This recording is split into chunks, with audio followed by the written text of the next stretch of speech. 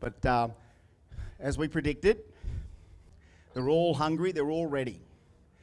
The question will be,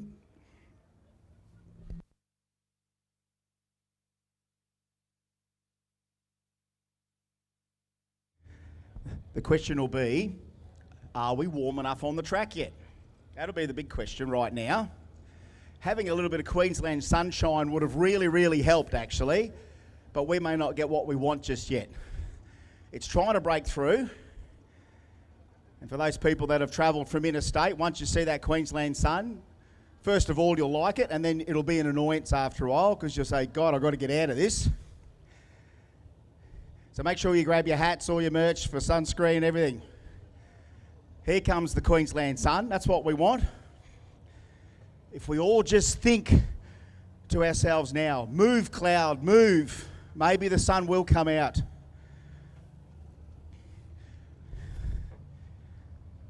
There it is.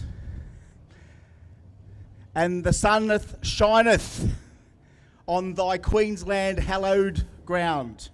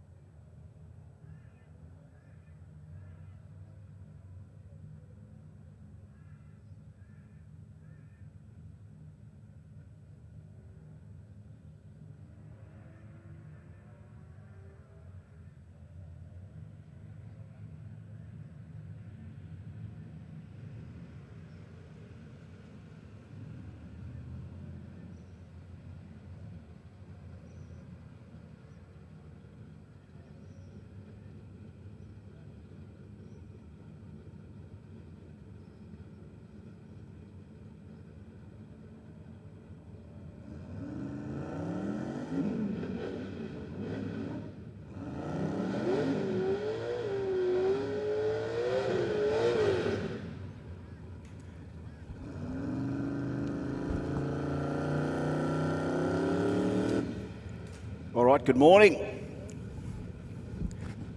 Good morning all. Watching from the grandstands here, overcast at Willowbank Raceway, waiting for the Queensland sun to break through a little bit more consistently what it has now. The cloud cover is pretty thin, but it is giving us an overcast appearance on track and on camera. But we are starting off with our Group 1 categories. Somewhere to sit. Good to get our statisticians and record keeping all happening here. Work experience kid Charlie coming in to do a few things.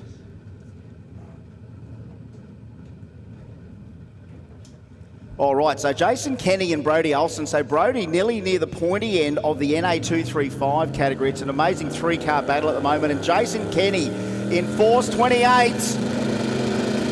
Oh, doesn't mind the track first hit, 118 to the 60 like he did yesterday. Hits the half track, 489. Here's the quarter mile first hit, 759 for the VN, straight off the hit. First run down the track, and Brodie Olsen throws the NA bar out early, 889. We're going to have a lot of battles happening in some of the classes that we saw sort of mature a little bit yesterday. A little bit of inconsistency comes in sometimes in the 8th, but yesterday wasn't so bad. And now on the final day, we're swinging already. Disco Dean, well, he's in the quarantine area, which means he can come out anytime he wants. He's actually down in the Pro 850 class, so he's trying to hit a 850 here on this run. And Michael Ryder is in this aspirated. NA28 class. So NA28s and NA235, both also hotly contested battles here on day 3 of VPW Allstars Drag and Drive.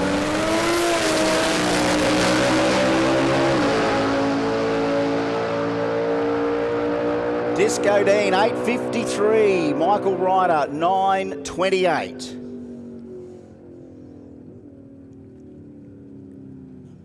Ramped up quite quickly, the first pairing, when you start peeling out mid-7s.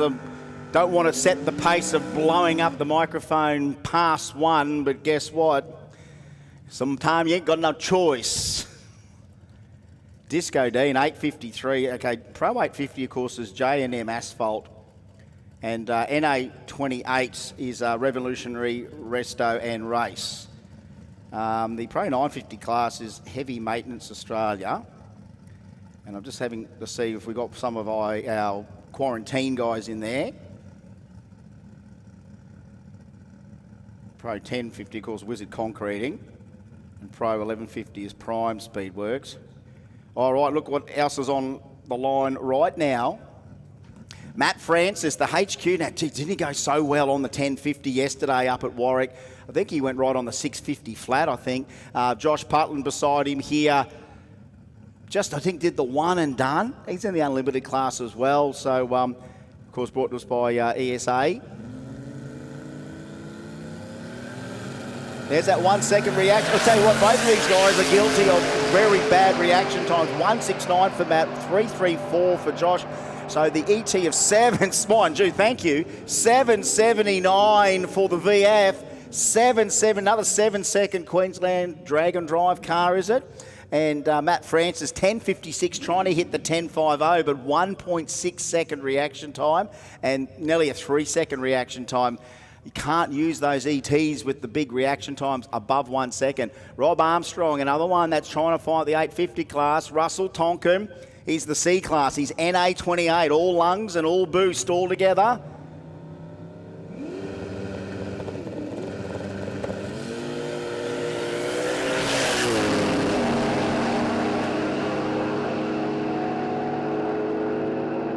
Let them all sing this morning. 8.65 for Rob Armstrong on that 8.50 and a 9.45 for Russell Tonkin.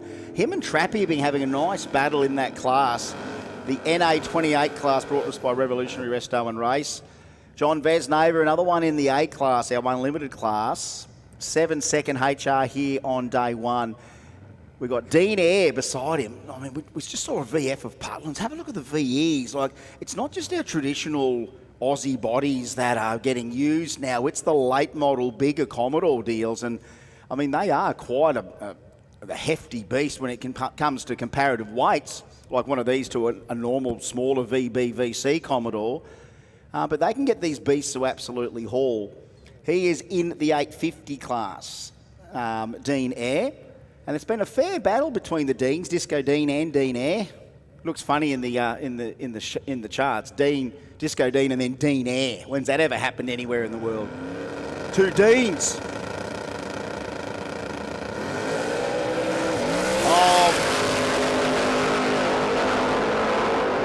I wanted to talk over that pedal by Vesneva. 797 with the pedal. 857, trying to chase the 850 for Dean Air, but all John Vesneva, the HR goes 1, 2, 3 to the 60, comes out with a beautiful power stand. He just gave it a quick lift, and it still ran a 7. We've got 759, 779, 797 already down the track. 6 pairs in. Michael Osborne, Jono McDade, another one of these. 3-2 JZ Sylvia's in the one event is nowhere else in the world that happens. I think we're 3RZ on board for Michael Osborne. Remember the 1 second reaction time thing? He got it. Hey, even Jono got it. He went 080, but then the thing just stalled. Hopefully it hasn't broken. But did lose power. Look at this, 970. You wouldn't pick that Hilux, would you? He's in the H class being Pro 950. So 970 chasing a 950. And look, no shrapnel on the start line for Jono, but I mean, that's 7-second Sylvia streetcar any other day of the week. But that much power through that IRS platform, it either can spin or bog sometimes. Also, look, attention to the pits. That's another thing that we just probably didn't clarify with the quarantine. Quarantiners to come out in their groups. Sorry, not quarantine at any time. So someone, Disco, might have been one of those ones. Yes, let's make it a little clearer, shall we? Quarantine, yes, you're more than welcome to come out any time you want in your group. So if you're a Group 1 quarantiner, yes, you can come out in your group. If you're a Group 2 quarantiner, come out in your group. There we go. Dan just gave me a quick note to make sure we clear that up. But that's okay. What's happened? I think Disco won another run anyway. That was representative when it's quarantine time for Group 2 to come out. Anthony Burns now and Peter Berezowski. So Burnsy in the Force 28, Berezowski rather, in the Force 28s as well.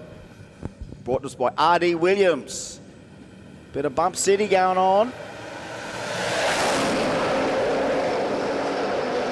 Both cars cutting good reaction times. And look at this. This is our street cars out there. 888 for the HQ. 964 for the XES pack. Barra powered. They come in all shapes and sizes. And this one hasn't matured over the last couple of years into what it is now. All 4,000 plus pounds of it. From Warrnambool, Matt Lampard, the lumper. This is his second All-Stars Dragon Drive. 100% attendance rate for him already. Steve Moran beside him in the Commodore. Check it out. He's in the also in the unlimited class, but just by matter of maybe the tyre size or whatever, or just choosing to get into the field and just run as many times as everyone else. But Lumper, a PB here on Friday with a 7:59. What does the big tank have first hit here today? Oh, Lumper, 1-2-0 to the 60-foot half track, 489. Here it comes. 56 on day 3, 7:56 for the big Kinger, 184 mile an hour. We were talking about last night, seeing a car of 4,000 pound on a small tyre go 1-2-0 in the 60s, quite the thing to see. That's moving a fair amount of weight on a small tyre on a street car at 4,000 pounds. That's why we get excited, especially when the thing's dangling the wheels for 150 foot. That's the stuff that's crazy. And again, sorry about the other the Commodore. I didn't see what the Commodore ran. It was all Lumper there. We'll get him next time. Actually, I can tell you now anyway. Where is he? 964. All right, Darren Woodbridge here in the XE. Andy Fensom in the Tirana. They're both in this aspirated class.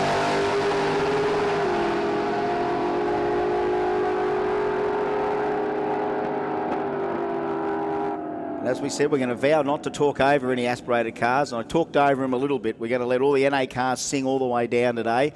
And it's not for you folks here too, you enjoy it, but it's people on the live stream. We've got such good cameras cameras and microphones on our overtaking lane live stream that people do get a kick out of the audibles that comes out of a live stream, not just the verbal diarrhea that sometimes gets poured out only because you folks egg us on. Steve Nightingale, you don't have to egg us on either. Shay Tinney in the Mustang. Like, this is just, this is our rolling museum of cars that we're going to hopefully be able to show our future generations of, these are the cool things to play with. I don't know what else we'll be playing with in 20, 30, 40, 50 years. It certainly won't be the stuff that's coming out of the showrooms now. It'll be out of the showrooms of the past, the factories of the past, the skill and labour and technology of the past and the future and the present, except for less electric. Shay Tinney, Steve Nightingale, Ford lovers. Just going down the track, 2 Aspo cars.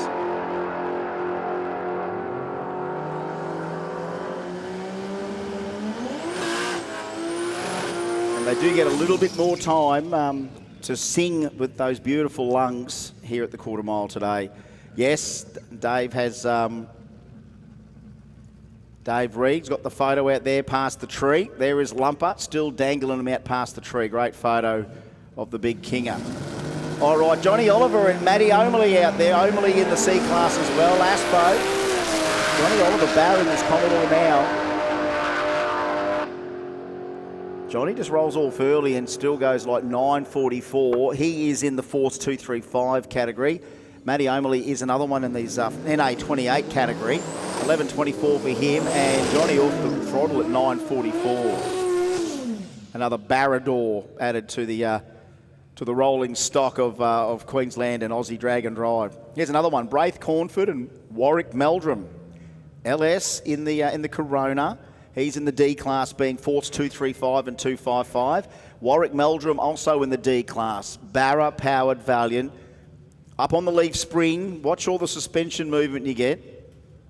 Attention in the pits, can you, all competitors, can you get the dew off your car, so windscreens and the whole car? Can you basically chamois your car dry, please? All competitors, chamois your car dry. If you can wipe inside your wheel arches, that'd be great too. Just get all the water off your cars before coming to the lanes, please. Turbo LS, Turbo Barra, that means Bump City. Oh, Meldrum with the pedal! Double pedal from the Valiant!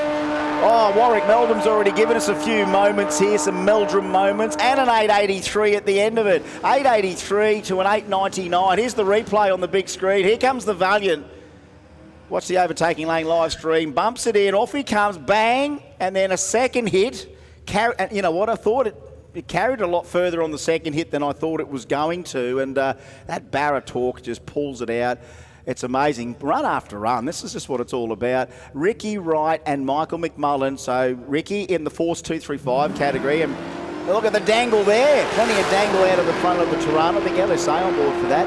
Michael McMullen in the Charger. I think good old honest Aspo NA 235 Valiant. 1066 for him. 976 for Ricky Wright. All shapes and forms. Power adders. You name it. Couple of things they seem to all have in common. They don't mind picking the wheels up. I love that. I love a car that you can do that. Messages coming through everywhere. Oh, Jesse, I can't tell you what Johnny went to the 8th just then. I really couldn't. It's too far gone now. All right. Yeah, photos of Warwick Meldrum from Dave Reed. He's right on it this morning, drag photos. He's got one on the first hit, then he's got the second angle. Kate Woodbridge now, Patrick Smith, packed with this LS RX-7. Kate Woodbridge running in the E-Class NA235. Patrick running also in the E-Class. That's brought to us by Parker Sheds. 10.99 with a 9 for the XP. 11.85 for the RX-7. 11.85 in the RX-7. Look at this. This is a gift. NA235 thanks to Parker Sheds. 2 utes. Could have been on the showroom at the same time. Talk about good old-fashioned Aussie ute muscle. Jason Mansueto broke a rocker there, Oztalk, last night. He literally drove past us, and then when we pulled up, he came back and he goes, and then he was making a noise. And he went from being stressed to, oh, it's only the first rocker. Oh, and I've got the lash cap back. Paul Allen beside, I'm going to let you guys sing down this. This is going to be a gift. 2 Aussie utes on a Sunday morning. All motor.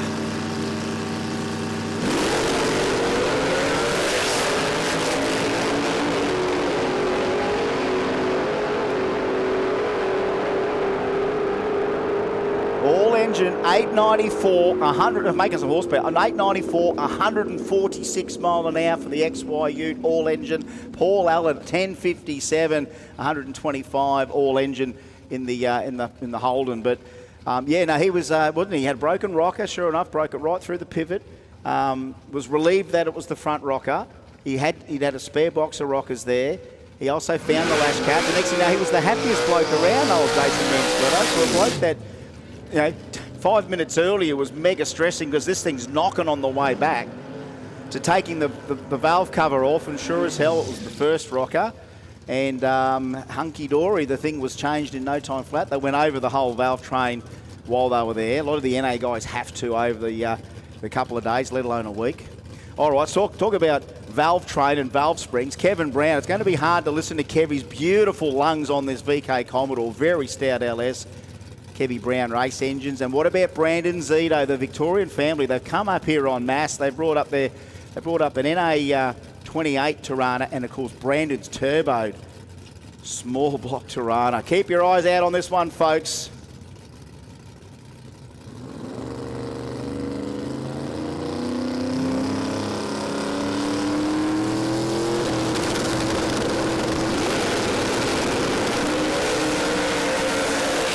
Oh, we carried the wheel. 121, 64 at half track, 469. Watch this one. 718, 718 for Zito. 196 mile an hour for the Tirana. You don't think the Zito family was already happy about coming to Allstars? And they come out and they rocket a 718 across the boards, 196 mile an hour. And they've done the laps, Friday they were here, they've done the Queensland roads, got to Warwick, had a cracker day at Warwick as well, and then back on the roads, back to here, and rewarded with that. I think we caught the Zitos at Oz Talk as well, I think, didn't we? That's the best thing about our Dragon Drives. You pull up the checkpoints, you linger a while, and then some of that event comes right past you, like in real time. Vince Silver, love the EK, Vince. Never got to quite see what he's packing. He's in the Force 28 class, by the way, as is this guy, Chris Carsberg from Warwick. Horsepower aplenty, still pretty much a sleeper. Another guy that doesn't run a trailer at all either, him and Bakes. Bumping it in. It's got a little bit more in the short times there for Chris. He's definitely got some slippy converter issues. 804, 155, which one, the Tirana or the EK? All right, Chris all over the joint down the end. I didn't quite catch that. 804 at 155, and you say mega screw. Let's see if we can get it on the replay here from here. So just after half track, as I think, right, okay. Not good, whether that's wheel spin or whatever. I hope that's all it was. I mean, he has been talking about how hard he's working the torque converter. We're having dinner with them last night. That thing was really working the torque converter, and that it was flaring up. You could hear it there. It was definitely a little looser than, well, if anyone knows those terms, it just means you can hear it slipping. It obviously calms the car down on the leave. Like 804 is, he's run a million 804s in the past, Chris, but he's, also run a bunch of 7s with it. But that thing's always been real violent in the first half of the track with all the horsepower. That slipping converter seems to have negated that, made that a little bit more, controllable off the leave. But then obviously, whatever's happened down there, we're just trying to work out. Yep, we're good. All right, we're good. No, nothing to report. We're always naturally suspicious when someone's gone for a skate down the end. It's either pure power, lack of aero, crosswind, whatever. And you certainly hope it's not the last thing where it's got any sort of liquid underneath it. Looks like it's all good. We continue on. Check this out. A few more Force 28s brought to us by R.D. Williams. Mason Al Haluli. Again, another family. I've been watching them. They've had the highs and the lows. They had big struggles on day one where it would, be having trouble bumping the car in, and then even when it did come out, the reaction time wasn't quick enough, so you knew the time wasn't going to be able to be handed in, and then there'd be one run where it was on a mission but then lose power halfway down, and right near the end of day one they cut the light and they ran like an 8.06 with it, so they were at least happy with that. Same issues yesterday, crept in, but then I think they got a couple of nice slow fives out of it. Attention in the pits, attention in the pits. Attention in the pits, Group 2 to the lanes now, please. Attention in the pits, Group 2 to the lanes. So that's Pro Import and all of our fixed index classes. Group 2 to the lanes, please. Issues for the Iron Lion, Shane Baker, the normally reliable car. Now look, we're still giving him, no, they reckon, no. We gave him a couple of chances there, Paulie Butler, Justin Simpson, and they know Bakes, they know it's a reliable rig. They're giving him the benefit of the doubt, but no, he's still been found to be leaking something. Mason all by himself, so he's just got to be able to bump this thing in. Wasn't this a sight coming into the car park last night? Bullhorns on and everything, eh?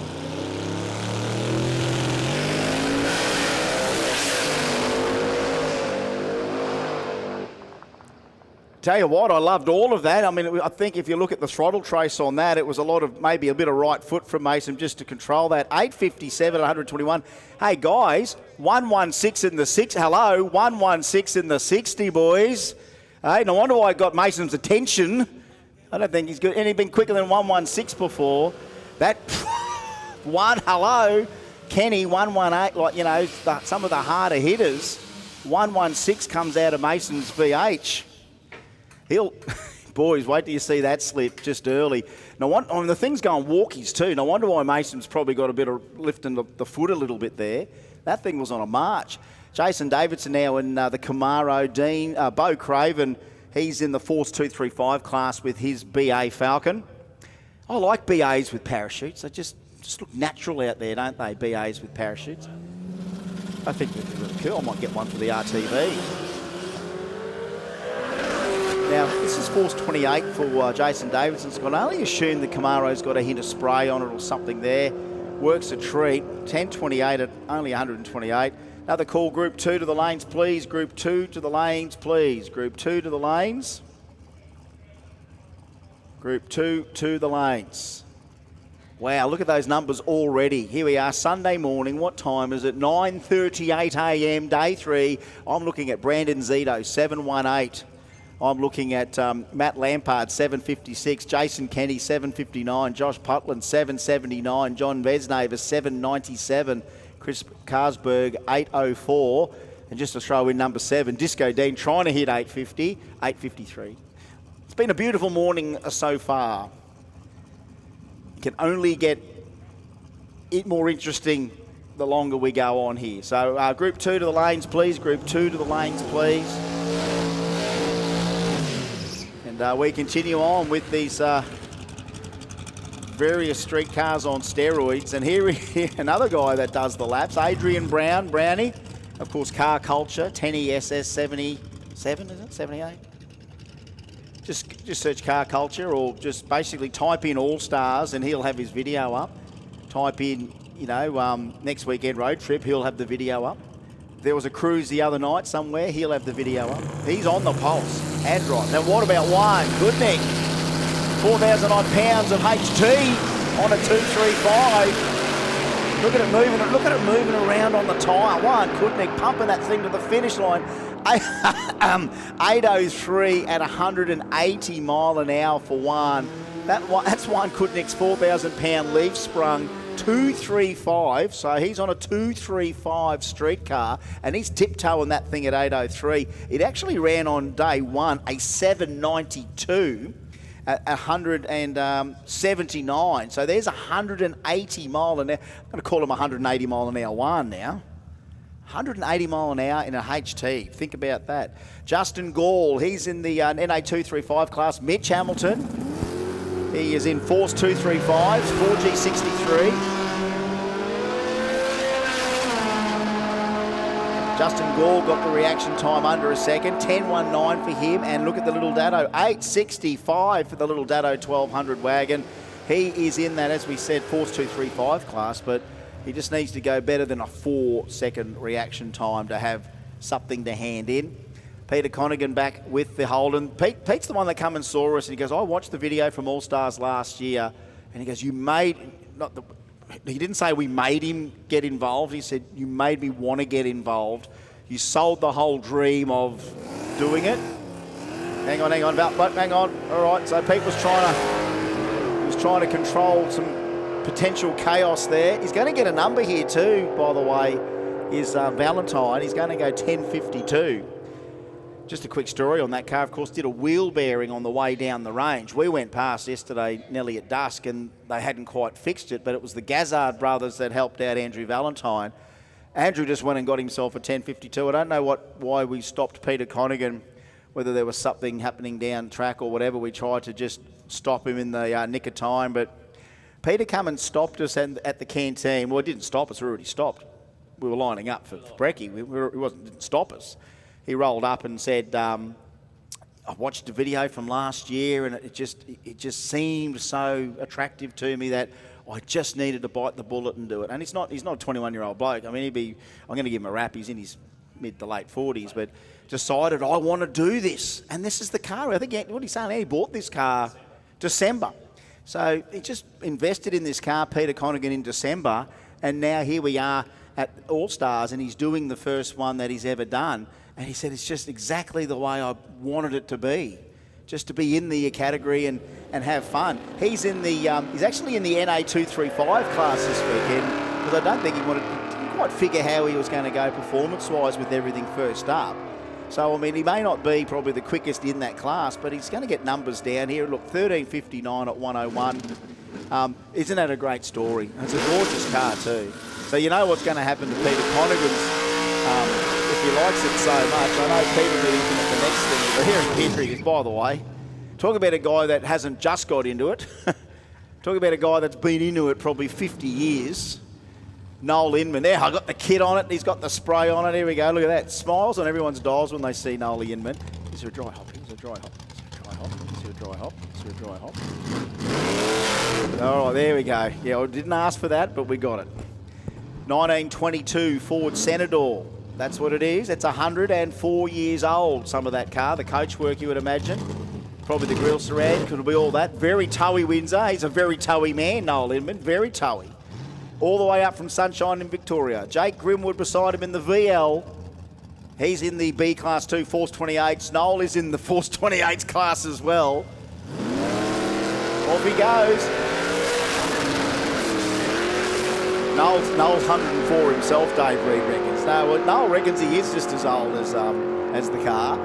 It's still pushing all right, I think. Must have run out of nitrous. 11.78 at 112. I know that thing can go mid-10s, mind you. It's been mid-10s with a fair bit of spray up it. Jake Grimwood, 9.35 out of the VL. So, yeah, we've got them all. We've got late model. We've got oldest cars ever, all on the one track.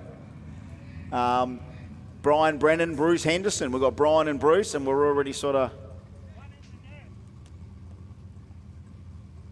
pointing at something down the deep end. All right, someone's gone. Someone's gone actually down into the sand area, so we're going down to just check that out. So we're just holding everyone up for the moment. Interesting to see exactly whom that was, whether that was, Noel or the VL. I mean, the VL did have more performance, but we just don't know whether it's... I mean, Noel, as we said, Noel was 118 mile an hour through the traps. It was like he backed right off. And you would think even after backing off the throttle, that thing would eventually grind itself to a halt, considering it's got the aerodynamics of this control tower. So maybe it could be the VL. It was on a... I didn't quite get the terminal speed out of that. But we are going down to just sort of check.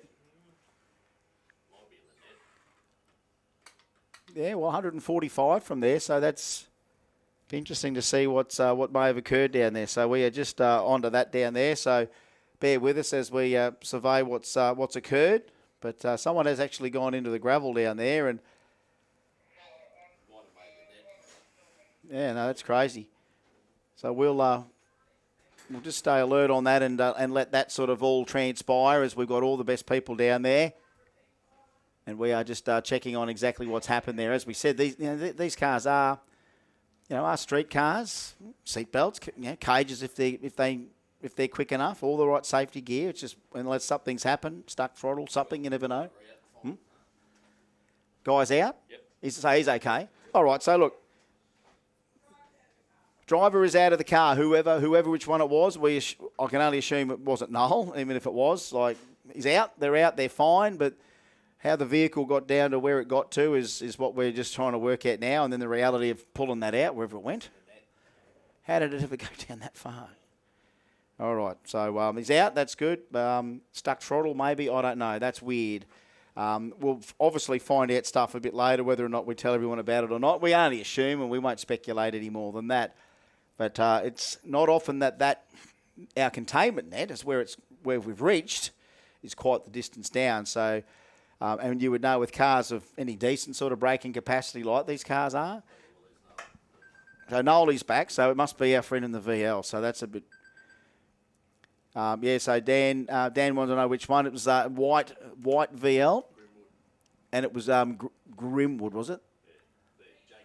Jake. It was Jake Grimwood. So Jake Grimwood. It was doing 150 mile an hour through the traps, and for it to sort of get its way through the gravel and up to the net, I just hope it hasn't hassled or gone through any of that, because obviously there's a reset process with nets like that. I tell you what, they're there for a reason. They're a containment structure down there.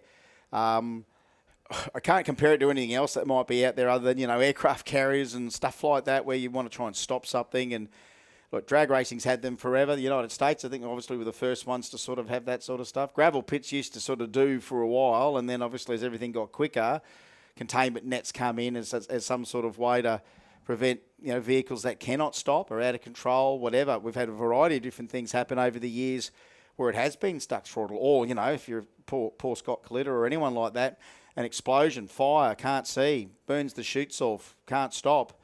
That's the one thing in drag racing that you've truly, you don't want to take for granted. Stopping, as much as we spend money on going, and we've got a lot of ways to go very fast, it's our stopping that's why we rely on good braking systems, parachutes and all that sort of stuff. So, it's, and then of course the track's got to have enough to, the car's got to have plenty, the vehicle's got to have plenty of ways to be able to stop, and that's very prime safety concerns, obviously, and even for any road vehicle, we've got decent braking systems, but 150 mile an hour, you've got to be, actually you can stop stuff like that. Whether or not the chute, at 150, he's got to have had a chute anyway, whether or not they came out or not or whatever.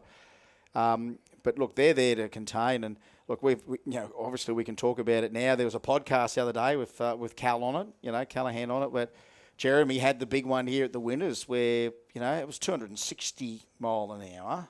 It wasn't, 150 in a VL street car, but this was 260 mile an hour. And it sickened my stomach when I watched the stream, because the finish line camera showed, normally where the chutes would deploy, and his just dropped to the ground.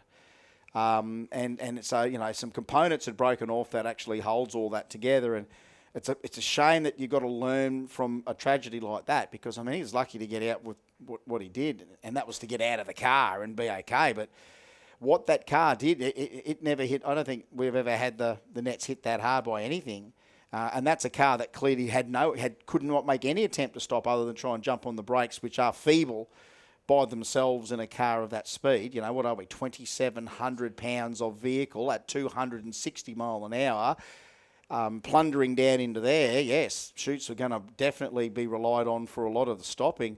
But yeah, he was a passenger. He was a pretty good steerer, but anyone at that stage, you're absolute passenger. And look, the nets, basically I think in his situation, he actually got sort of flung out and over. He's sort of the first one become the catapult, and flung that car fair dinkum a fair bit further. So, Justin was explaining to me what they saw when they turned up there in the dark, by the way. So, that was some crazy moment here just at the Winter National alone, let alone to have it here today when that's whatever's happened down there. I'm not even going to speculate, but he's out, he's fine.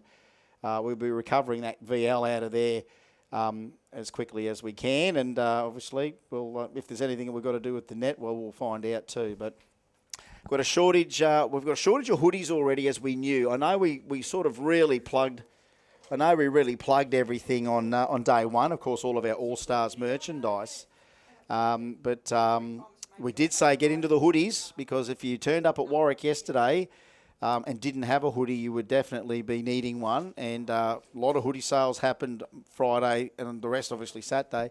We're sold out of them, but we still have some other great merch there. So Dave's just told me about it. Where is it? There are some event tees there, some generic and a few beanies, 2 hats, 2 different types of hat. It is a good time to grab that merch. Please, it's all there down at the All-Stars tent. Go and grab that merchandise. Those event tees. Actually, while you're there, grab those event tees. And I don't know, duck around. I know they're a black shirt. If we had a white paint pen, you could go around and get like Adam Rogash and Lumper and Kenny and the class of 2026 to probably sign an event shirt. That'd be good for someone to go down and do that, actually. Did you hear what Adam Rogash was going to offer us? He's offered us a few broken rockers. He's going to autograph them. And then, he said we were able to give them out at some stage. So whether or not we try and do that out throughout the day, we'll see how we go with that. I mean, I always don't mind giving those things away at trophies either. Just an additional trophy we get to give away. We might be able to do that. We've got a few kids hanging around that we could maybe do that. You got to want it, though. You know what I mean? So if anyone really wants them, they have to give us a good reason why they want that. So I tell you what, get that merchandise while you can. We're going to do a little bit more recovery down the end here. And look, I just actually saw that Overtaking Lane was going to throw a little bit of good stuff up. That happened just only a couple of weeks ago. We might go to a little bit of that if they've got it. And we'll be back here when we know more soon.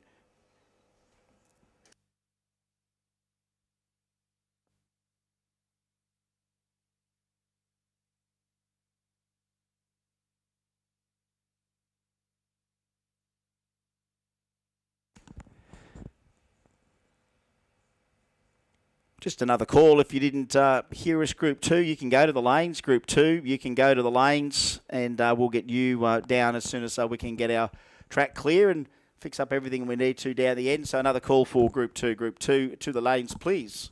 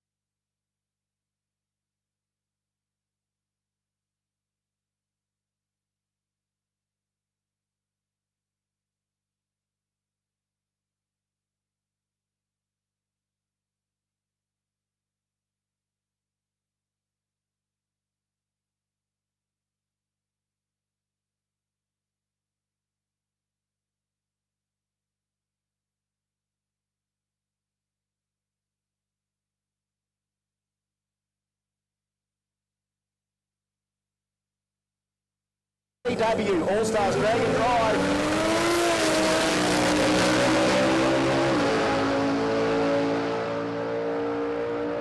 Disco Dean, 8.53. Michael Ryder, 9.28.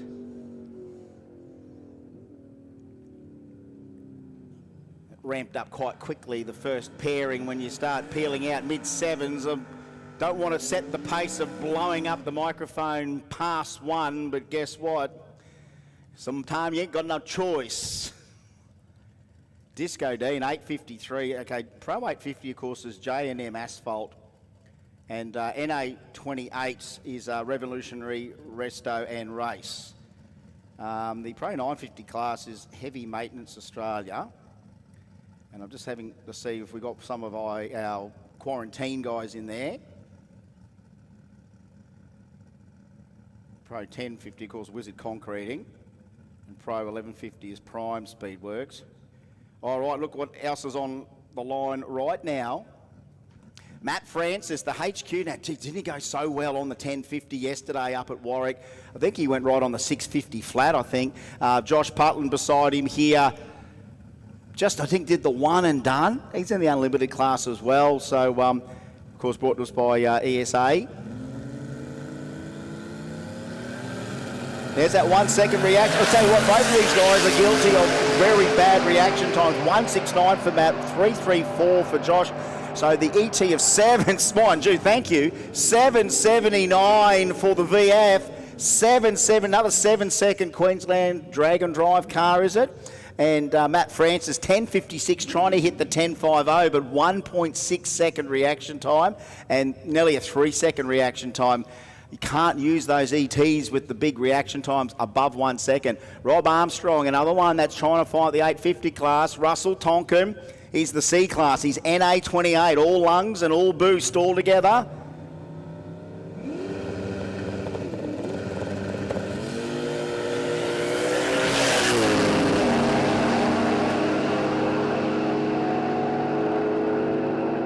Let them all sing this morning. 8.65 for Rob Armstrong on that 8.50 and a 9.45 for Russell Tonkin. Him and Trappy have been having a nice battle in that class. The NA28 class brought us by Revolutionary, Resto and Race. John Vesnaver, another one in the A class, our unlimited class. 7 second HR here on day one. We've got Dean Eyre beside him. I mean, we just saw a VF of Putland's. Have a look at the VEs. Like, it's not just our traditional Aussie bodies that are getting used now. It's the late model, bigger Commodore deals. And, I mean, they are quite a hefty beast when it comes to comparative weights, like one of these to a normal, smaller VB, VC Commodore. But they can get these beasts to absolutely haul. He is in the 850 class, Dean Eyre. And it's been a fair battle between the Deans, Disco Dean and Dean Eyre. Looks funny in the charts. Dean, Disco Dean, and then Dean Eyre. When's that ever happened anywhere in the world? Two Deans.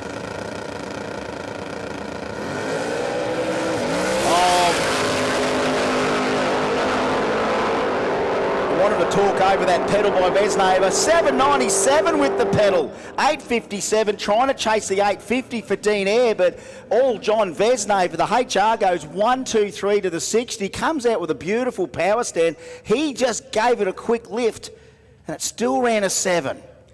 We've got 7.59, 7.79, 7.97 already down the track. 6 pairs in. Michael Osborne, Jono McDade, another one of these. 3 2JZ Sylvias in the one event is nowhere else in the world that happens. I think we're 3RZ on board for Michael Osborne. Remember the 1 second reaction time thing? He got it. Hey, even Jono got it. He went 080, but then the thing just stalled. Hopefully it hasn't broken. But did lose power. Look at this, 970. You wouldn't pick that Hilux, would you? He's in the H class, being Pro 950. So 970 chasing a 950. And look, no shrapnel on the start line for Jono, but I mean, that's 7 second Sylvia streetcar any other day of the week. But that much power through that IRS platform, it either can spin or bog sometimes. Also, look, attention to the pits. That's another thing that we just probably didn't clarify with the quarantine. Quarantiners to come out in their groups. Sorry, not quarantine at any time. So someone, Disco. Might have been one of those ones. Yes, let's make it a little clearer, shall we? Quarantine, yes, you're more than welcome to come out any time you want in your group. So if you're a Group 1 quarantiner, yes, you can come out in your group. If you're a Group 2 quarantiner, come out in your group. There we go. Dan just gave me a quick note to make sure we clear that up. But that's okay. What's happened? I think Disco won another run anyway. That was representative when it's quarantine time for Group 2 to come out. Anthony Burns now and Peter Berezowski. So Burnsy in the Force 28, Berezowski rather, in the Force 28s as well. Brought to us by R.D. Williams. Bit of bump city going on. Both cars cutting good reaction times. And look at this. This is our street cars out there. 888 for the HQ, 964 for the XES pack. Barra powered. They come in all shapes and sizes, and this one hasn't matured over the last couple of years into what it is now, all 4,000 plus pounds of it. From Warrnambool, Matt Lampard, the lumper. This is his second Allstars Drag and Drive. 100% attendance rate for him already. Steve Moran beside him in the Commodore. Check it out. He's in the also in the unlimited class, but just by matter of maybe the tyre size or whatever, or just choosing to get into the field and just run as many times as everyone else. But lumper, a PB here on Friday with a 7:59. What does the big tank have first hit here today? Just got a nice replay playing on the live stream. Oh, lumper, 1-2-0. Stream, but here live in the grandstand, as you can see, Bubba, Santa Claus is coming early. Bubba Claus is coming to town. He's got a big brown box of something in there. Oh, stubby coolers. Hey, thank you. Geez, there you go. Grab a stubby cooler. Oh, what a catch. Look at this bloke, just so casual. Why is it always some bloke in a hoodie that just pulls out the most amazing catch? You thought, was that bloke even awake? It's like a ninja. It's like one of these hooded ninjas just went whooshka, didn't he? Just went up like that. You didn't even know you caught it. Dude, that's like, it's almost a Fatty Vorton catch. That's time. Almost... Actually, I can tell you talk about how much 964. All right, Darren Woodbridge here in the XE. Andy Fensom in the Tirana. They're both in this aspirated class.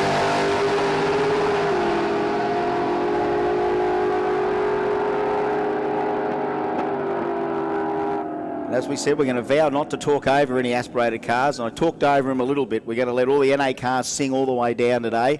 And it's not for you folks here too. You enjoy it, but it's people on the live stream. We've got such good cameras cameras and microphones on our overtaking lane live stream that people do get a kick out of the audibles that comes out of a live stream, not just the verbal diarrhea that sometimes gets poured out only because you folks egg us on. Steve Nightingale, you don't have to egg us on either. Shay Tinney in the Mustang. Like, this is just, this is our rolling museum of cars that we're going to hopefully be able to show our future generations of, these are the cool things to play with. I don't know what else we'll be playing with in 20, 30, 40, 50 years. It certainly won't be the stuff that's coming out of the showrooms now. It'll be out of the showrooms of the past, the factories of the past, the skill and labour and technology of the past and the future and the present, except for less electric. Shay Tinney, Steve Nightingale, Ford lovers. Just going down the track, 2 Aspo cars.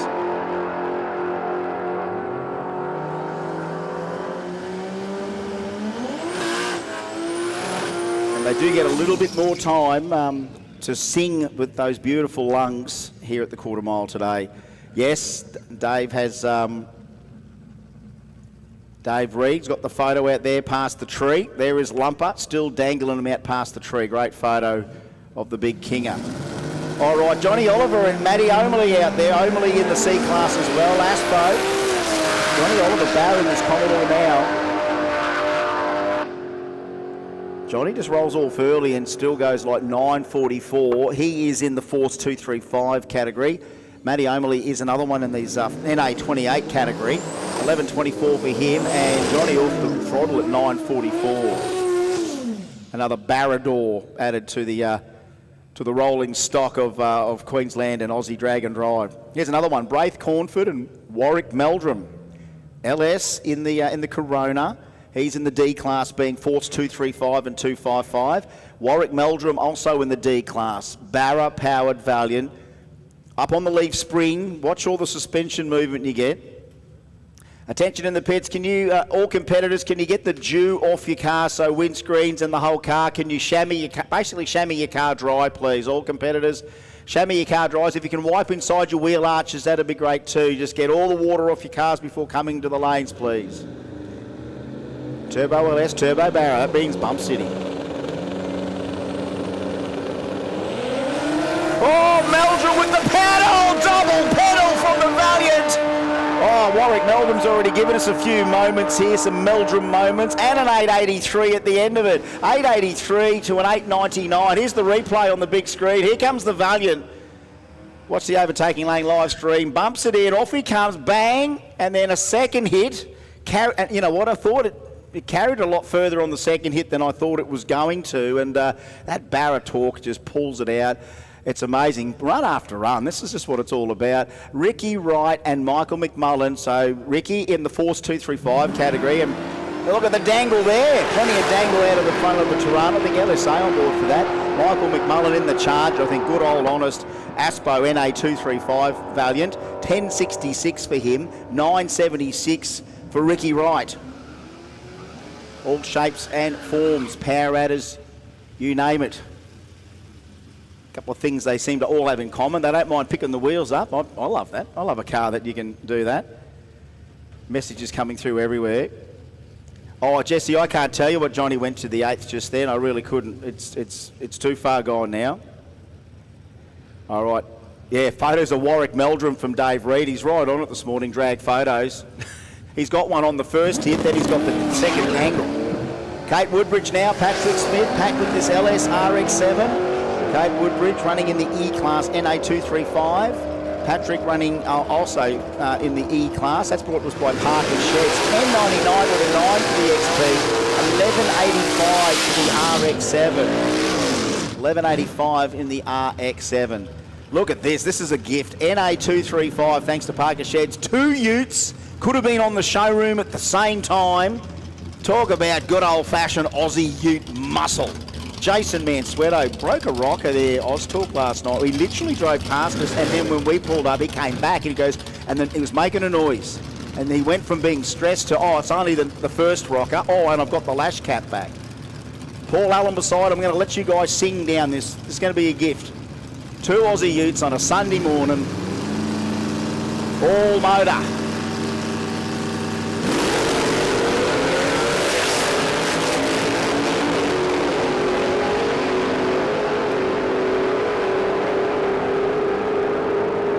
Engine 894, 100, making some horsepower, an 894, 146 mile an hour for the XY Ute, all engine. Paul Allen 1057, 125 all engine in the Holden. But yeah, no, he was wasn't he? He had a broken rocker, sure enough, broke it right through the pivot.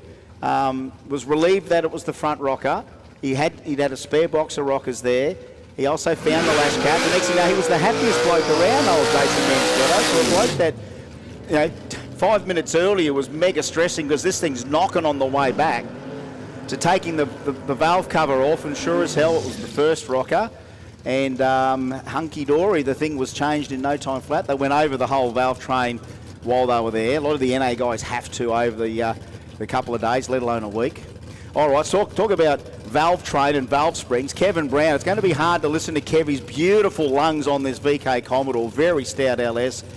Kevy Brown race engines. And what about Brandon Zito, the Victorian family? They've come up here en masse. They brought up an NA 28 Tirana, and of course Brandon's turboed small block Tirana. Keep your eyes out on this one, folks.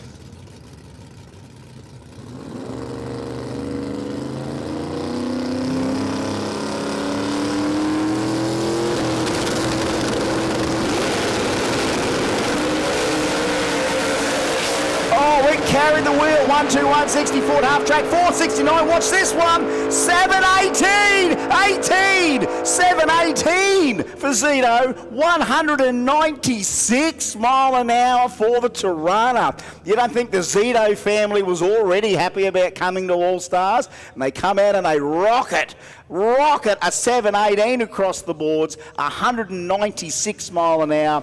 And they've done the laps, you know, Friday they were here, they've done the Queensland roads, got to Warwick, had a cracker day at Warwick as well, and then back on the roads, back to here, and rewarded with that. I think we caught the Zetos at Oz Talk as well, I think, didn't we? That's the best thing about our drag and drives. You pull up the checkpoints, you linger a while, and then some of that event comes right past you, like in real time. Vince Silver, love the EK, Vince. Never got to quite see what he's packing. He's in the Force 28 class, by the way, as is this guy, Chris Carsberg from Warwick. Horsepower plenty, still pretty much a sleeper. Another guy that doesn't run a trailer at all either, him and Bakes. Bumping it in. It's got a little bit more in the short times there for Chris. He's definitely got some slippy converter issues. 804, 155, which one, the Tirana or the EK? All right, Chris all over the joint down the end. I didn't quite catch that. 804 to 155, and you say mega screw. Let's see if we can get it on the replay here from here. So just after half track, as I think, right, okay. Not good, whether that's wheel spin or whatever. I hope that's all it was. I mean, he has been talking about how hard he's working the torque converter. We're having dinner with them last night. That thing was really working the torque converter and that it was flaring up. You could hear it there. It was definitely a little looser than, well, if anyone knows those terms, it just means you can hear it slipping. It obviously calms the car down on the leave. Like 804 is, you know, he's run a million 804s in the past, Chris, but he's, you know, also run a bunch of sevens with it. But that thing's always been real violent in the first half of the track with all the horsepower. That slipping converter seems to have negated that, made that a little bit more, you know, controllable off the leave. But then obviously, whatever's happened down there, we're just trying to work out. No, we're good. All right, we're good. No, nothing to report. You know, we're always naturally suspicious when someone's gone for a skate near the end. It's either pure power, lack of aero, crosswind, whatever. And you certainly hope it's not the last thing where it's got any sort of liquid underneath it. Looks like it's all good. We continue on. Check this out. A few more Force 28s brought to us by R.D. Williams. Mason Al-Haluli. Again, another family. I've been watching them. They've had the highs and the lows. They had big struggles on day one where it would, you know, be having trouble bumping the car in, and then even when it did come out, the reaction time wasn't quick enough, so you knew the time wasn't going to be able to be handed in, and then there'd be one run where it was on a mission but then lose power halfway down, and right near the end of day one they cut the light and they ran like an 806 with it, so they were at least happy with that. Same issues yesterday, crept in, but then I think they got a couple of nice slow fives out of it. Attention in the pits, attention in the pits. Attention in the pits, Group 2 to the lanes now, please. Attention in the pits, Group 2 to the lanes. So that's Pro Import and all of our fixed index classes. Group 2 to the lanes, please. Issues for the Iron Lion, Shane Baker, the normally reliable car. Now look, we're still giving him, no, they reckon, no. We gave him a couple of chances there, Paulie Butler, Justin Simpson, and they know Bakes, they know it's a reliable rig. They're giving him the benefit of the doubt, but no, he's still being found to be leaking something. Mason all by himself, so he's just got to be able to bump this thing in. Wasn't this a sight coming into the car park last night? Bullhorns on and everything, eh?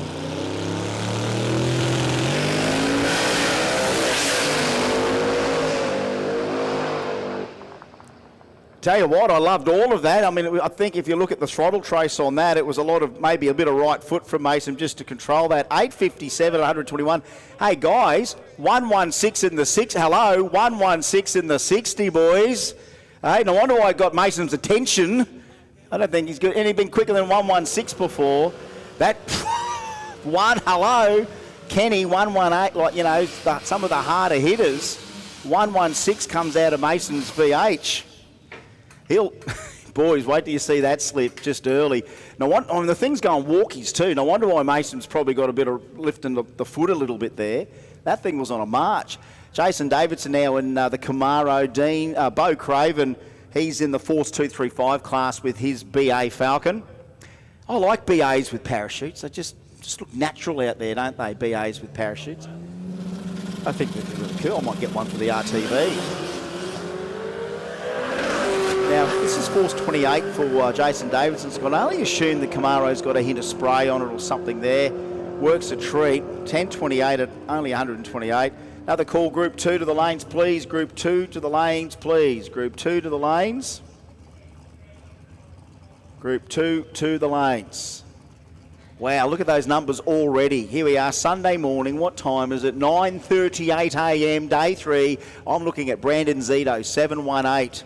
I'm looking at Matt Lampard, 756. Jason Kenny, 759. Josh Putland, 779. John Vesnaver, 797. Chris Karsberg, 804. And just to throw in number 7, Disco Dean trying to hit 850, 853. It's been a beautiful morning so far. It can only get more interesting the longer we go on here. So Group 2 to the lanes, please. Group 2 to the lanes, please. And we continue on with these various streetcars on steroids. And here another guy that does the laps, Adrian Brown, Brownie. Of course, Car Culture, 10ESS 77, is it? 78? Just search Car Culture, or just basically type in Allstars and he'll have his video up. Type in, next weekend road trip, he'll have the video up. There was a cruise the other night somewhere, he'll have the video up. He's on the pulse, hand drive. Now what about one? Goodnick, 4,000 odd pounds of HT on a 235. Look at it moving around on the tyre. One, Goodnick pumping that thing to the finish line. 803 at 180 mile an hour for one. That's one Goodnick's 4,000 pound leaf sprung 235, so he's on a 235 streetcar and he's tiptoeing that thing at 803. It actually ran on day one a 792 at 179, so there's 180 mile an hour. I'm going to call him 180 mile an hour one now. 180 mile an hour in a HT. Think about that. Justin Gall, he's in the NA235 class. Mitch Hamilton, he is in Force 235, 4G63. Justin Gall got the reaction time under a second, 10.19 for him. And look at the little Dado, 8.65 for the little Dado 1200 wagon. He is in that, as we said, Force 235 class, but he just needs to go better than a 4-second reaction time to have something to hand in. Peter Connigan back with the Holden. Pete's the one that come and saw us, and he goes, I watched the video from Allstars last year, and he goes, he didn't say we made him get involved, he said, you made me want to get involved. You sold the whole dream of doing it. Hang on, hang on. All right, so Pete was trying to control some potential chaos there. He's going to get a number here too, by the way, is Valentine. He's going to go 10.52. Just a quick story on that car, of course, did a wheel bearing on the way down the range. We went past yesterday nearly at dusk and they hadn't quite fixed it, but it was the Gazzard brothers that helped out Andrew Valentine. Andrew just went and got himself a 10.52. I don't know why we stopped Peter Connigan, whether there was something happening down track or whatever. We tried to just stop him in the nick of time, but Peter come and stopped us at the canteen. Well, he didn't stop us, we already stopped. We were lining up for brekkie. He didn't stop us. He rolled up and said, I watched a video from last year and it just seemed so attractive to me that I just needed to bite the bullet and do it. And he's not a 21-year-old bloke. I mean, I'm going to give him a rap. He's in his mid to late 40s, but decided I want to do this. And this is the car. I think, what he's saying, he bought this car December. So he just invested in this car, Peter Connigan, in December, and now here we are at Allstars, and he's doing the first one that he's ever done. And he said, it's just exactly the way I wanted it to be, just to be in the category and have fun. He's actually in the NA235 class this weekend, because I don't think he didn't quite figure how he was going to go performance-wise with everything first up. So, I mean, he may not be probably the quickest in that class, but he's going to get numbers down here. Look, 13.59 at 101. Isn't that a great story? It's a gorgeous car too. So you know what's going to happen to Peter Connigan's likes it so much. I know Pete will be looking at the next thing. But here he is, by the way. Talk about a guy that hasn't just got into it. Talk about a guy that's been into it probably 50 years. Noel Inman there. I got the kit on it. He's got the spray on it. Here we go. Look at that. Smiles on everyone's dials when they see Noel Inman. Is there a dry hop? Is there a dry hop? Is there a dry hop? Is there a dry hop? Is there a dry hop? All right, there we go. Yeah, I didn't ask for that, but we got it. 1922 Ford Senador. That's what it is. It's 104 years old, some of that car. The coachwork, you would imagine. Probably the grille surround, could be all that. Very towy Windsor. He's a very towy man, Noel Inman. Very towy. All the way up from Sunshine in Victoria. Jake Grimwood beside him in the VL. He's in the B Class 2 Force 28s. Noel is in the Force 28s class as well. Off he goes. Noel's 104 himself, Dave Reed reckons. No, Noel reckons he is just as old as the car. It's still pushing all right, I think. Must have run out of nitrous. 1178 at 112. I know that thing can go mid-10s, mind you. It's been mid-10s with a fair bit of spray up it. Jake Grimwood, 935 out of the VL. So, yeah, we've got them all. We've got late model. We've got oldest cars ever, all on the one track. Brian Brennan, Bruce Henderson. We've got Brian and Bruce, and we just went in and did get to the net. He's A-OK. It's all been reset down there, so by the time we get all of our people back up to the start line, we are going to go underway here in just a minute. Just a minute or so. Just looking at this little young kid come down the stairs there in his big cowboy hat. Did you see that down there? Look at that. Yeah, look at him. Hey? You wear that well, little fella. That's the sort of... I'd love one of them hats. Not quite that size. I need one, in scale to my noggin, but that looks so good, doesn't it? Looks so good. All drivers back to their cars, please. All drivers back to your cars, please. We are ready to go. This delay is over. And just for everyone to be reminded, we run to the quarter mile. So essentially you'll see a set of lights on the side of the barriers down there. Finish line. Once you see them, that kind of says stop, brake, pull a chute if you're doing over 140 even. If you've got a parachute, please use it here. If you're going to go 180 mile an hour, you're going to need the chute. So you think about Lumper, Kenny, all the ones that have gone down before us, mate. They damn well make sure their chutes come out. 4,000 pounds. What did Lumper go? 100 and... You know how much power it needs to take a 4,000 pound Kingswood to 184 mile an hour? And then how much kinetic energy it generates to stop it. All of it. All of that and more. So all back to your cars, please. All drivers back to your cars, please. And the machinery continues to keep rolling through. We should be into Group 2 now. Thanks for joining us here at VPW Allstars Dragon Drive, day number 3. Day 1 here on Friday at Willowbank. It then already set the benchmark of just so many 7s. I don't think we've seen so many 7s in the one go, in the one day. And then 4s yesterday. 4.50 from Adam Rogash yesterday. Again, like, when the Capri turned up, we heard all the stories about the Capri Friday, broken rocker here, this, that and the other. Did the thrash, stopped at Shane Baker's place in Warwick, and here he is turning stuff down for him. So we know, this thing's been fettled. Got to Warwick, set it all up, one run. It took him only the one run. It's not like it hassled the tyre, did anything wrong. It just went down to 450. And then he was still there when we left. That's the other thing about it. He didn't just scarper. He tried to get Jason Way's Mustang down a bit quicker and a few things. And Adam was just not in any rush or stress to get the Capri away. But yet here we are, 9:30 last night. There he is at Oztalk. And then here he is today. It's front and centre. You can't miss the man coming up the middle there. He set it all up in the middle. Big Aussie flag's going to be coming out. Bruce Henderson and Brian Brennan. So Brian and Bruce both in the H class. That's the Pro 950 class.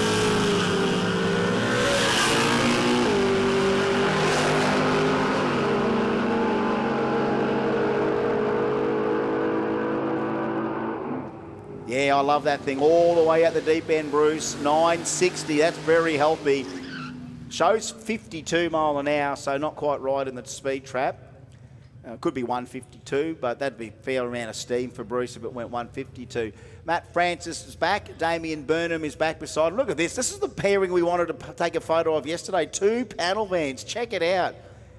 So many photogenic moments right here at Allstars Dragon Drive. And a bit of bump city from Matty Francis.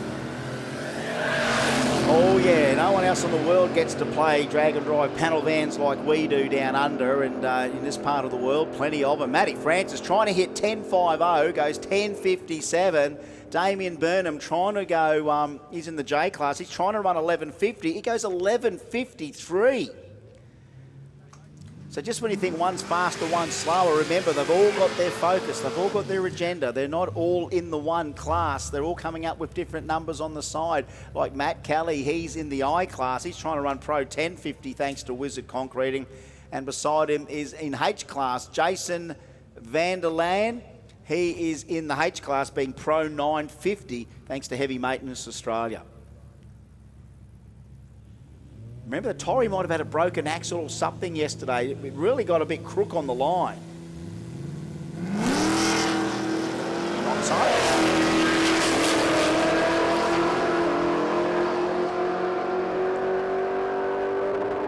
All right, 9.63 and a 10.96. So trying to hit 9.50, 9.63, 10.96, trying to hit that 10.50. Well, here's the sun. Here's the sun, son.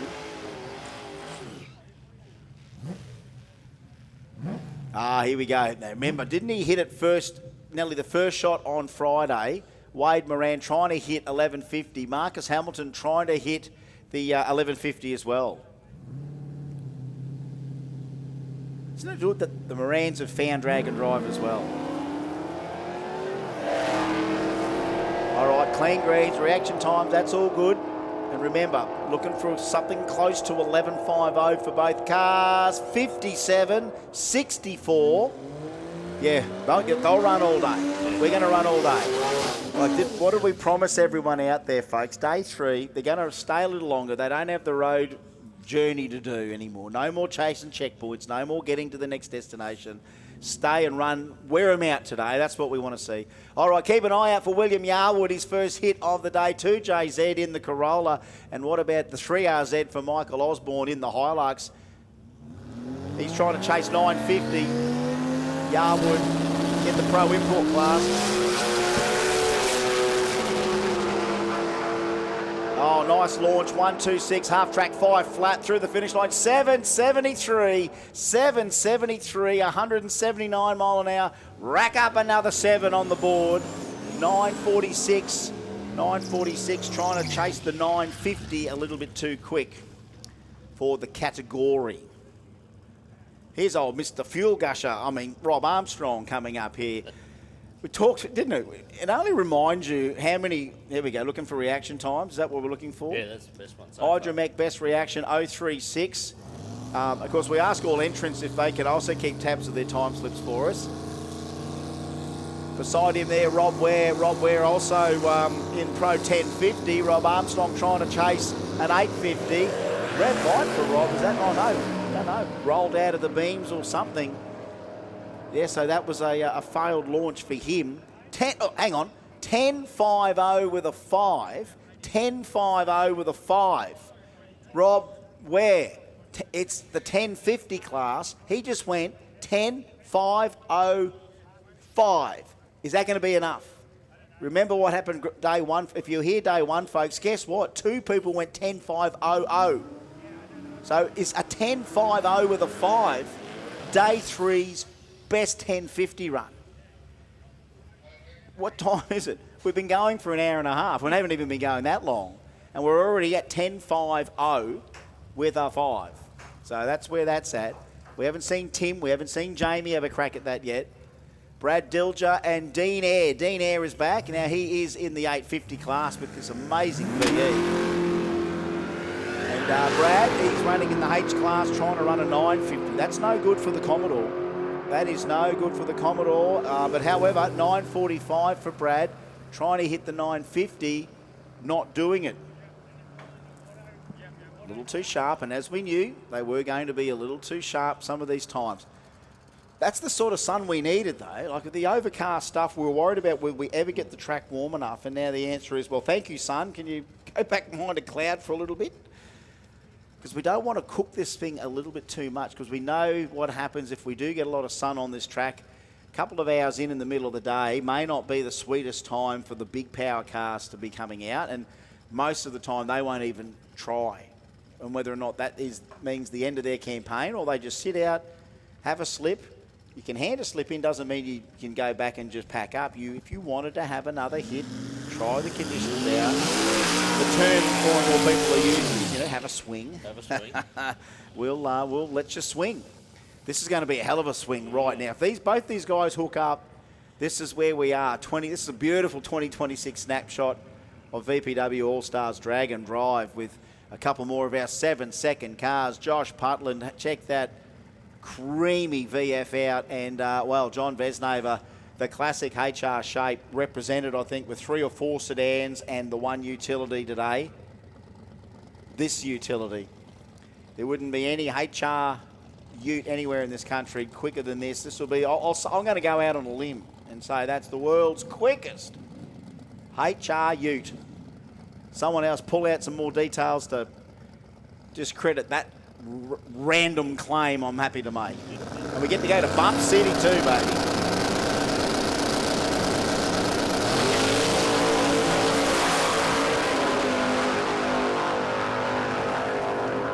Oh, it goes 1, 2, 3 in the 60, 508 and a 791, 171 mile an hour for Vesnaver, but it was a zing of the tyres for Josh.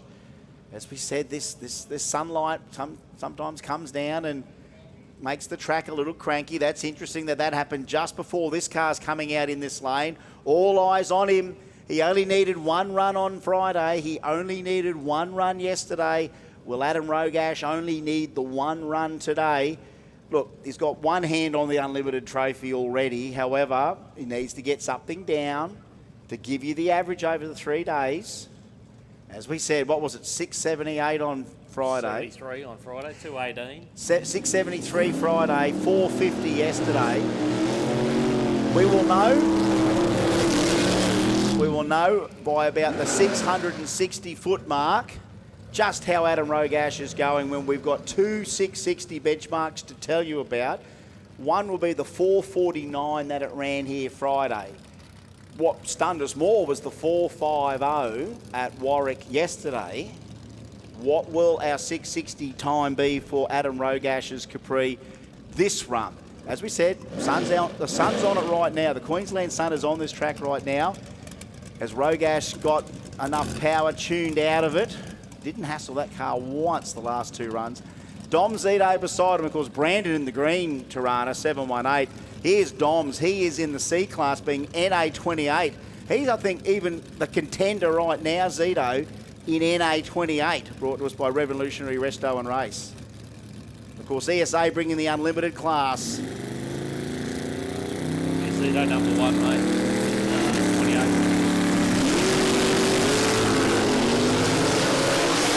126, 60 foot, half track, here we go. Oh, 443 to half track, 664, 219 mile an hour.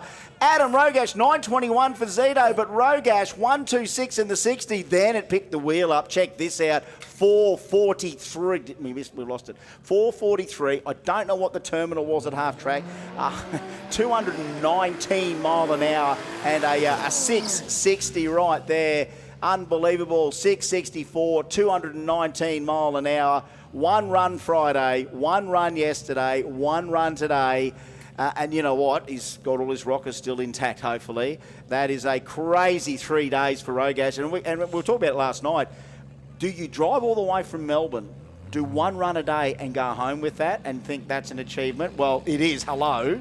Let's reset every other benchmark he wanted to do. But do you have another swing? I want him to swing. Everyone else wants him to swing. Will he swing or will he just pack it away? Remains to be seen. He's done enough. Christian Golby, Jono McDade, 1JZ, 2JZ. Not a Toyota body anywhere. He's got to bump this thing in. Now, I think, was it 7-second timeout? Yeah, 7-second timeout on the Pro Street.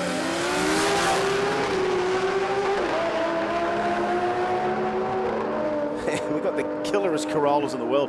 863. It's a 1JZ in the Corolla panel van with an 8-speed in it. 863 for Christian. Of course, Christian Golby from Golby's fame. Just, you talk about someone being obsessed with an engine. Golby's and 1Js especially is pretty much the the focus for him. And Christian, what a beautiful little shop van he calls it. 860s, thanks very much, for the little Toyota 6-cylinder. But yeah, Jono McDade, it was just timed out. That whole Pro Tree deal, if you don't get in within 7 seconds of that opponent's bulb going in, then you will get timed out, and that's why the red light came up for Jono. All right, here we go.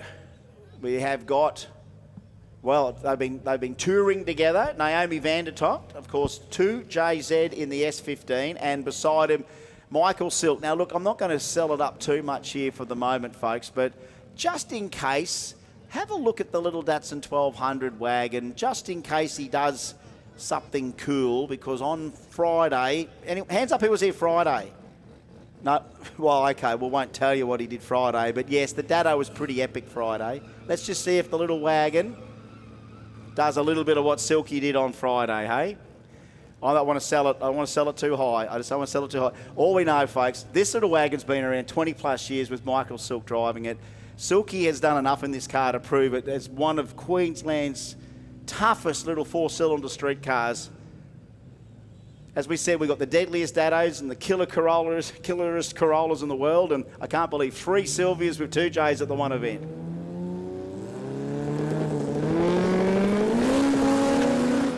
Oh, yes, sir. And he had to even pedal that one, Silky. Half track 554, Naomi 538, side by side 845 at 168, 828 for Naomi, but he did grab it. Oh, that's a bit of Silky right foot. Este 13B. Sorry, it just brings out the Spanish out of me. Geez, run after run, eh? Silky with the little pedal. I mean, this is worth the price of admission, wasn't it? That sort of stuff, isn't it? The price of admission stuff. Rowan Blom, now check this out, the little 13B powered Datto. And Wade Moran, how is it beautiful? 35, 34.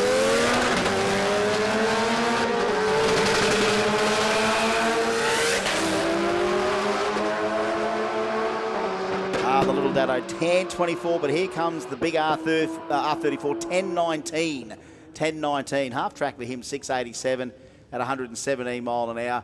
They're not a lightweight. The R34s, like, they're surprising any of our big later Skylines, like R35s, like, they're heavy. You know, you can. I think the lightest Skyline they ever had was the DR30. I think was about the lightest they ever had. As soon as they went four-wheel drive, R32s, 33s, 34s, 35s, mega heavy. They did up the horsepower, of course, and we don't always remember how heavy they are. Attention in the pits. Big shout out to Leanna, letting us know that there's a lot of speed cameras out on the highway. She felt like she might have gone through a few. So keep an eye out your speed cameras around here, folks, out on the highways. Oh, nice wheeling too, Mark Reich. David McLeish with the now issues with the Lexus, normally reliable. Half track for Mark, 581, and he is in that G class trying to hit an 850, 913. But David McLeish, no such luck.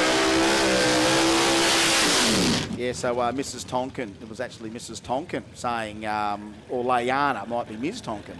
Heaps of speed cameras out on the roads. There's a police van hiding in the bushes out the front of the Caltex. Thanks. See, that's the stuff we like to hear. That's the stuff, that's the news we like to broadcast when people can tell us that. So speed cameras, there's a sneaky van out near the Caltex apparently. Thank you. Hiding in the bushes out the front of the Caltex. Before the turn off to Ipswich Rosewood Road, and plenty after Yamanto heading back to Brisbane. So I don't think we can get in trouble for telling you people that. We just want you to not speed. And here we go, Nick Harvey. Johnny Vesnaver's got the fastest HR ute, and Nick Harvey has the fastest HR wagon. That's probably true, Daniel Lake and Steve Carkeet, the big HQ, is back trying to hit that 850. Big cubes, bit of nitrous on board. Daniel Lake, he's also trying to hit 850. But even just, we take it for granted, just how many 850 cars turn up. Isn't it crazy that, 5 years ago we go, you know how many 8-second Dragon drives we have, and we couldn't count too many of them, but now, oh my God, 2026, they are all here. All right, lots of cubes on board for Carkeet. I think I just want to let's get the QE down. No commentary.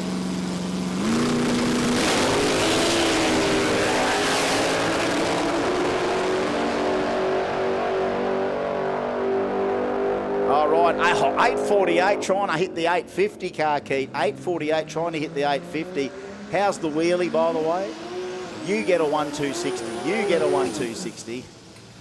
Yeah, that was a 1.2. Got to be on the back tyres. When those front wheels leave in the air, there's no way they're triggering the 60-foot beams. We don't have the 60-foot timers 3 feet in the air, 2 feet in the air. All right, Steve Tolley and Kareem Patini El Haluli. So the VX is back. Never trust a VX with a parachute. Steve Tolley trying to run the Pro 950 class. So, traditional RB, VL, does its thing, run after run, trying to hit 50. Oh, 45, 9:45. The air is still quite good up here for our turbo cars. 9:45 at 147. Not like he's lifting off. And look, that's a very funny speed there for Kareem. He went 298 there, which is, there's something on with that bottom speed timer in that lane. Jorge Pereira with the R35. He's in that H class, the Pro 950 brought to us by Heavy Maintenance Australia. And Andrew Blum, H8, Pro 950 as well. So choose your poison. Both of these cars guaranteed to turn heads. Andrew doesn't mind hoiking the old... There's the one thing you won't get too many Skylines to do, and that's hoik the front end up. Unless you're one of our Sydney mid 6 second Skylines where they'll do that, at half track. Australia, home of the world's baddest, quickest, nastiest Skylines as well, which is proud to say that. 9.63 for Andrew, 10.02 for Jorge. That's some major cred there. Nearly a 9-second R35 roaming the streets of Queensland. This is the suburbs we live in. All right, Jason Mann. We might settle this once and for all. This is, I think, number 1 and number 2 in NA235. Jason Mansueto from Sydney. Brodie Olsen, I think he claim as our Queenslander. Brodie. Both just been swapping ETs, hundreds here, hundreds there. I am not talking an inch right now. It is, who's out in front right now? Kevy, 570 average, 571 for Mansueto. Brodie, 570. Let's let him eat here over the quarter. This will square us up by the end of the day. Oh.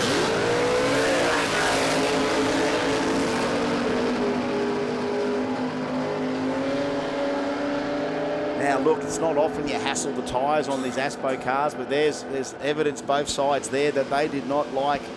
I think they're both on 235s as well. NA 235s brought to us by Parker Sheds, but that was a run they both missed out on. But how's Kevy Brown sneaking up in the background with the VK? Just going about his business, Kevy. I just had him on here somewhere because he did make a run before. Just trying to find him there. Yeah, 883 this morning, hey? 883 this morning. All right, Dave Reed sending more photos here. Oh, yeah, photos, Tirana, Carkeet, Silky. Like, they're just so photogenic on drag photos, all these great street cars. Marcus Hamilton, 11.57 and 11.55 for Wade. Both trying to hit 11.50. 55's the best for Moran so far. Scott Hoffman now, first hit of the day for the Hoff. Damien Burnham beside that beautiful panel van, trying to hit 11.50. Now Hoff is in the F class, being pro import, brought to us by 2 Infinity. Billet Block, 2JZ Corolla panel van, because that's a Queensland car, of course. Oh, Hoffman! You lunatic again! He's going to back off the throttle there, as he should. A little lazy 890. Let's go to the videotape. Let's get a bit of the replay of the Hoff's dangle. Like power management, perfect. And then the second bit of power management, it handled it. And then it went again here. Out it comes, carries it. Second power. Oh, Hoffman carrying that, folks. Hey, you got to admit, you're loving the wheelies, right? Who doesn't? Who loves the good wheelie? Who loves a good power? You do, don't you? You love a good power stand. How epic is it? Isn't it amazing? Everyone loves air. If you're into motocross, you want air, Anything in the air is exciting. And wheels in the air, there's no other motorsport that gets wheels in the air as epic as drag racing do.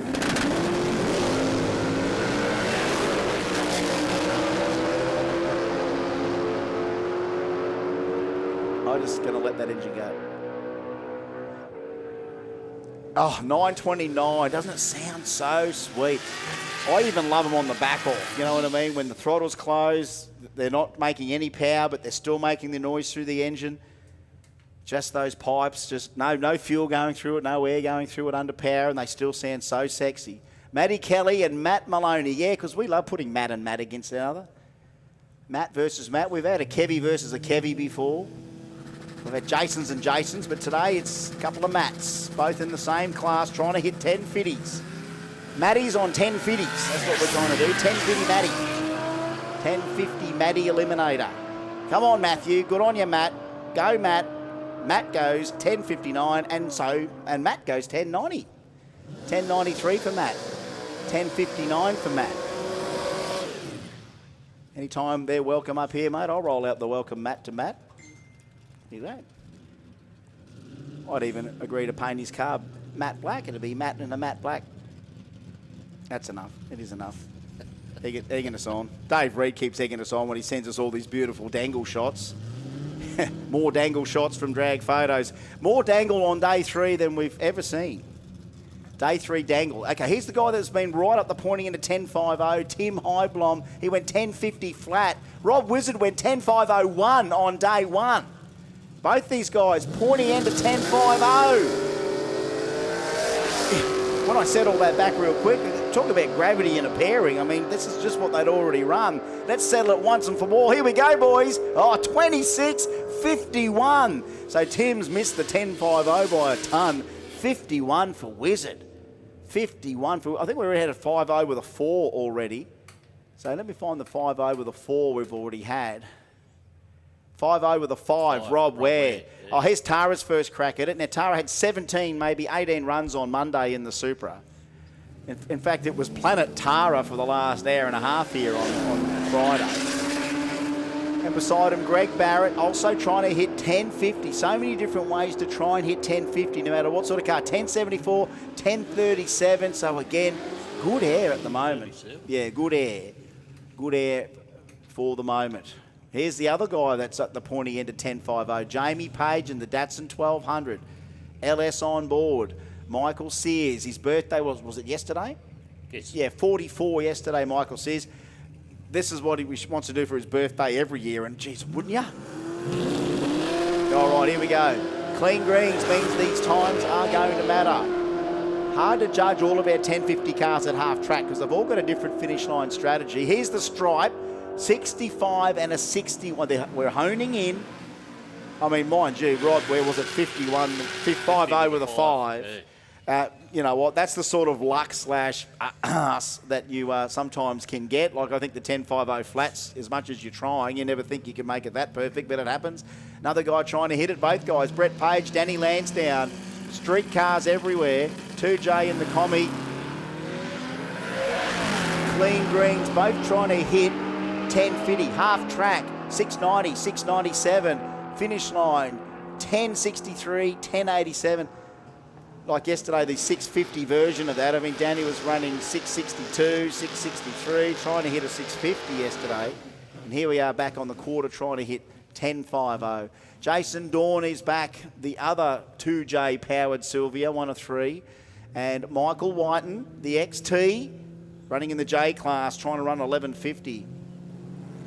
1050 trying to run in the Sylvia. Don't forget, all you Ford lovers, and even if you're just curious about Fords, next Sunday it is, the All Ford Day. There can be 1,000+ Fords here, some drag racing. I think we've got 3 hours of drag racing, a huge show and shine, the biggest assembly of Fords ever. Next Sunday here at Willowbank, the All Ford Day. I think the dyno's on and all sorts of stuff, so we're going to see thousands of horsepower of Barra, and I'm sure Mark might put the old OHP 500 on for another big horsepower blat. Next Sunday here, and of course the weekend after, if you're into Mopars, it's Mopar Sunday here the weekend after. So a couple of Sundays for digs coming up here. Mark Stone and Dean Heidke. Now look, in the J class, both of these guys trying to hit 1150. So through the traps right now, it is a 1155 to an 1158. So some of these cars are so dialed into these categories, but just need that last couple of hundreds. That's not going to do. A 58 won't do. especially when you got guys like this ready to go all day. Tim Barron, he nearly went all day yesterday too, Tim. Yeah, Connor Webb wants to step in a bit. Wheelies look good and are fun, but are very expensive. That's true. Coming from a... All right, here we go. So you watch out for Tim Barron. Watch out for Clint Harvard, both in the J class.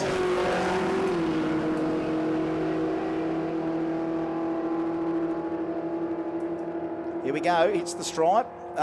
47 and a 62. 47 and a 62.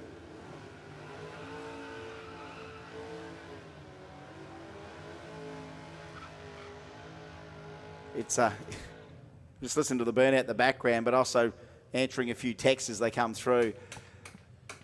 Answering people's questions like, what did Maloney run? Oh, let me find out, 10:59. Next, what's the next question? Mark, so Mark Hare and Stephen Bryce. Geez, the sun's all bright now, isn't it? It has, mate. Very glary up here, trying to both hit that Prime Speedworks 1150 ET. They're always a bit of a mystery car, the BMWs, and unless you really know your Beamers, someone will say, oh, that's the twin turbo 2.5 litre 6, or that's the 8 cylinder. I don't know. 12.06 for that one for Mark, and 12.29 there for Stephen Bryce. Yeah, a little bit off trying to hit the 1150 today, but hey, having plenty of fun. Darren Parker's doing exactly the same thing, and Scott McClendon in his HQ, complete with static strap. Yeah, that was another thing you'd sell at the accessory shop besides your temporary and lockable fuel caps, your static strap. 11.12 trying to run 11.12 trying to run a 1050, 12.40 trying to run an 1150. So I'm just getting those laps down. Mitch Horsfall now and Nicole Willett. And thank you for the love heart emoji lumper for that. So he's keeping an eye on what Matt Maloney's running in the Camaro, as well as what he already knows. The old King has been done. Nicole Willett, Turbo LS Kingswood, paint optional. Trying to run 1050. Mitchell Horsfall, beautiful little Tirana. 6-banger with a bit of momentum. Reaction time for Nicole, 4.83 seconds. That's not an ET worth handing in because of the reaction time. 11.03 for the Tirana and a 10.95, and she'll love the speed, 340 mile an hour on that run. So really had the top end dialed in there. Never seen a Kingswood go 340, but there it was. Clocks are clocks. Derek Johnson is back. Dean Wilson is back. I think they're both sharing similar. Keep remembering it's a 1J or a 2J in Dean Wilson's beautiful EK. Because where else in the world can you say 2J in an EK and no one will know what you mean? Can you go to America and go, oh, I know someone that's got a 2J in an EK, no one knows what they're talking about. Only in Australia do you know that. 9.64 for Derek, trying to run in that 1050 class, so might be in the wrong class. 10.61 for Dean Wilson. Yeah, trying to run in that I-Class Pro 1050. Attention in the pits, attention in the pits. If you drive a Dodge Ram, it's blue, a grey dual cab Hilux, or the lube up green VH, can you get out of quarantine, please? So look, there's a quarantine area, obviously, just beside the staging lanes here. It's not often you see a pelican fly across Willowbank. I know we've had a few pelicans here over the years, but there's a real one. That's what a real pelican. I've seen plenty of other ones, plenty of pelicans in here before, but but there's one in the flesh. What's he doing here? Dude, took the wrong turn. But we need these cars out of our quarantine lane. Now, this is the lane beside the staging lanes. If you see the big, of course, corporate tower, off to the side of that is the first sort of lane beside it. Those cars are in the quarantine area. I mean, we could put massive signs there, but they were all set up, please. The blue Dodge Ram, can you get out of the quarantine area, please? The grey dual cab Hilux, can you please get out of the quarantine area? And there's a green VH Commodore. It says lube up. I'm assuming that's the licence plates. God bless this country with our personalised plates. Honestly, for all of us punters that have got a good sense of humour, and if you see a tough car and it says lube up on the plate, you know the person driving has got a pretty decent sense of humour. You would assume. I still wouldn't mess mess with it. But please, and again, how obvious is that? Like, you've got to try and behave yourself in a car with a license plate that's so easy to remember. If not, it was actually interesting last week. One of our clients that we do a bit of work at, he actually is, and a big shout out to Fidel from the Sit Down Comedy Club. Of course, one of the OG comedy barons of Brisbane boy his whole life. He's lashed out in license plates. He's got one car. It's got Sit Down. And I remember being behind that car once, and it didn't really make sense because it's like a Fiat Spider. And I thought, what is that thing got an LS in it, or what is it? The license plate was Sit Down. It's only when I saw his second car, he's got a little HRV, comedy. So actually he's got Sit Down on one and comedy on the other. But you've got to have them parked together really to see exactly what he's on about. When you're behind him in traffic and you've seen Sit Down, it's like, oh, mate, well, this thing might be a bit quick. And then you get behind a bloke in a VH Commodore and it says, lube up. You know, what about you're next or who's next? We've seen them. What about you're sookin'? Johnny Oliver. Don't sook. The Commodore, the new one. Good morning to my lovely wife, Mrs. Diggle. She misses me. She said home hasn't been the same without me. She has been very quiet. So good morning. She's obviously... Sometimes it's got to be 3 days before they start missing you, you know. So it's a good spacing apart. And one thing about live streams, as we talk about live streams and Live 360, everyone knows where we are. So between our live streams and Live 360, they would have watched us on the road, talking about they being our partners, watching us in the Bago there last night, negotiate, especially when we're trying to find brothers' legs at the end there. Why are we going down these back streets of Ipswich? Russell Weaver now and Lucan Grieg, both in the I class, Pro 1050, trying to hit 10. They're capable. They are very capable. Russell Weaver, it's more about trying to keep the car slow enough to go 1050. And here we go, 95 with a fair hesitation at 1,000 foot there. Got out hard in the first half. And then there he is hovering, going, oh, now, you know, and hits it at a 95. William Keogh and Todd Chandler, both in the I class, both trying to hit 1050 as well. XD against HG.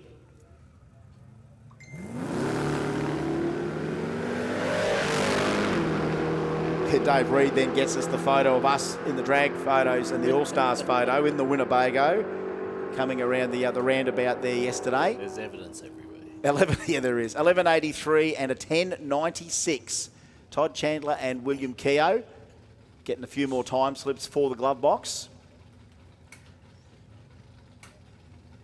But good runs down here already for just about everybody. And they'll keep sneaking out. Like here he is. And look, we've got two toughies here. It's going to be hard. Look, if Kevy could turn up by himself or turn up with another Aspo car, we're going to hear all of Kevy Brown's lungs. I mean, this guy, as we said, is that right? Coming into day 3, pointy end of NA235. Like, we've got him, Mansueto, and Brody all in this NA battle. And I think even 4th wasn't too far away either. So we're not going to hear too much of this highly strung Kevy Brown race-engined LS VK. We're going to hear plenty of Trent Brimble's Villain Turbo LS VL beside us, but... Well, Brimble sits 2, mate, in Force 28, so he's right up there as well. Okay, big number to come right here. We're not going to talk over it. Let's just let it happen. Allstars, drag and drive.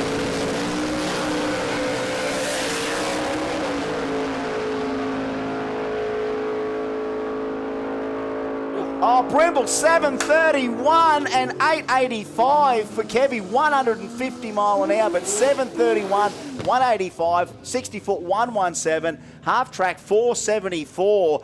Big run from the Villain. Big run for the Villain. What have we got there now? 664, 718, 731, 756. Here's the next one. Hoffman is back. Jason Vanderland beside him.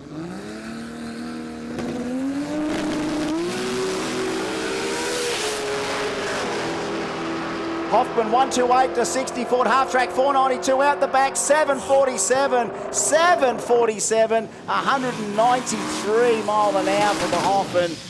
Well, I don't know, he just swapped lanes, didn't he? What he tried in this lane, I mean, it went into that beautiful big power stand. He had to get out of it. That run holds on to a little bit further, 747. It's raining sevens here. Pat Shaw and Jason Legrand, two guys that'll just settle us down a bit and get us to some comfy 850 battles. Is that Johnny Oliver down there looking pretty rough around the edges? He's already had a run too, Johnny. Yeah. All right, both boys out and gone. Reaction time doesn't really matter. It's going to be their legal reaction times. 8.97 to an 8.94. Nice side-by-side hit from the guys trying to hit the 8.50 category brought to us by J&M Asphalt. So Johnny himself. Don't know, we just get this smattering of, here's a low 7. Here's a cutting-edge NA pass. Within the one run, we're seeing ramifications for two different classes. And, you can't split the sport up anymore into amazing little battles.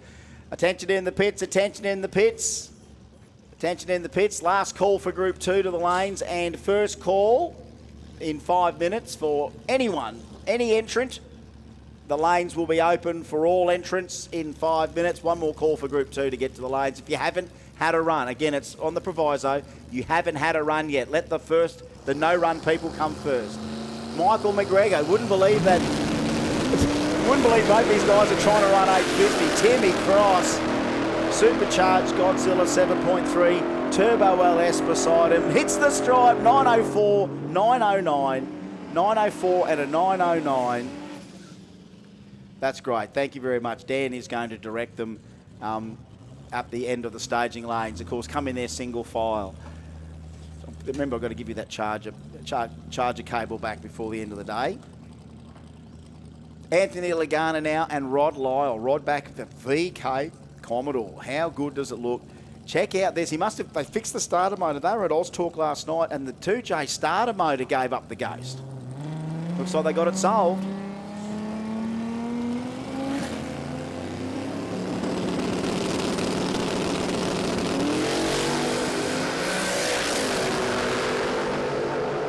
Side by side, boosted Commodores, 2Js, LS everywhere, 891, 878. Oh, what a day. What a day to be breathing, hey? Car after car, person after person with their own pride and joy, playing that bump-in game. Got that same fixed goal, let's hit the target. We're going to do it again run after run here.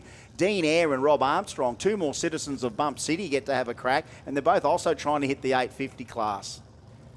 Both trying to hit that 850. They've been 857 for the Commodore and 865 for the hatchback.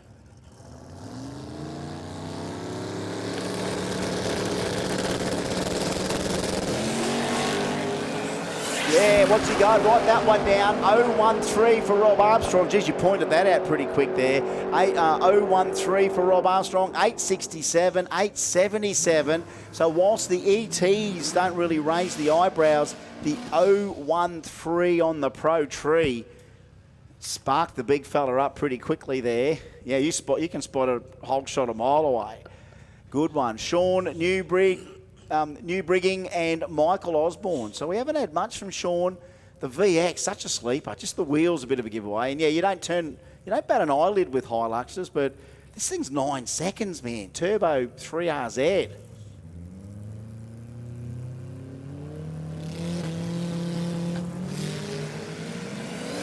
And that's what I'm assuming it's in there. It can be a K-Series, can be 2Js. It just sounds like a stressed 4-cylinder, and 3RZ sound like that naturally. 954, that's better. Trying to hit the 950, thanks to Heavy Maintenance Australia. And Sean in the Commie, not bad out off the launch. However, just rolling off from half track on the brakes and everything. So whatever that was, hopefully we can get that solved. Greg Holmes now and Brad Dilger. So just where have these things been every other day of the year? Well, I'm sure they get used a lot. Yes, the parachutes. Yeah, well, that's it. If you've got, when you've made it in life, when you can open up your garage and there's your tough piece of Aussie muscle, complete with parachute on the back. That's enough to say that you've arrived, I reckon. That's enough for you or me, I'm sure. One's trying to hit 1050, one's trying to hit 1150. 950 actually, sorry. The Toronto's trying to hit 950.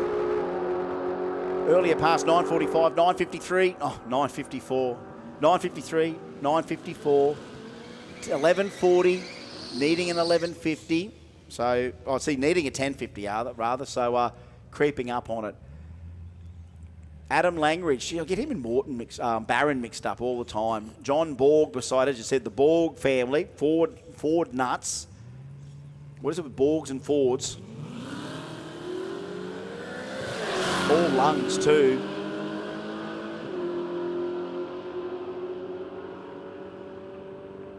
All the way through 10:38, trying to chase the 10:50, 10:71. A little closer to the mark on the right side of the ledger. Because, yeah, we can't hand a time. If you're in these fixed index classes, the closest to the number above it, plus a reaction time under a second. That's kind of what you need on the perfect time slip. Travis Beckman now, Marcus Borg, another Ford. Both in the I class, so both trying to run the 1050s. There's 100 ways to try and run a 1050 with a street car here in Queensland. 10:43, 124, Travis. 11:05, 123 there for Marcus Borg. I mean, no slouches in the house. Zero slouches in the house. Brendan Burnett now and Dane Turnbull. Okay, there's a beautiful photo on Drag Photos of the Kingswood wagon. See if the front wheel comes up. Tell us, kids, does the station wagon's wheel come off the ground? Yes. Yes. That's a lot of dangle. It's a lot of hubcap dangle. Moving the big car. That goes 150 flat to the 60-foot, that thing. 10:36 at only 109. It was 108 at half track. It went 6:44 to half track. 150 to move that much wagon to 60 foot. Matty Francis now and Jason Burnett. So here's the brother. I think all these boys basically hang out together. And again, he's got to bump this thing in. Trying to hit 10:50, both sides of the racetrack.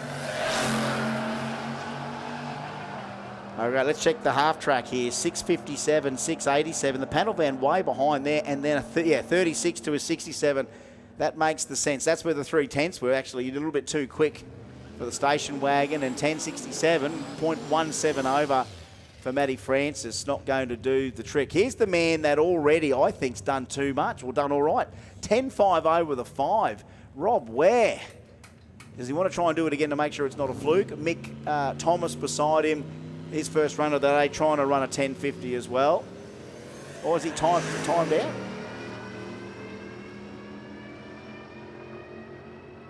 Might have timed out. The utility we saw him turn up at the checkpoint last night. I don't think there's a panel that's straight on it, to be honest.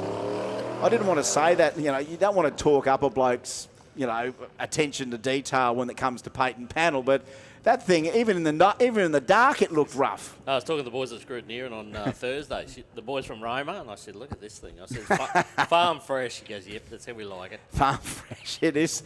It's so good to know you can turn up in a car and you go, "Oh, we don't have to put the chamois on it, don't have to wash it." That's the kind I dig that. I lean more towards cars of that appearance because that's more achievable for me. If I know there's guys out there proud to run cars with dents, I might turn up with a car with dents. The boys were saying they have Thursday night race car nights and not much race car that gets done. No, well, that's normally how my Tuesdays end up. David, all by myself, David Ritchie and Ruben Dolphin. Ruben, the other guy, sort of banging the 4-speed around, or 5-speed around. But you don't see too many EBs. This is a Fairmont, though, so it's got like GT body kit on a Fairmont. And it wins with some gas on it.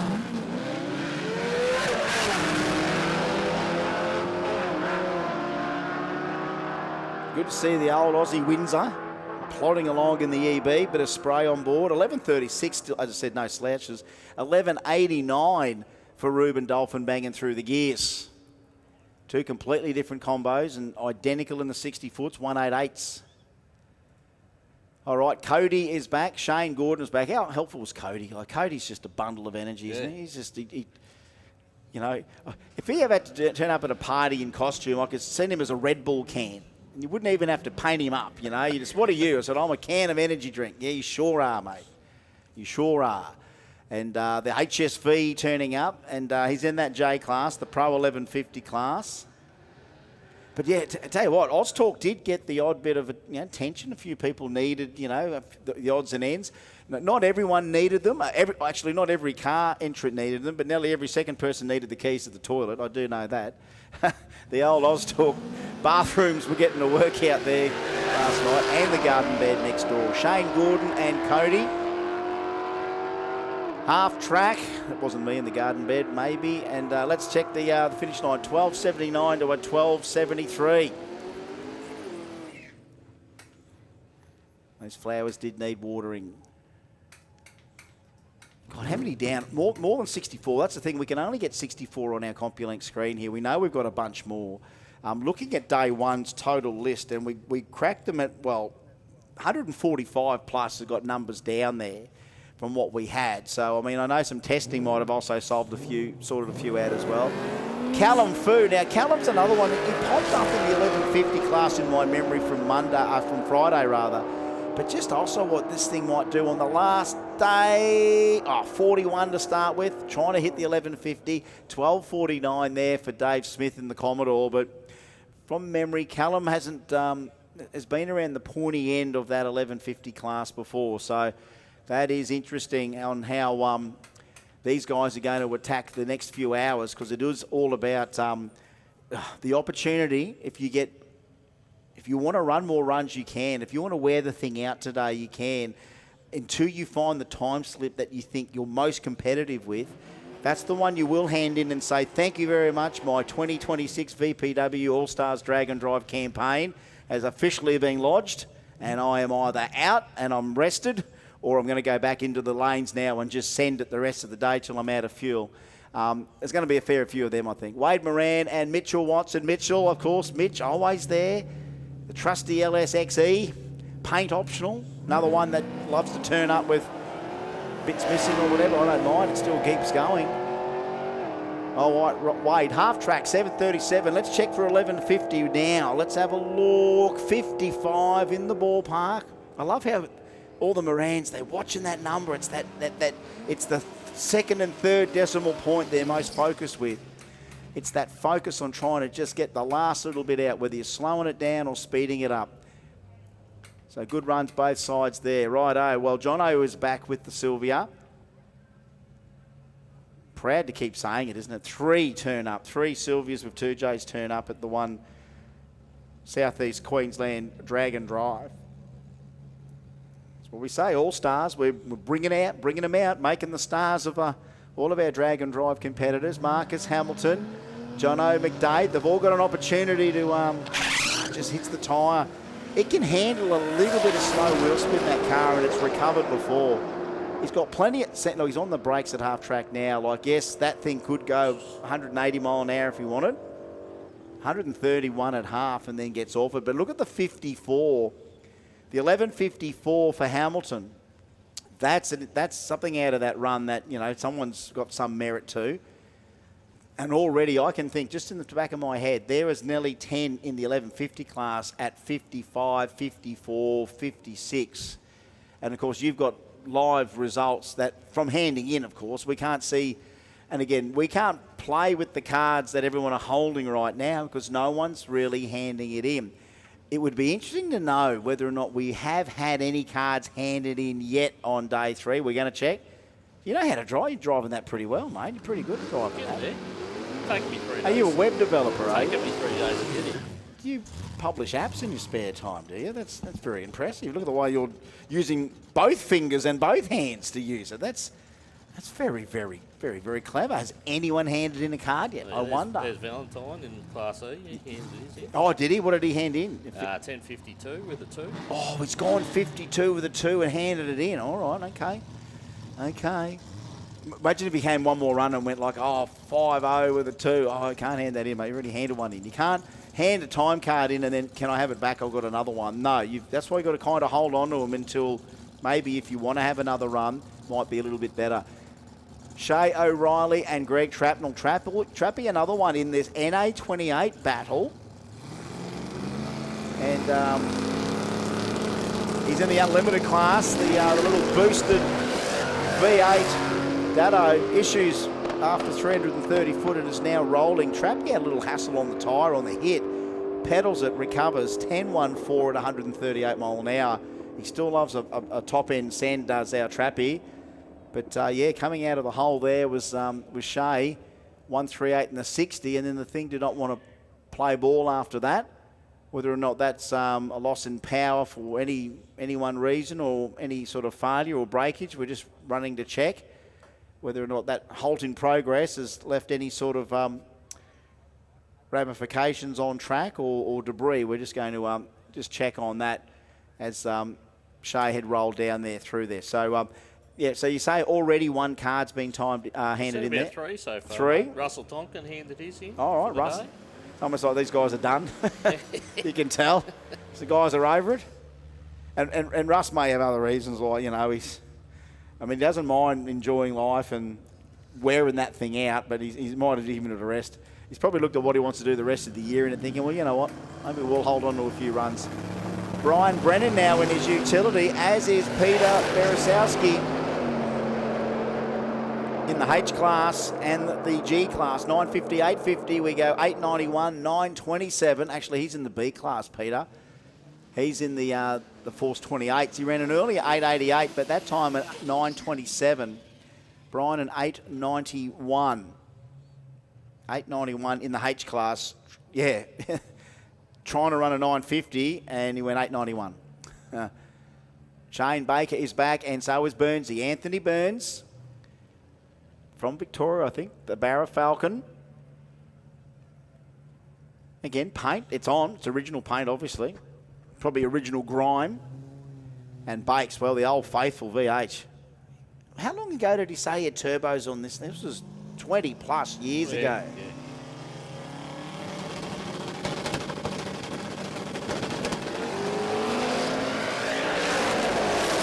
Tell you what, it came out hard, 130 and half track, 511, 791 for the iron line, 791, 174 mile an hour for Shane, and 993 there for Burnsy, an earlier 964 for him. So it's took a little miss. I'm hearing a miss out there, which might have been out of the ute.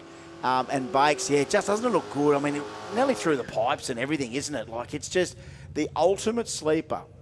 If you see just a little innocent blue VH Commodore turn up, 7-second staff. Here's the two guys that ran perfect 1050s on day one. Both guys got the time slips to prove it. 10.500 they both ran. Tim Heiblum and Jamie Page. V6 Nissan in the Bluebird. LS. 7 seconds, Tim. Okay, now it'll be interesting to see two cars completely capable of exactly the same ET. Half track, let's have a look. 678, 673. Let's have a look now. 890, 860, 1073, 1032. Tim can't hold the thing up. Jamie can't get the thing quick enough right now. 0.23 away and Timmy 0.3 under. Michael Sears is back. Brendan Burnett is back. All right. Keep an eye on the Holden hubcap.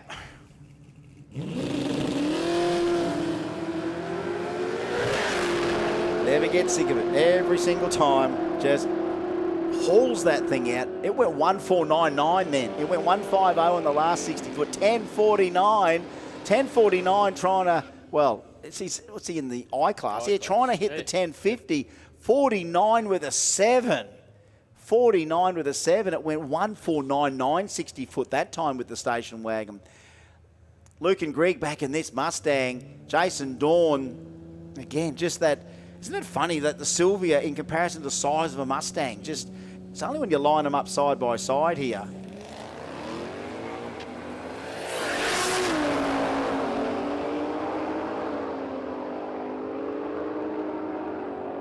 Mustang's going through like 1,000 gears. 10.505. Hang on. 10.505. Jason Dawn, 10.505. Throw him in the mix. That's a pretty spicy meatball as well. Trying to chase a 10.50 index. 10.505. Greg Barrett is back. Justin Gall is back. Greg trying to chase also 10.50s. Justin in the E-Class, NA235. Another sleeper VH. Like you look at Baker's and you look at Justin Gall's, just innocent looking Commodore SLs. 10.15 to a 10.34, too quick for Greg that time. But you know what you got to do to back those things off. It's easier said than done. Today's probably the warmest day out of the three, I'm thinking. which means I will get the aircon on shortly. Tim Barron and Pat Smith back. Pat, it says he was in the E class, which is NA235. So this is an Aspo LS in the RX7. Timmy Barron. I don't know. We've still got a 308 in this thing, I think. I think so. Who knows? All we know is that he wants to crack an 1150 out of the car. Love this good contest. Turns into a contest. You take a street car, turn it into a competitive vehicle.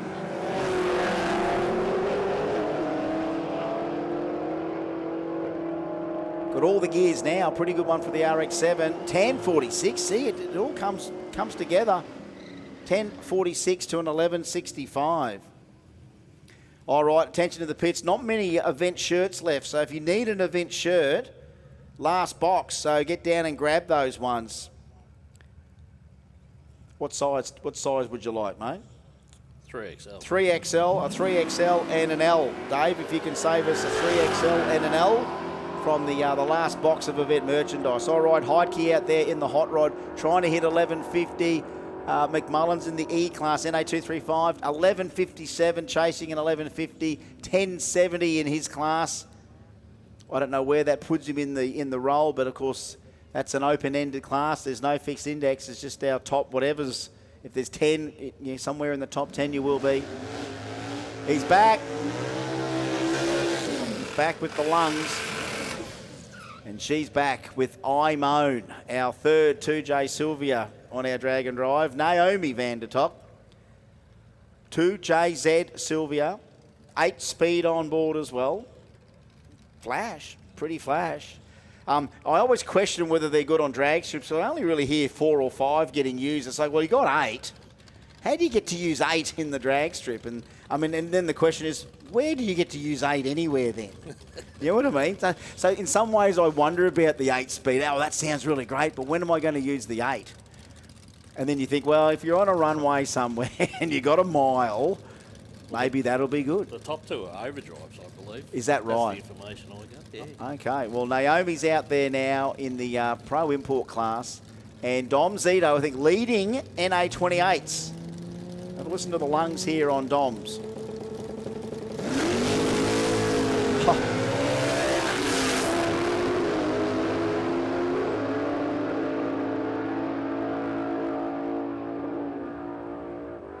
Oh, good lungs all the way down. 9.25 to go with his 9.21. 8.43 to go with her 8.28 earlier on for Naomi. Just can't get enough of these things. They are rapid. You ever look at that Sylvia disappear into the deep end, and then, John O'McDade's goes 180 odd mile an hour as well. It's just wild what we've got as far as street cars are concerned. Phil Powell, gorgeous Kingswood, gorgeous. Pat Shaw trying to hit the 850. The Hilux, God, we love a good Hilux too, don't we?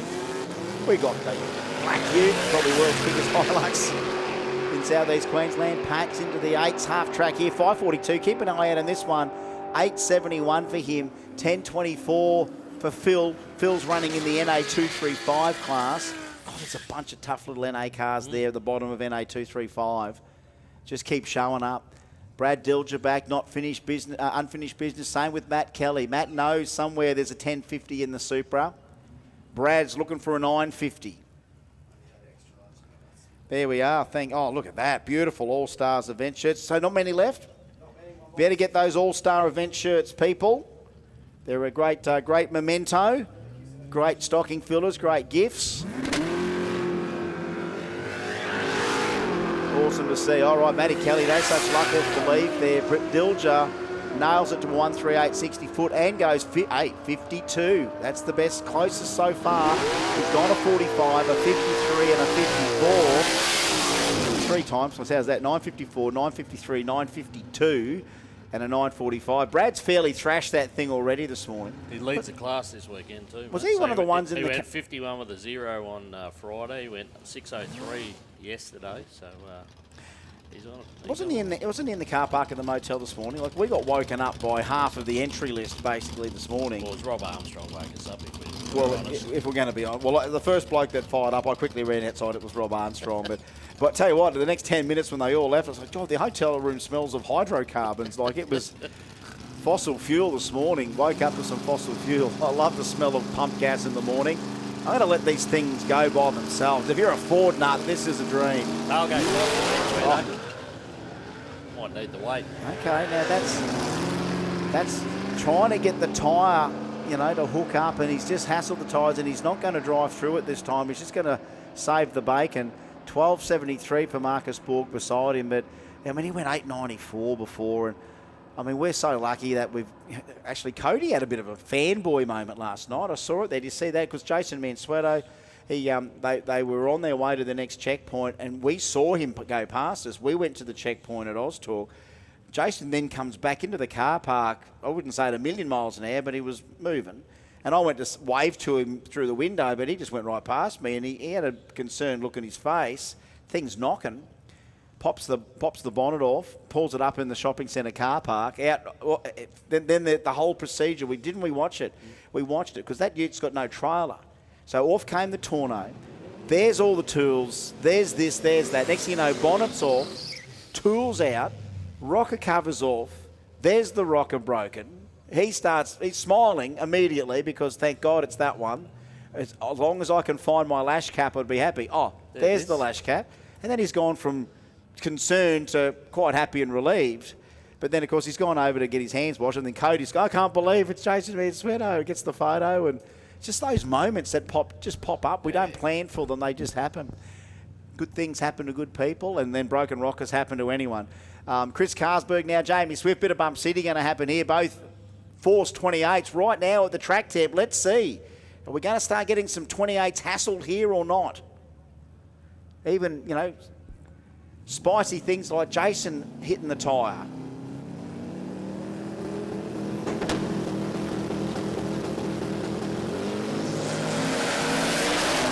Tell you what, 133 to 119 for Swifty. Half track 495 to 530 for Carsberg through the finish line. Parachute 794. Early click there for Swifty and some smoke. Tons of smoke. I think that happened before the finish line. 8.22 for Carsberg. He's earlier 8.04. But we are all hands on deck to just make sure. God, I'm sure that's all out of the Commodore. I'm sure it is. I think before the finish line, it was off it because the speed was down. I'm going to say from half track, mate, I can definitely see a trace of something on the track there, right at half track at 660. So I think we've got a bit of work to do. All right, we'll be checking that out from there. So stand by one, because that was on a march.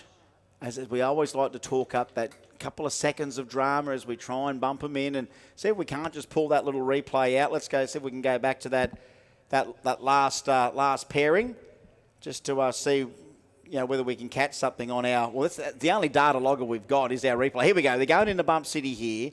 Couple of clean bumps coming in as Swifty lights up, Carsberg lights up, last little flicker, off they go. Carsberg gets the reaction time, and then 119 to 60, half track there, he is there, and then somewhere between now, and he's rolled off that, and then, the smoke started and went from there. But it only went 150 odd mile an hour to half track, so, to the finish line, so it was on a march. We've lost all the progressive times off that to half track, but folks, we are into it down there. The sun is beaming on us, and I know it's a good opportunity if we've got nothing on track right now to satisfy you that, yes, you do head off into the shade and a bit of respite and a drink. Get around and have a look at what's going on. Adam Rogash will be there in the middle with his car. Again, just creating Australian drag and drive history. Only a couple of, probably over half an hour ago now, when it's gone 664 at 219 mile an hour. Brandon Zito, go and have a look at the Victorian team, 718 at 196. Trent Brimble, the villain, the Queensland VL, 731 at 185. The Scott Hoffman, 747 out of the Corolla panel van. Lumper from Warrnambool, go say good day for him. From us, 756 in the 4,000 plus pound Kingswood, 184 mile an hour. Jason Kenny, our friends again from Victoria. The yellow VN, get down and check them out, 759 at 183. Will Yarwood in the Corolla, 773 to 179. Josh Putland in the black Commodore VF, 779 at 178. Shane Baker in the blue VH Commodore, 791 at 174. John Vesnave of the HR Ute, 791 as well. Jamie Swift just 794 just then, 151 mile an hour, but at what cost? That'll be the question. But that is 1 6-second car and 10, 1 6-second car, 10 7-second cars on the property here on Sunday. Go down and check them all out in the flesh and see what a cutting-edge Aussie Dragon Drive car comprises of. We'll have a break. The sun's out. Gorgeous weather. Day 3. Plenty more left on track for our competitors. How's it all going to end up? We'll find out, eh? Only a couple of drops, mate, apparently. That's it. So not much on track by the sound, folks. So, look, we won't be out forever. It won't be too long. So good to see you bringing your rubbish with you too. Very responsible people around here, bringing their own rubbish down out of the grandstands, putting it in the bin. Good on you, gentlemen. And I hope you're enjoying our Allstars Dragon Drive brought to us by VPW on day number 3. But quick break and back with more here on track soon.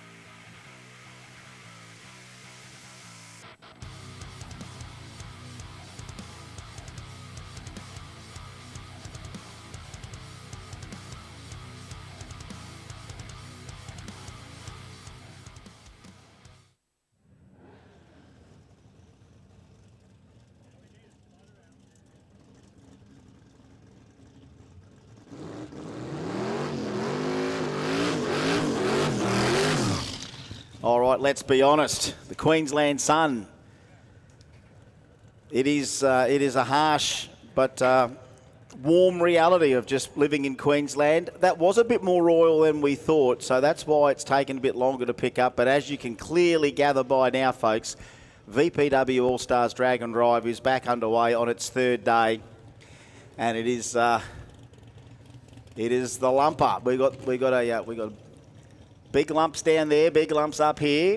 Hey, pumped for day 3, isn't it? Mate, cracking there. It's been fantastic so far. A little bit of downtime there, but we're ready to go again. You've met Lumper. Remember we met outside in Warwick. We did that.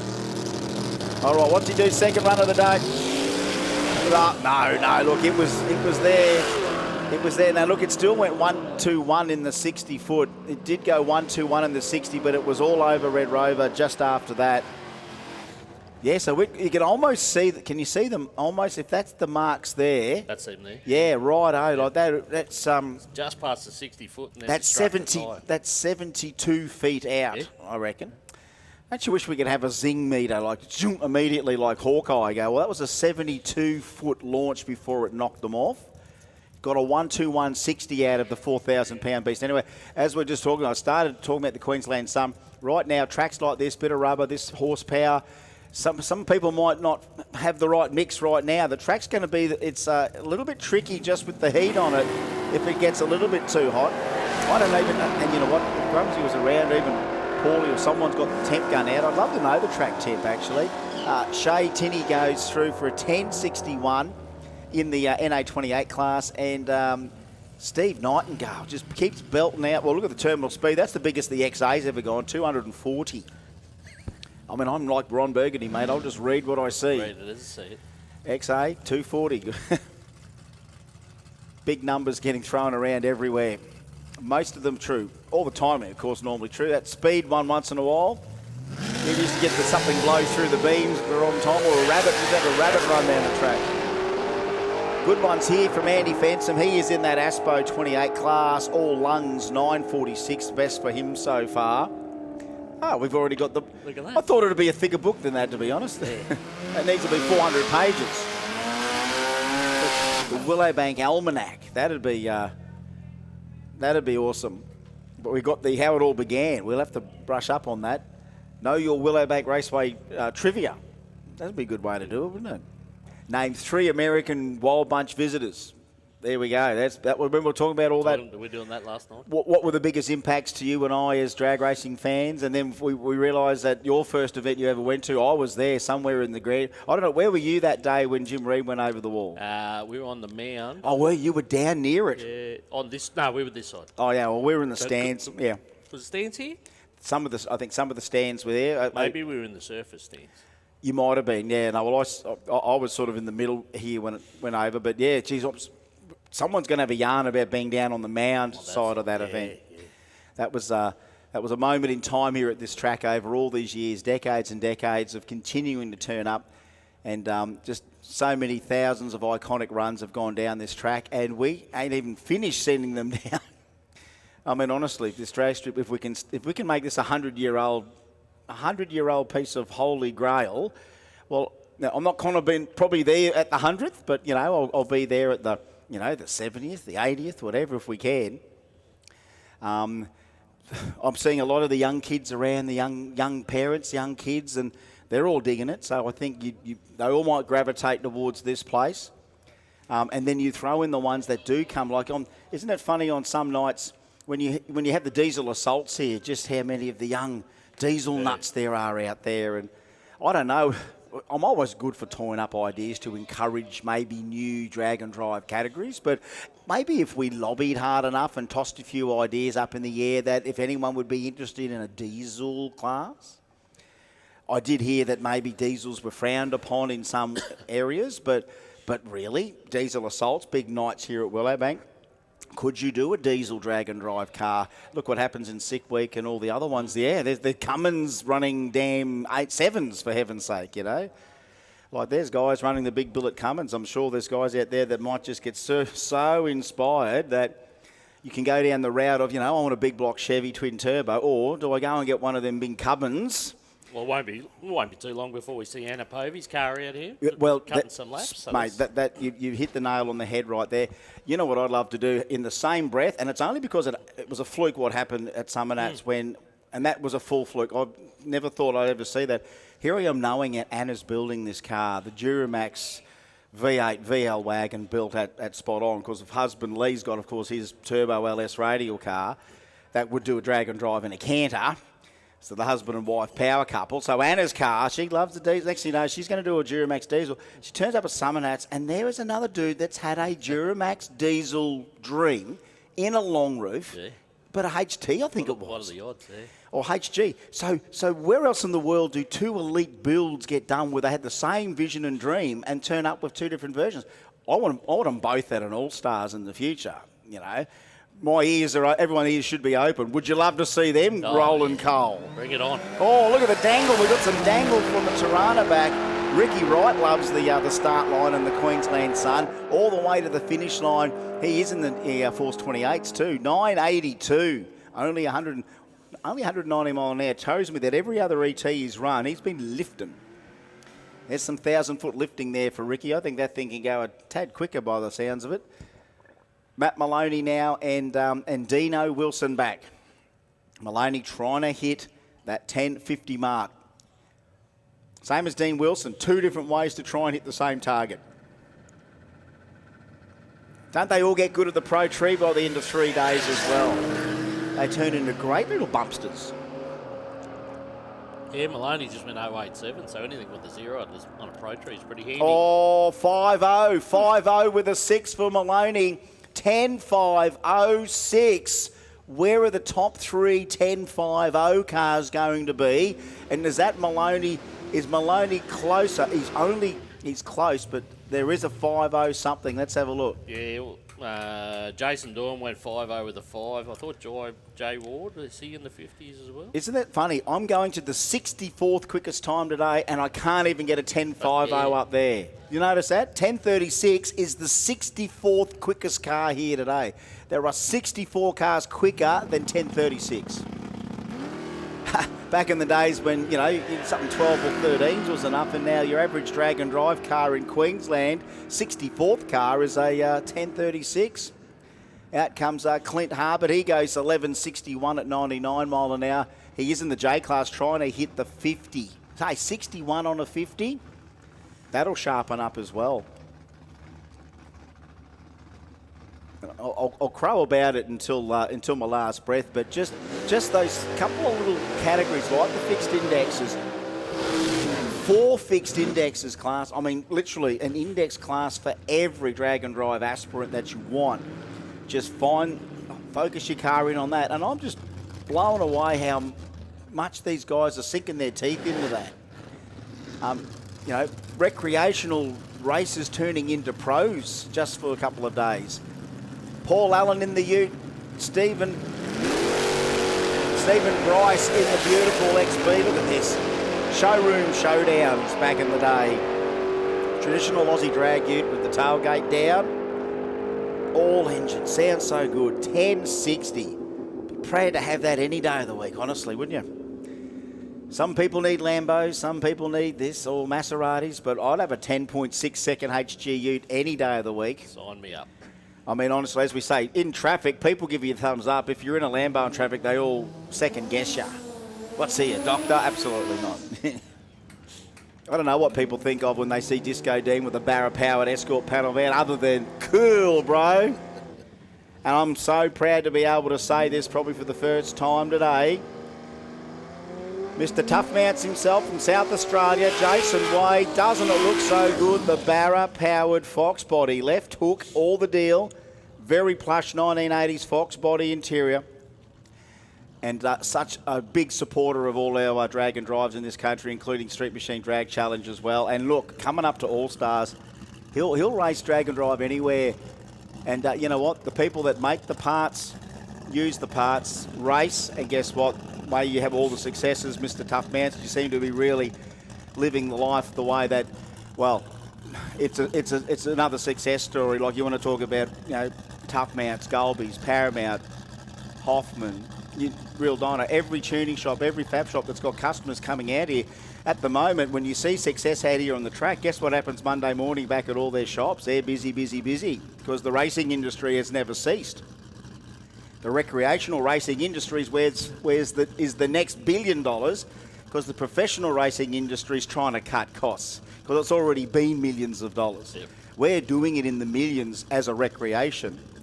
Disco Dean and Jason Way get to do what I love to call a double-barreled barra bump-in.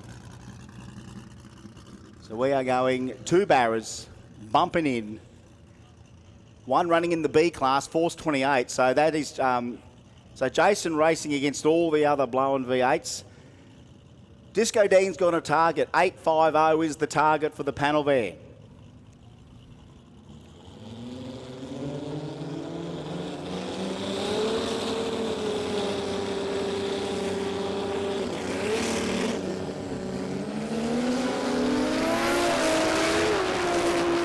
Now, we left a little bit on the line there, Jason. It was a little bit slow to 61.68. Disco Dean, 857, 861 at 174 for the Barra Fox. Oh, the license plate is Fox's sake, of course. 861 there for Jason. First hit of the day, Disco, 853. God, this car commands attention. You don't have to be blown to be known. You just got to rev. Michael Ryder, it is healthy. He's got a set of lungs on it. Better lungs than Sydney Sweeney. John Vesnaver. He's laughing at that, mate. Do you know who Sydney Sweeney is? I do know. Yeah. Bigger lungs than Sydney Sweeney. I didn't think that was a bad thing to say. I mean, we got one. We got a couple. You know what I mean? There's a couple of yeah, fans boy. Yeah. Don't agree too much, mate. You seem too keen. I don't rate her. I'll take Ryder over Sweeney. Vesnaver, HR beside him, going to bump in, round another 7 second. Look for the wheel stand from the HR. Listen to the lungs.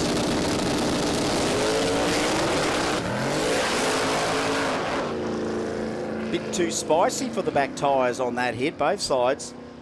Trying just to talk it up, mate. Trying to make it the most epic moment ever, and then we've got to start again. We've got to do the next G up.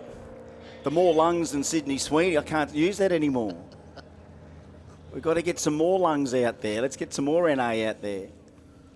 I was backing him, mate. You hear that thing? Like, I mean, it sounds tough, and we're always going to have this discussion. There's guys that are going to, once they find boost, you kind of can't come off it, right?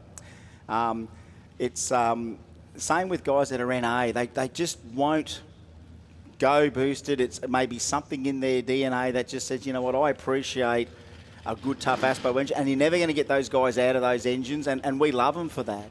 I just love that there is a pursuit within a pursuit to go any which way you want with your drag racing vehicle, and I think the last final freedom is the thing you put your plates on, because that's yours. It's not one of 68 tube frame, 68 Camaros or 2024 Camaros, and you all go out and you race your little 2024 Camaros against each other and put them all away and bitch and fight about each other until next time you race them all together. Or you just build something in the shed, you go out there, you get an ET, and then realise that you either fit in here, or there, and at the end of the day, a whole lot of other guys you find each other, and you're co-competitors, you're not opponents. We've got the craziest way of making appear like we're racing people and it's a race to the finish line, but we've got to sell it as this is just all personal pursuit. There's wins happening within wins. And just because someone gets there first doesn't mean they've won the race. That just means that they're in their pursuit and they're fighting another group of, again, not fighting, co-competing with another group in another category. We can't put them all beside each other and knock them out race-wise. We'd rather just say, listen, you keep running your times until you think you've got a competitive number to hand in, and then average it, which doesn't mean big hot shot in one day and nothing the next two. Consistent over 3 days. It's a test of everything. And it just looks so good when it works. Armstrong, car key. 2 ways to go, 850. Now, Rob's slowing at half track, but Car Keat's racing ahead. Oh, 50! 50 with a flat! Car Keat, number one, 850. Hand it in. Lock 'em up. 850 flat. That, hey, gassed big block doing it today. Disco Dean in the Barra all of a sudden is clutching for something better than what he's got, because the big block with nitrous just went 50 flat. All right, Yarwood in. Gall in. Oh, power wheelie for the 2J. Did we get a shift out of top gear there for Will Yarwood? He rolls off 906 at 106. It was an epic leave. 126 in the 60. Half track was 513 at 122, but just a little bit, obvious in it slowing. And cars that are that epic, all of a sudden when you see them, it's like, right, well, that's not its normal behaviour. Okay, attention in the pits. There'll be track prep at 12:30. 15 minutes of track prep at 12:30. So literally 26 minutes, and then we're going to roll the rotator, spray some glue, and there might be a few big boys want to turn up after that. So 12:30 for track prep. Steve Moran back, Greg Barrett. Barrett again trying to chase in the I-Class a 10.50, 33, 9.78 for Steve. The Morans in every single class just trying to clean up. 78 trying to hit a 50, I think. So attention in the pits. Track prep is scheduled for 12:30, 25 odd minutes from now, 15 minutes of prep, and then we'll be back. Technically, we'd call almost the afternoon session. And we haven't really penciled in when we'll try and wrap it up today. If we stick to what we've done on Monday, it'll be like 3 o'clock. If we start to really drop off in competitors in the next hour or two, and I mean drop off, people start to just, hand the slips in. We'll then probably start putting a few calls out as to who wants one and who's done. Juan Kudnik is back in the Tower Lane. Trent Brimble beside him. Turbo or less against Turbo Small Block. 4,000 pounds with a 235 tyre for Juan Kudnik. 180 mile an hour. I wouldn't even think it'd go 180, but it goes 180.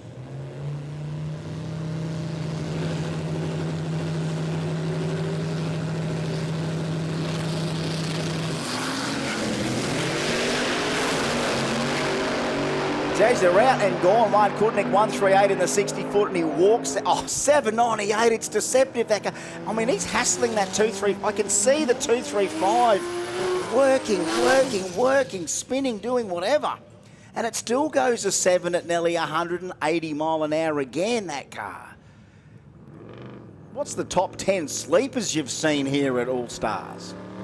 Johnny Oliver now, Adrian Brown, Brandy, and Johnny Barra. Brandy and Johnny Barra. He's loving it. 10-2-0 for Brandy. Hey, 10-2-0, not bad. 9-1-4 for Johnny. 9-1-4 is in Force 235 by JJ Contractors.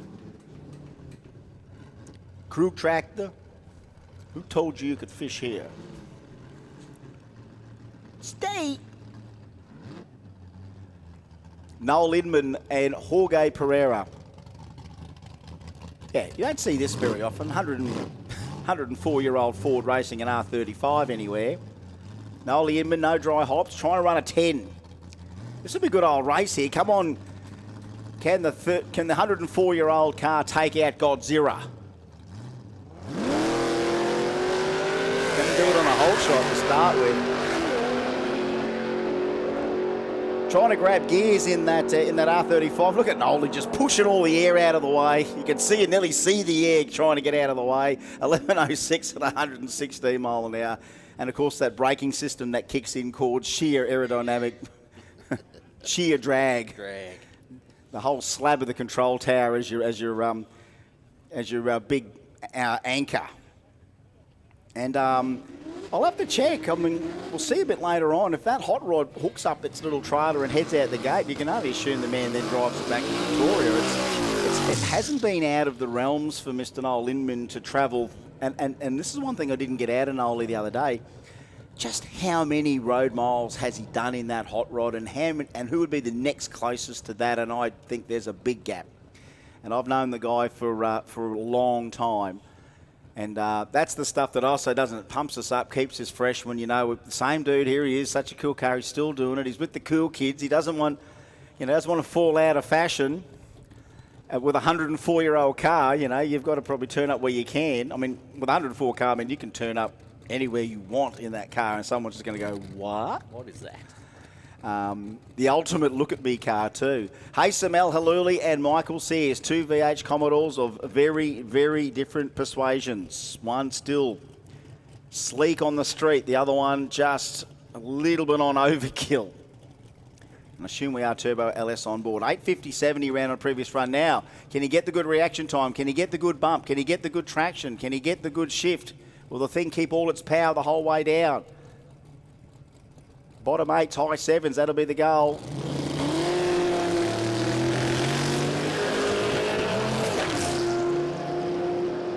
No, it was out. 125 in the 60. Now, Sears gets all the way to the other end as normal. 1074 at 112. But this time for Mason, I think just even before the 60, it was having issues. 125 in the 60 that time.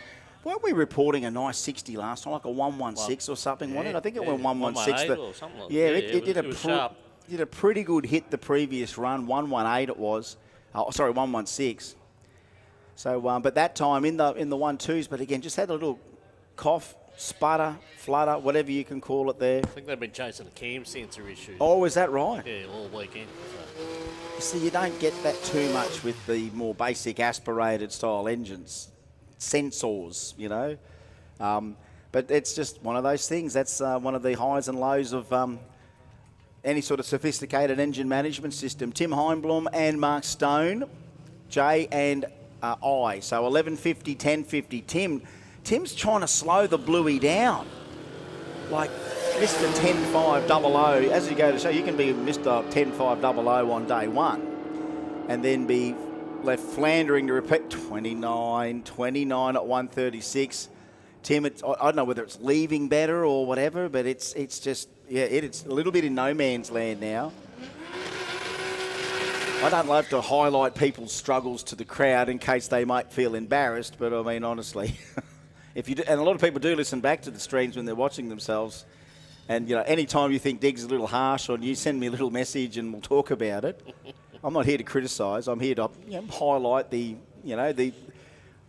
achievements and outline the not so achievements. Danny Lansdowne, Patrick Smith, all they want. Well, Danny just wants a 10.50 on the nose here.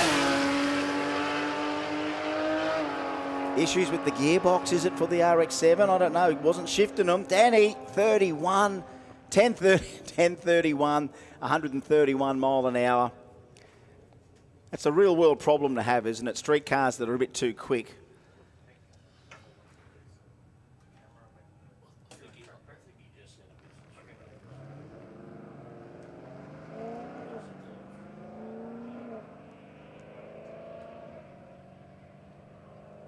I just read your message there, Bubba. Yeah, if we do get a gap, as I said, between...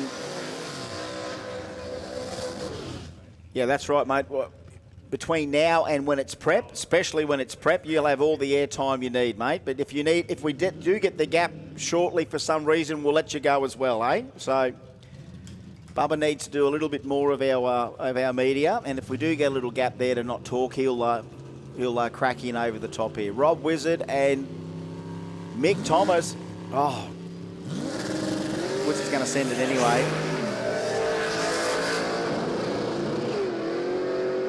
Rolled through the beams, just highlights how important sometimes the start line is. Can't take it for granted. 10.66 there for Mick, trying to hit the 10.50, but Rob Wizard that time couldn't keep the thing into stage, rolled out.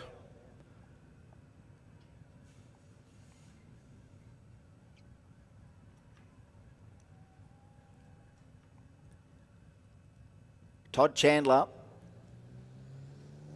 and Dean Craven. All right, Force 235 for the Falcon and for the Kingswood in the 1050 class.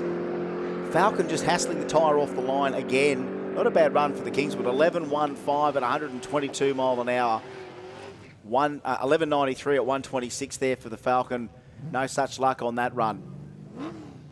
As we said, track prep is scheduled in about 17 minutes on track, 15 minutes of break as we do it. And then who knows who might swing in the afternoon. Wade Moran back, Darren Parker back, both with 11.50 aspirations. Reaction times, they don't matter. Let's check them at half track beside each other. Let's have a look. 7.34, 7.34. Identical 7.34s at half track and 54.87. Who lifted? 54 there for Wade and for Wade and 11.87. I mean, they were glued at 60 foot, glued at half track, and someone lifted. Here he is, Peter Connigan back. Mark Hare beside him in the BMW. Yeah, so I mean, Peter, I hope you don't mind me calling you the rookie. He's the rookie. Recently bought the car. What a beautiful car, by the way. I mean, formals, weddings, straight away. Like, you know, thumbs up on the street any day you drive. It smiles on people's faces. But he wanted to do Allstars Drag and Drive, and I don't know what Peter's. Peter's back to work like the rest of us tomorrow. Whether he's a man that's ready to choose his leisure activities, but he can come and do the one down the 5-dayer. If you love it so much, come down to the Street Machine Drag Challenge and do the 5-dayer through Victoria and South Australia. Or start with the 3-day. The 3 days not bad. You can do a road trip as well. Plenty of use, and come and do the 5-dayer. Matty Kelly is back and Timmy Cross. Matty and Timmy. Just in the garages of Queensland. I think Matty's up the sunny coast, so 2 JZ Supra and Timmy Cross on the north side of Brizzy. We are Harrop blowing Godzilla in the Ford V8 in the Capri, trying to run an 850. Matty's trying to run a 1050. Half track now for Timmy. 6.12, so a bit slow off the first half, and then 9.46. Yeah, no, that's off the 8.50 pace.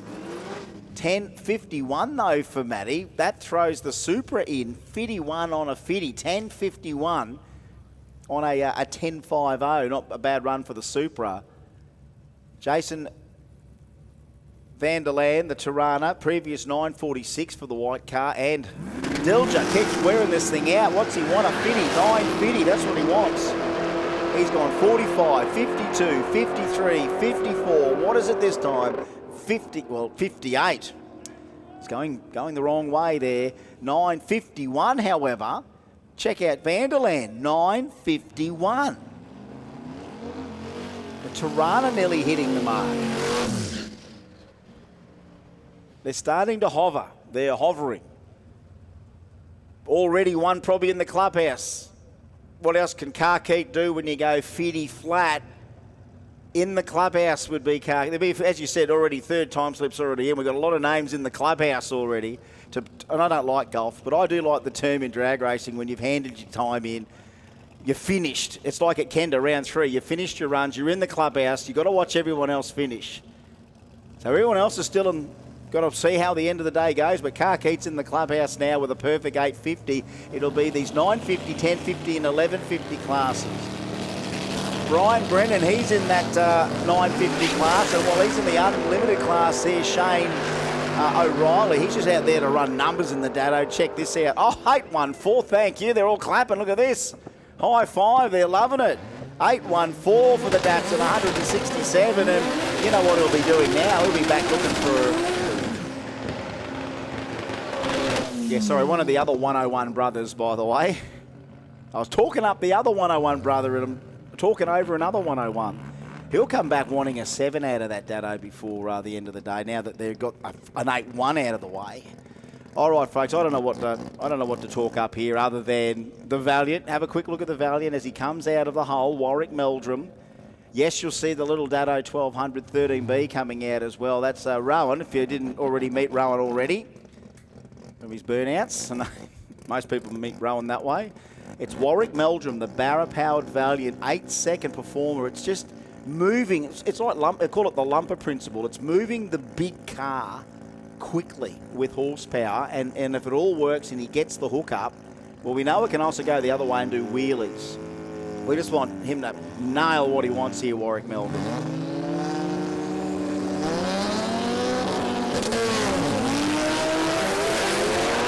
did have to kind of walk it towards the wall. He did a little bit of right foot battling. 138 to the 60-foot, half track 575. Look, 895 at 145. We have seen the car run a lot more epic in the short moments when it does get that perfect hit of the tyre and it doesn't start wandering towards the wall, which it has done before. I mean, why build a boring street car as well? You know, I have something that when you want it to be angry, you want to put it in wild ride mode. And, well, that's, I suppose, to strap the radials on, or the 28s today. Pat Shaw now and Jason Legrand, both trying to hit that 850. They're going to Bump City.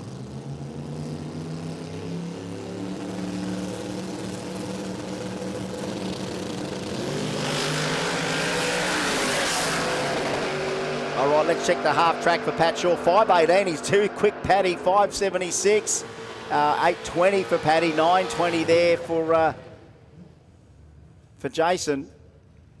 Yeah, when I see 518 at half track for Pat Shaw, I'm thinking you can say goodbye to the 850.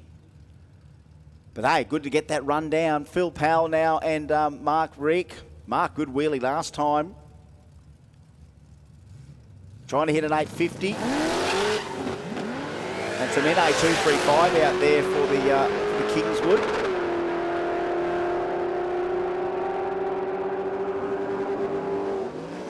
Yeah, 10.26 goes with his 10.24. That's a little step down there from before for Mark. 9.85 that time. He ran an earlier 9.13. Marcus Borg back. Dry hop, beautiful street car, real street car too. I mean, old school way of doing them. Tough, tough, tough. Pro 1050 class he's in. And what about Braith Cornford? Turbo LS in the Corona. Force 235, 255. So he's in that forced class. And of course, trying to hit the number 1108. 1108, 900. 900. Earlier 899 there for Braith. So he's in that Force 235, 255 category. Bruce Henderson is back, and so is Brendan Burnett. Bruce and Brendan. Brendan and Bruce. Holden's aplenty. And I love that the wagon's sort of a bit of a stealthy, quiet thing. It'll be doing the leaving, but I think you'll hear Bruce doing the talking.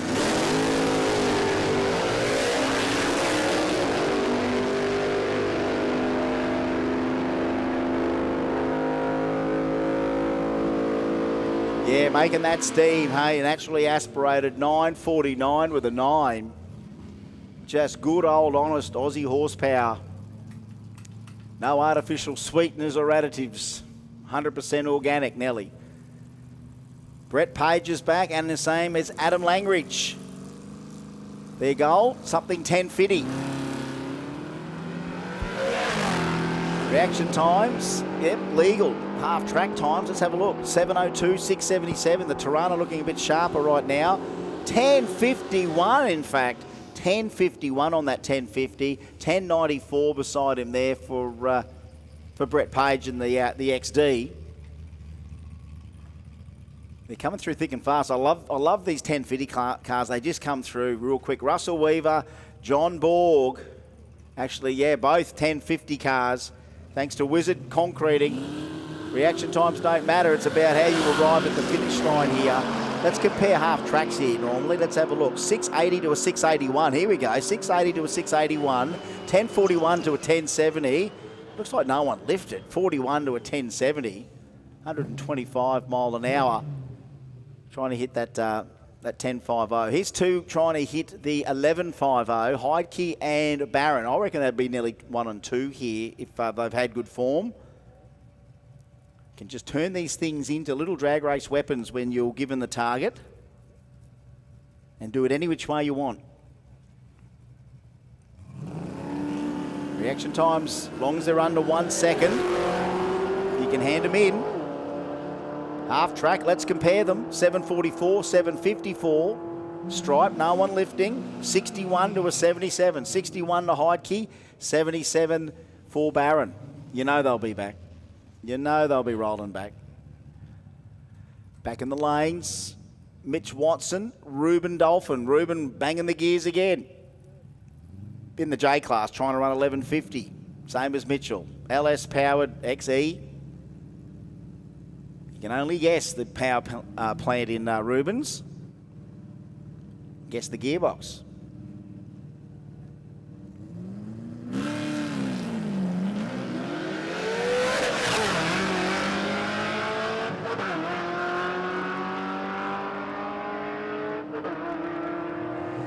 Gets to use all of them today, Ruben Nelly. 11.79 to an 11.10 for Watto. A little bit too sharp, but yeah, the old 660 mark's not bad. But for a stick shift guy, yeah, you're sort of missing one. You know, the traditional fourth. Really, I think you can work it out all you want. All you nearly need in a manual gearbox on a drag strip is 4 gears. I don't know how now they've got 7-speed and 10-speed gearboxes. There's a 5-second 4-cylinder from Canada that's run 580s with a 10-speed Liberty. And you hear the damn thing. It's just gear, all the way to the finish line. Disco's only going to need 2, same as Jono. 2 power glides going to bump in. 2 JZ against Barra.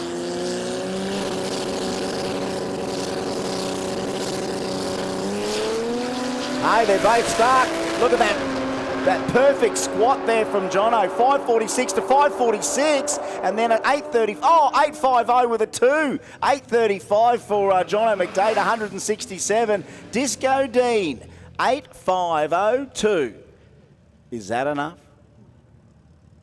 Larkham, no, I think still the 500 from, look, honestly, if you were Disco on it, he's a hard marker on himself, but I think a 5.0 with a 2. If number 1 today was an 8.50 flat and you were number 2 at an 8.502, you can almost say you're happy enough. Okay, Travis Beckman is back, so is Rob Armstrong. Oh, what, Rob Armstrong on the tree again. God, he's good. He loves the pro tree.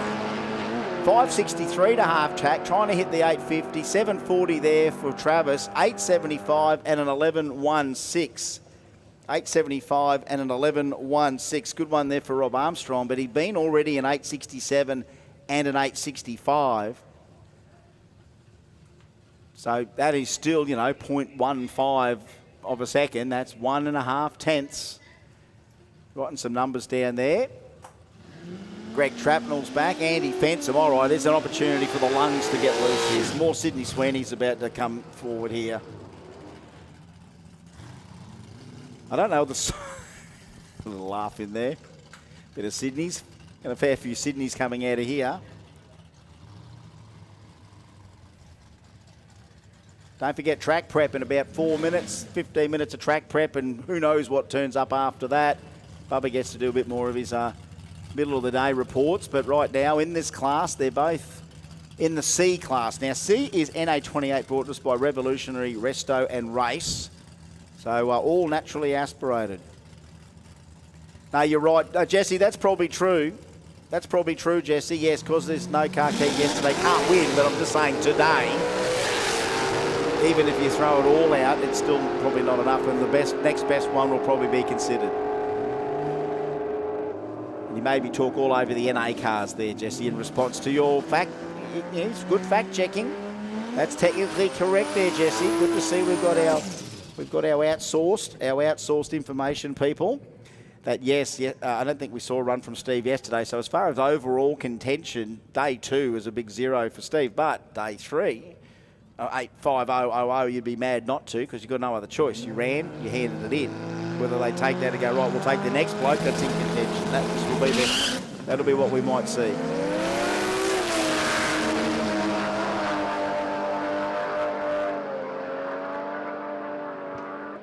Old Johnny Turbo doing the old squeeze down the end. 10.59 beside him. Again, they both just hassled the tyres, and no better time than now to just let you know, folks, that's the track prep. We are a couple of minutes early on the track prep, so we're going to do it. Get out of the sun, because it's not a good one today. It's really whacking us. So get that shade time. We'll get the prep time happening. Bubba's going to do a bit of video time, and we'll get another refreshment into ourselves as well. So don't go too far. If you're on the live stream, keep your ears peeled. Another 15 minutes from prep, and we'll be back.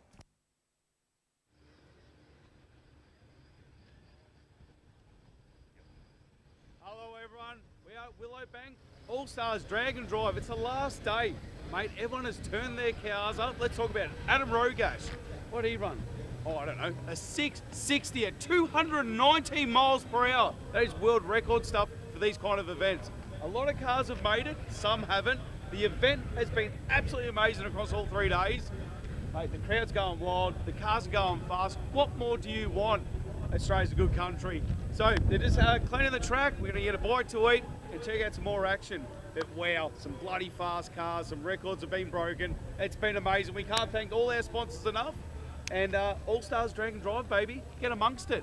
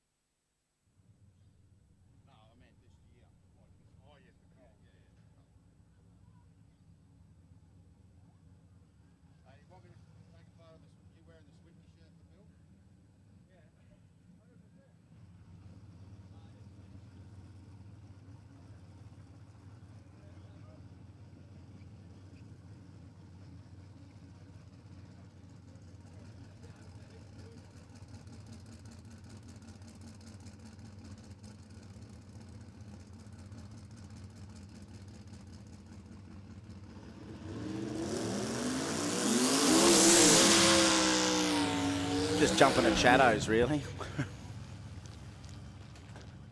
Oh, good afternoon. Good afternoon, you die-hard fans sitting out there in the grandstands. We'll get a few people up for you shortly. We'll get a few more friends into the stands now that we know we're all back underway with more of VPW All-Stars Dragon Drive Day 3. Joss Putland thinks he wants another crack. So does Trent Brimble. So we've had the prep, but we didn't get a track temp per se.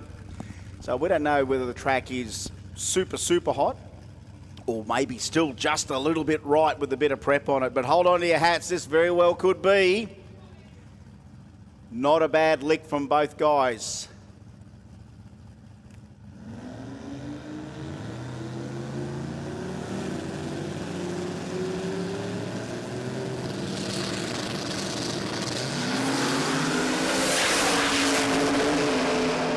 You damn right it's a good lick. 116 for Brimble and then a 727. 781 for Josh. 727, 189 mile an hour for Villain. That worked. 116. God, where are we? 727, 189. Where are we in the year 2026 that our Dragon drivers can just, hit out the 1-1s with the, basically we are still more street car than pro mod, just remember that. So any of our US followers, when we rave about how good Aussie Dragon Drive is, because we are still using pretty much street cars on steroids. Yes, got some good rear ends in them, but there's a lot of sheet metal still left in these cars. 3,000 plus pounds, most of those. Wade Moran now, Naomi Vandertok. Naomi, she's trying to get the pro import class. 8 speed on board, 2JZ. Good run for here. Check this out. 1.8 point B, 829. Now Wade Moran in the pro import class as well. Has another crack at it. 983. There we go. Into the nines. 983, 150 mile an hour. When it all works, it all works. 170 in the 60 foot.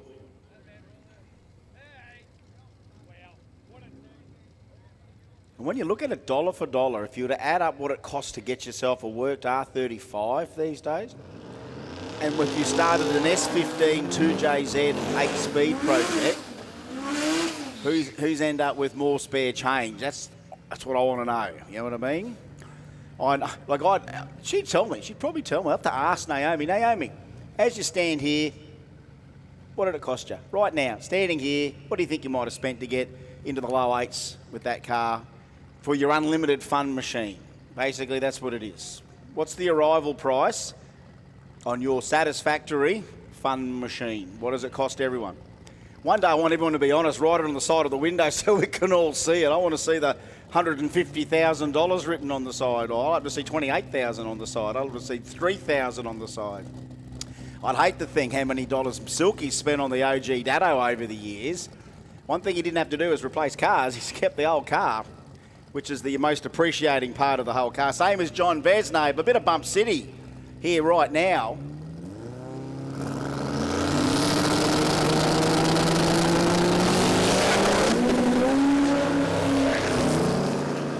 Nice big hit out of the hole there for Silky. Now, he did sit there and just wait for the billy to boil.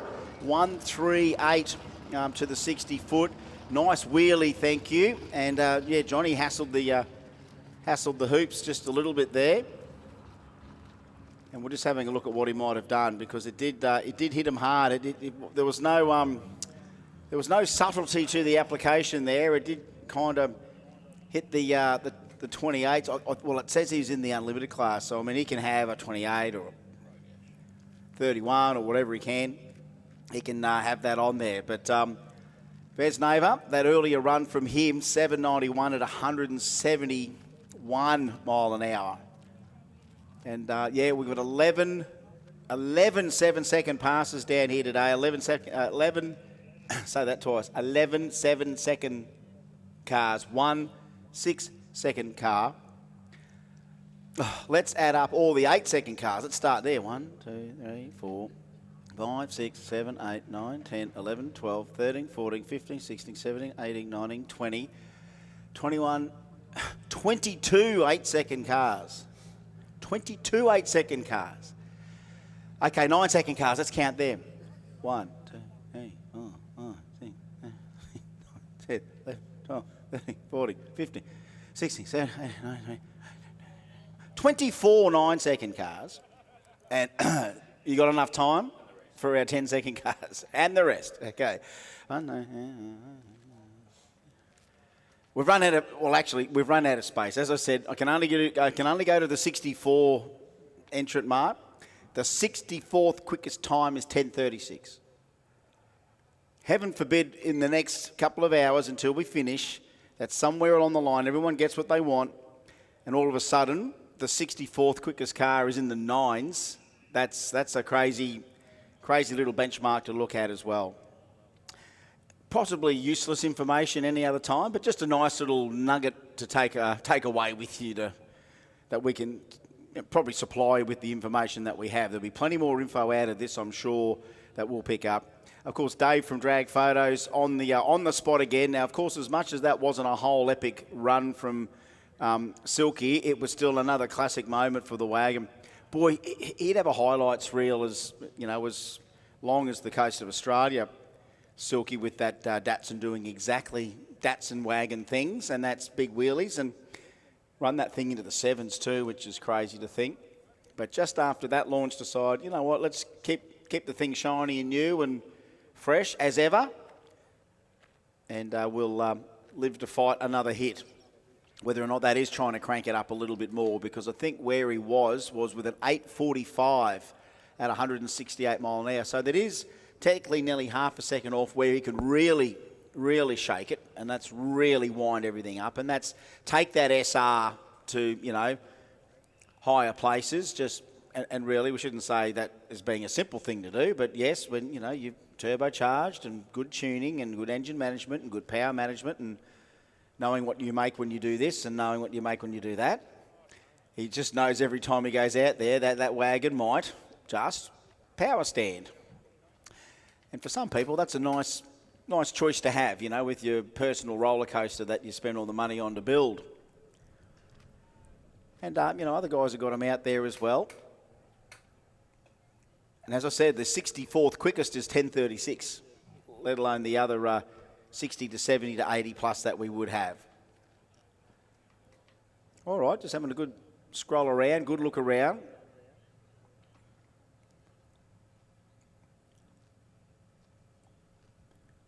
Is word that our Capri is not too far away.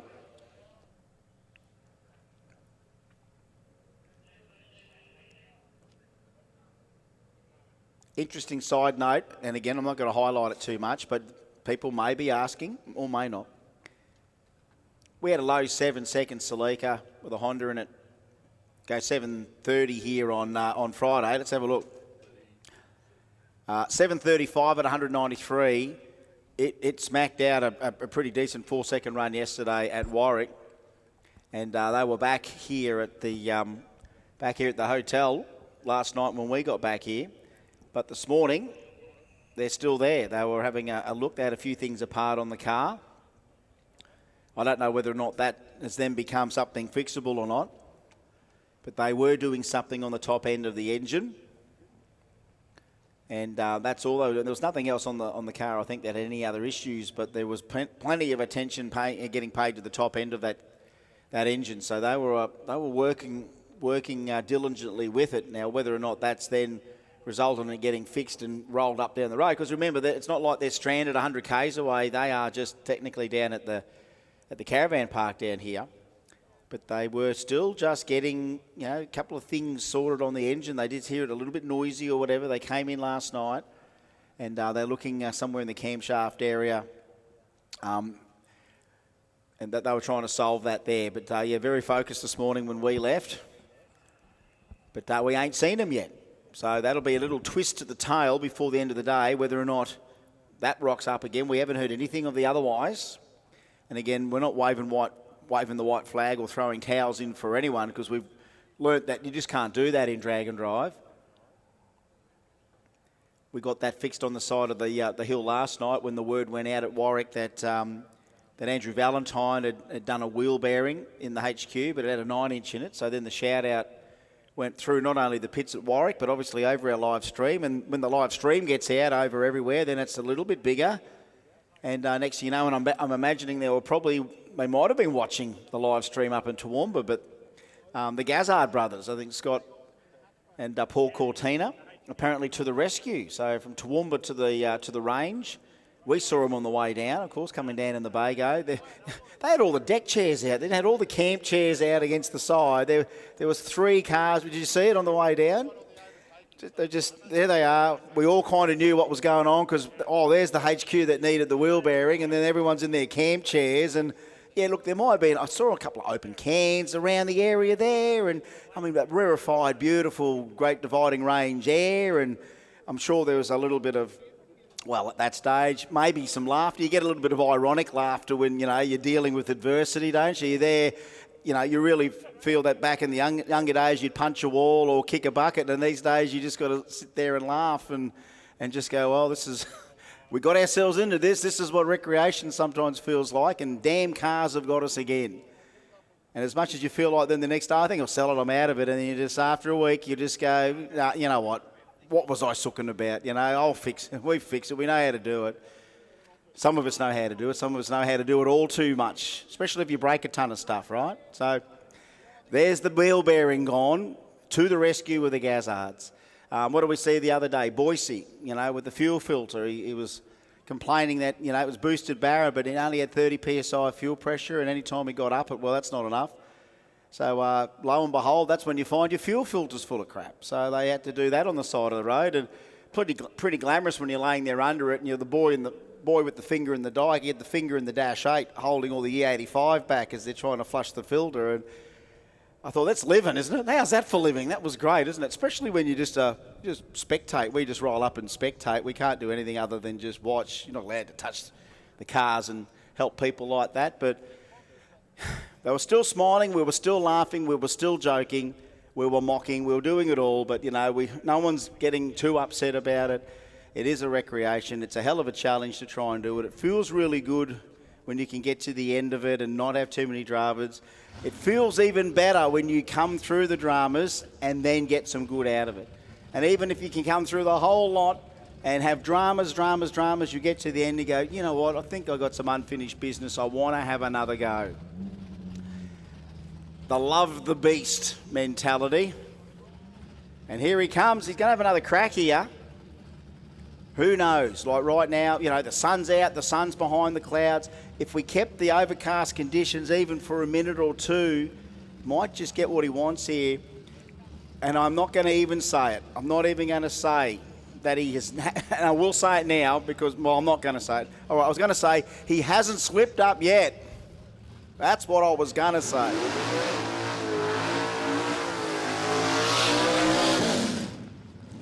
Can Adam Rogash show us that he is at least human?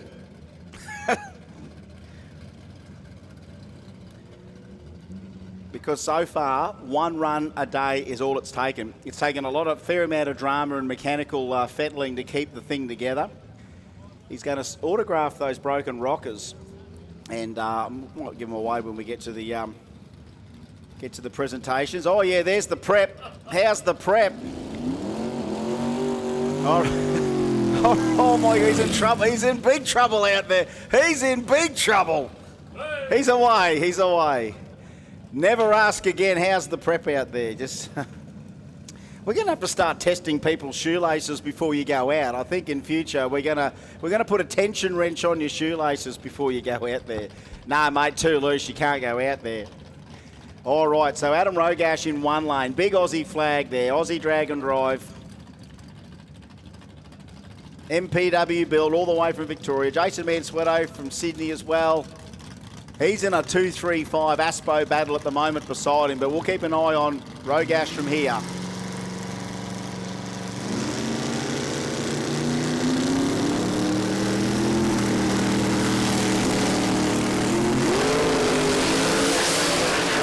Oh my God, half track 435 to half track 656, 219 mile an hour, ladies and gentlemen.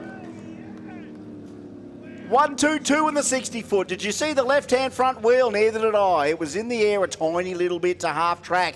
It went 4.35 to half track. 4.35 to half track. And that is a new Aussie Dragon Drive mark right there. Adam Rogas, 6.56, 219 mile an hour. And no, the commentators' curse didn't even work. Didn't work a single bit. Got a big pat on the back. Someone come over the top. You come over the top there with a big pat on the back. Whack over the back. 6.56. You must have seen it before I saw it. All right, here we go, Brody. So we saw Jason Mansueto just hassle that tyre on that Aspo 235, but now Yarwood, the 2JZ Corolla, same lane as what we just saw Rogash do. 773 so far.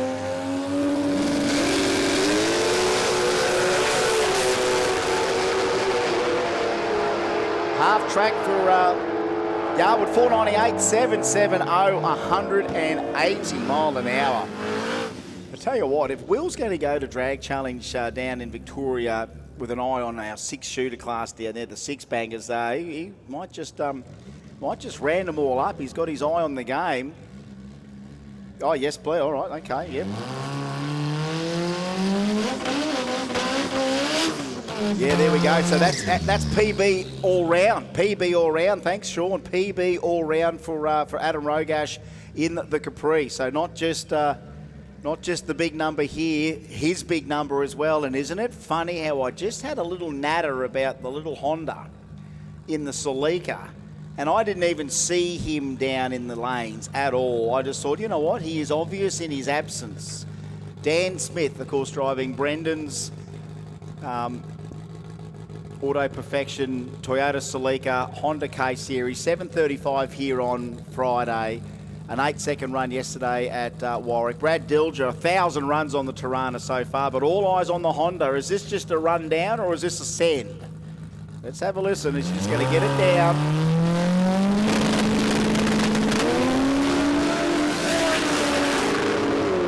One, 2, 4 at 60-foot, half track 483, and the Celica is out of here. 743, 191 mile an hour. They were running the cam in the head. The cam had picked up in the head, and they had that there this morning outside at the hotel. They had the boxes off. I can say it now because he's run the number. If he didn't, I wouldn't tell you. But he was running. The journals were running in the head, and they heard a noise on the way in. I bet you I know exactly. It'd be real squeaky noise, right, coming in.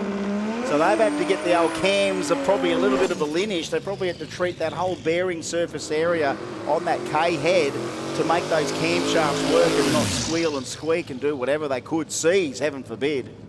So I think they are back. The boys have done the work, and it's just another great little comeback story. Adversity hitting you on the last day. I mean, hitting you on the morning of the last day. Probably opting not to look at it in the night. Getting there in the morning and looking at it in broad daylight, I get that. It's also warmer. Imagine being outside there 2 o'clock in the morning fixing that thing by torchlight. They waited till this morning, natural light, then they hooked into it. A lot of bits to get out of that car to get to be able to even hand crank the thing. Like even if you want to get on the front and manually turn that motor over, you could take the radiator out and a few other things to even get to it. But he did it. And there's the success, boys. Well done. John Oliver and Mason El Haluli back. Mason homing in on something here. They're both going to have to bump in together, these gentlemen. Boosted barra for Johnny in the VS.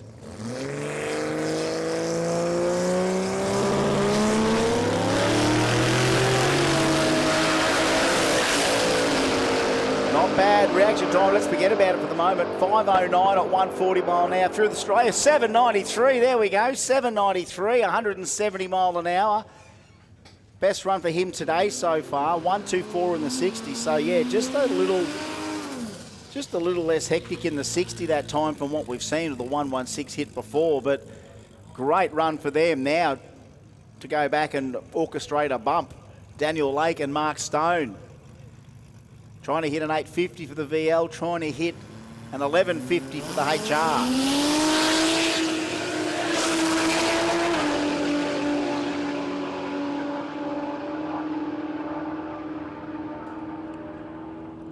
$9.04 for the VL, 11.76 for the HR.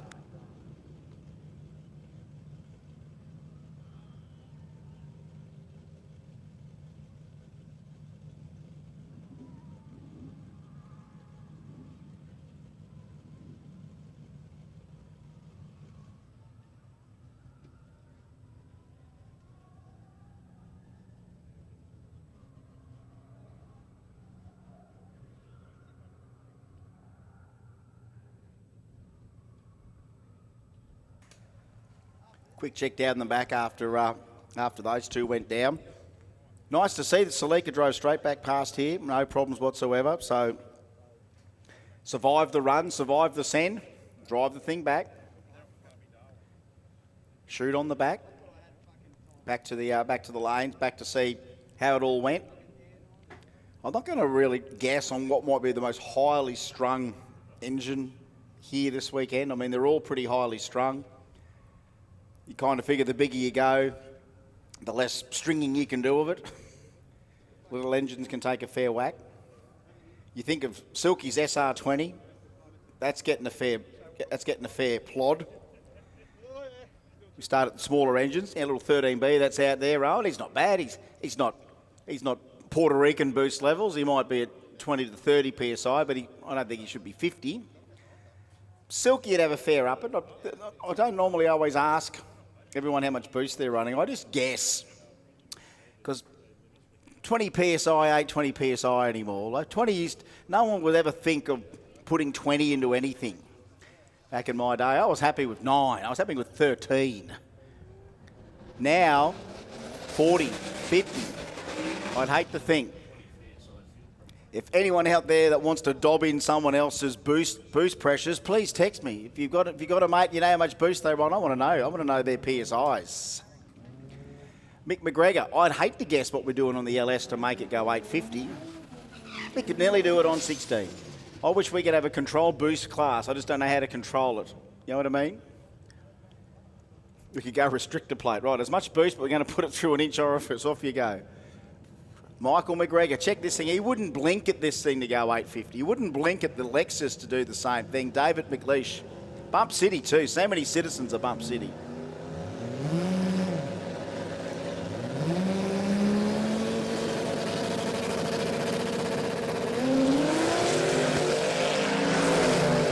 Yeah, issues for the Lexus again. It's not happy this afternoon, but Mick McGregor, half track 572, 896 at 150 mile an hour.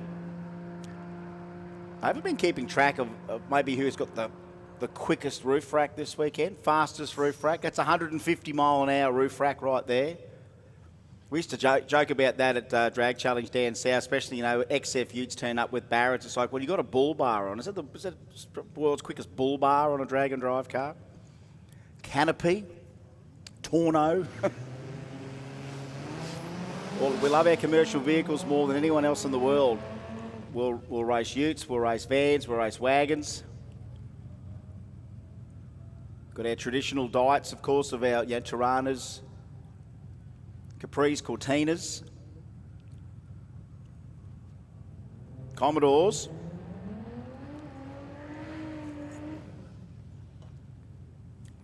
All of a sudden, sometimes the rarest Commodore we've got is one with a Holden engine in it. Isn't it? That's nearly the rarest Commodore out there in Australia now. I can't believe it's got a Holden engine in it. This one's a 2J. Anthony Lagano. This is normal, Australian society. Just a normal citizen, Anthony, with his 2J Commodore. Nothing to see here. Andrew Blom in his Tirana, 960s. Trying to bump it. He's there. Oh, and then he's not. Couple of seconds of bump drama and thought we're going to get a good side-by-side. Look, 966 to go with his 963, Andrew Blom. Can't say he's not trying enough to get right on that 950 thanks to Heavy Maintenance Australia, but Anthony Lagana went 891 on the previous pass. He is trying to go right on the 850s, and I think he's definitely got the potential, but Had to push that thing into the into Oztalk last night because lo and behold, they pulled up.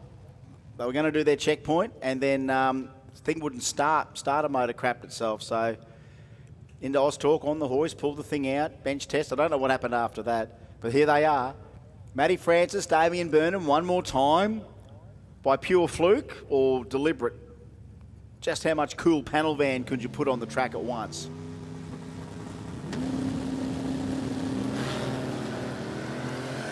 Now, pause. Matty Francis is trying to go right on the 10.500 for the HQ. Half track 6.68. Here's the stripe, 43. Damien Burnham, 11.59. He's in the J class, trying to run a 5.0, so he's actually had a little bit more luck there. 11.59, a legal ET. Dane Turnbull now in the VSU. Greg Barrett, immaculate looking VC. That's almost SLX trim. Remember, you'd have a Commodore, Commodore L, Commodore SL, Commodore SLX, and then SLE. Never could ever guess why we got the X and then got the E. Extra and then executive. Half track 7.30 to 7.04. They're glued together, both trying to run a 10.50. 10.98 for the Ute, 10.77 for the Commodore. Slight reprieve with the clouds coming overhead. Tara Johnston, Mitchell Hamilton. Tara, I don't know how many runs she's had today, but she's trying to hit the 10.50. Mitch Hamilton, he's in the D9 class, Force 235s. He just needs a great reaction time under 1 second to go with the 8.6 as the thing runs. So Tara's out. Oh, Mitch could be his best silky impression there. What's it going to take to put you two Dado wagons together just once before the end of the day? 10.57 for Tara. Don't you think that'd be a neat matchup? Silky and Mitch. SR against 4G, Dado 1200 wagons. Take that as a show. Take that show anywhere. The death-defying Datsuns of Australia. Killer Corollas. Callum Fu, Nicole Willett.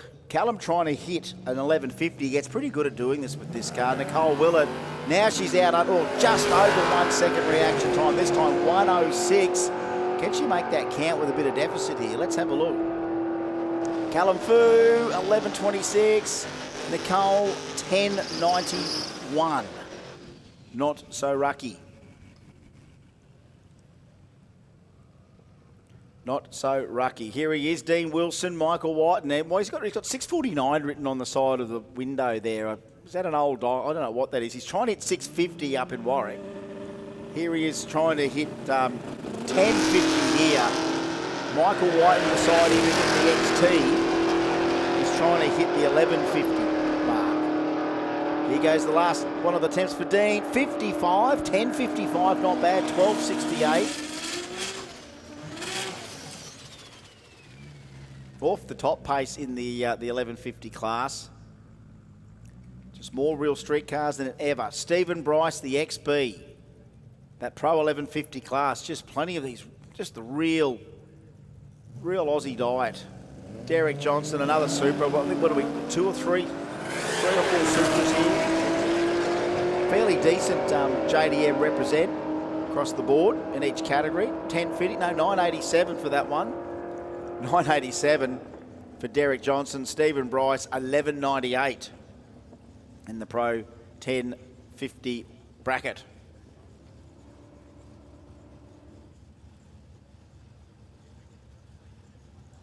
So T-minus, what are we? If we were to finish at 3, which we probably have to, we've got plenty of presentations, got all sorts of stuff to do. So we've got to keep an eye on the clock here. We could be lulled into hours. Oh, I want this to go on forever. Yes, I do. Honestly, I'd go till 5 or 6. I mean, it's a school night, but I'll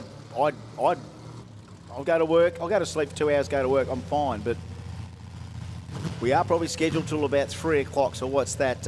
1 hour and 43 minutes left of opportunity out there for our competitors. And as we said, if interest drops completely off before 3, we'll be going once, going twice. Hand them in. Lock them up. All right, Trappy trying to keep the 235s, the NA28s hooked up. Rob Armstrong wants an 850. Hey, nice hit the trappy. It's just consistently good, Rob Armstrong on the tree. 565 to half track, another 878. Put down the 878, the 865, the 867, the 875. That hatchback's done today. 952 for Greg. I think they got into the 40s the other day. Is that all Rob Armstrong's? That's Rob Armstrong's lights. Oh my God. We talk about recreational drag races that end up with pro performance. This is exactly that highlight. And people wanted to wear their cars out on the last day. Brad Dilger, he's hunting a 950, wants a perfect 950. Brian Brennan wants the same thing. Brian Brennan's 2.1 second reaction time means he probably won't get exactly everything in one time slip. Oh, 5-0 with a 2. He said he wanted a 950. He wanted a 9. That's worth the 6 or 7 passes that Brad Dilger just got out of his street car. Can you hand that in? 5-0 with a what? 2, I said, didn't I? 950 with a 2. Ooh. There's only 2 other quicker times that you could do there in that class. That's a killer time slip. That is a deadly time slip. Will you get any better than that? You're reluctant to do that slip just yet. You almost got to wait and watch in case. Again, we're not opponents. We're co-competitors. Warwick Meldrum, Justin Gall. The big Val. I wish nothing but the best for Warwick Meldrum every time he brings this car out because it's just got a whole lot of what I like. And Warwick, if you could get the Mopar Sunday in 2 weeks here, you'd blow all our Mopar nuts away too. Yes, it's got a barrow, we won't tell them. Tell them it's a barrow at the end of the day. 7 seconds. Oh, Justin, the Phantom Amber. Oh, whoa. Tail shaft, done the tail shaft of something there for Warwick. And, geez, we've got a whole lot of drama in the one run there. He's pulled it right up, Warwick. That's exactly what you should do, as we talked about in drivers' briefings before, about pulling over if you've broken something. And, well, it certainly has. And I think we did see the rear uni come out, didn't we? Saw the tail shaft sort of go whooshka, and he has pulled it over as quick as he could. Didn't need to pedal any more, and we're probably picking up the odd little trunnion here, as you would expect. But he has pulled it right up. Whether he's kept that yoke in the output shaft. All right, so it's given the exhaust a whack on the way out too. Right, oh, okay.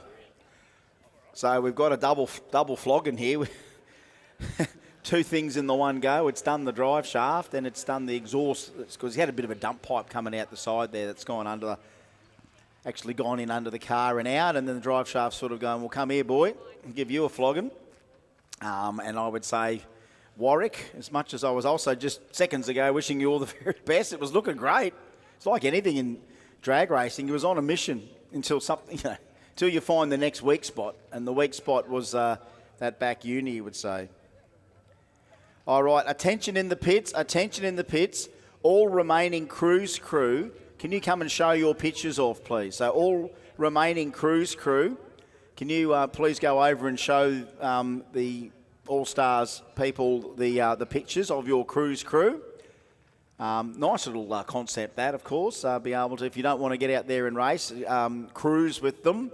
So we're looking for all remaining cruise crew to please show them the pictures, please.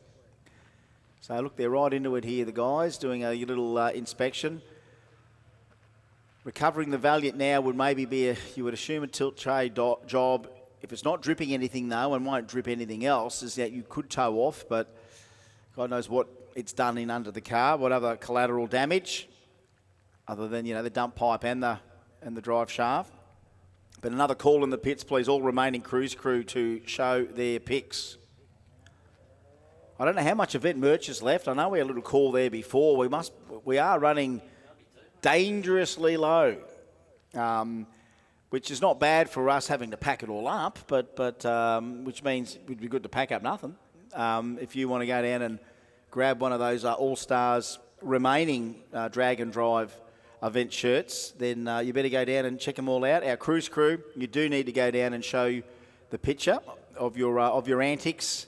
Don't have to show them all your antics. You just show the ones that count, or any bonus ones if we think we'll have a laugh at them. But all the cruise crew, I'm sure they've had an absolute cracking time over the last couple of days as well. We saw them sort of gradually towing out at Warwick yesterday in the afternoon. I mean, we nearly wore a lot of these cars out even yesterday. We're still going until Stumps. I think we pulled up Stumps just nearly on 3:30. But a lot of our cruise crew decided, you know what, the afternoon is young. Let's head out the gate and let's get on to the rest of the route. And the checkpoints are the ones that did get there and found it. The second one, essentially, of course, the Oztalk.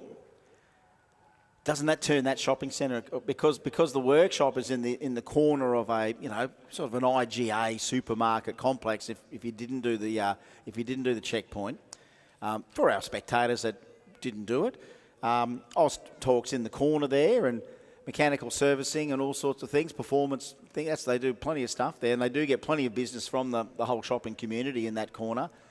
Perfect place for a company like that.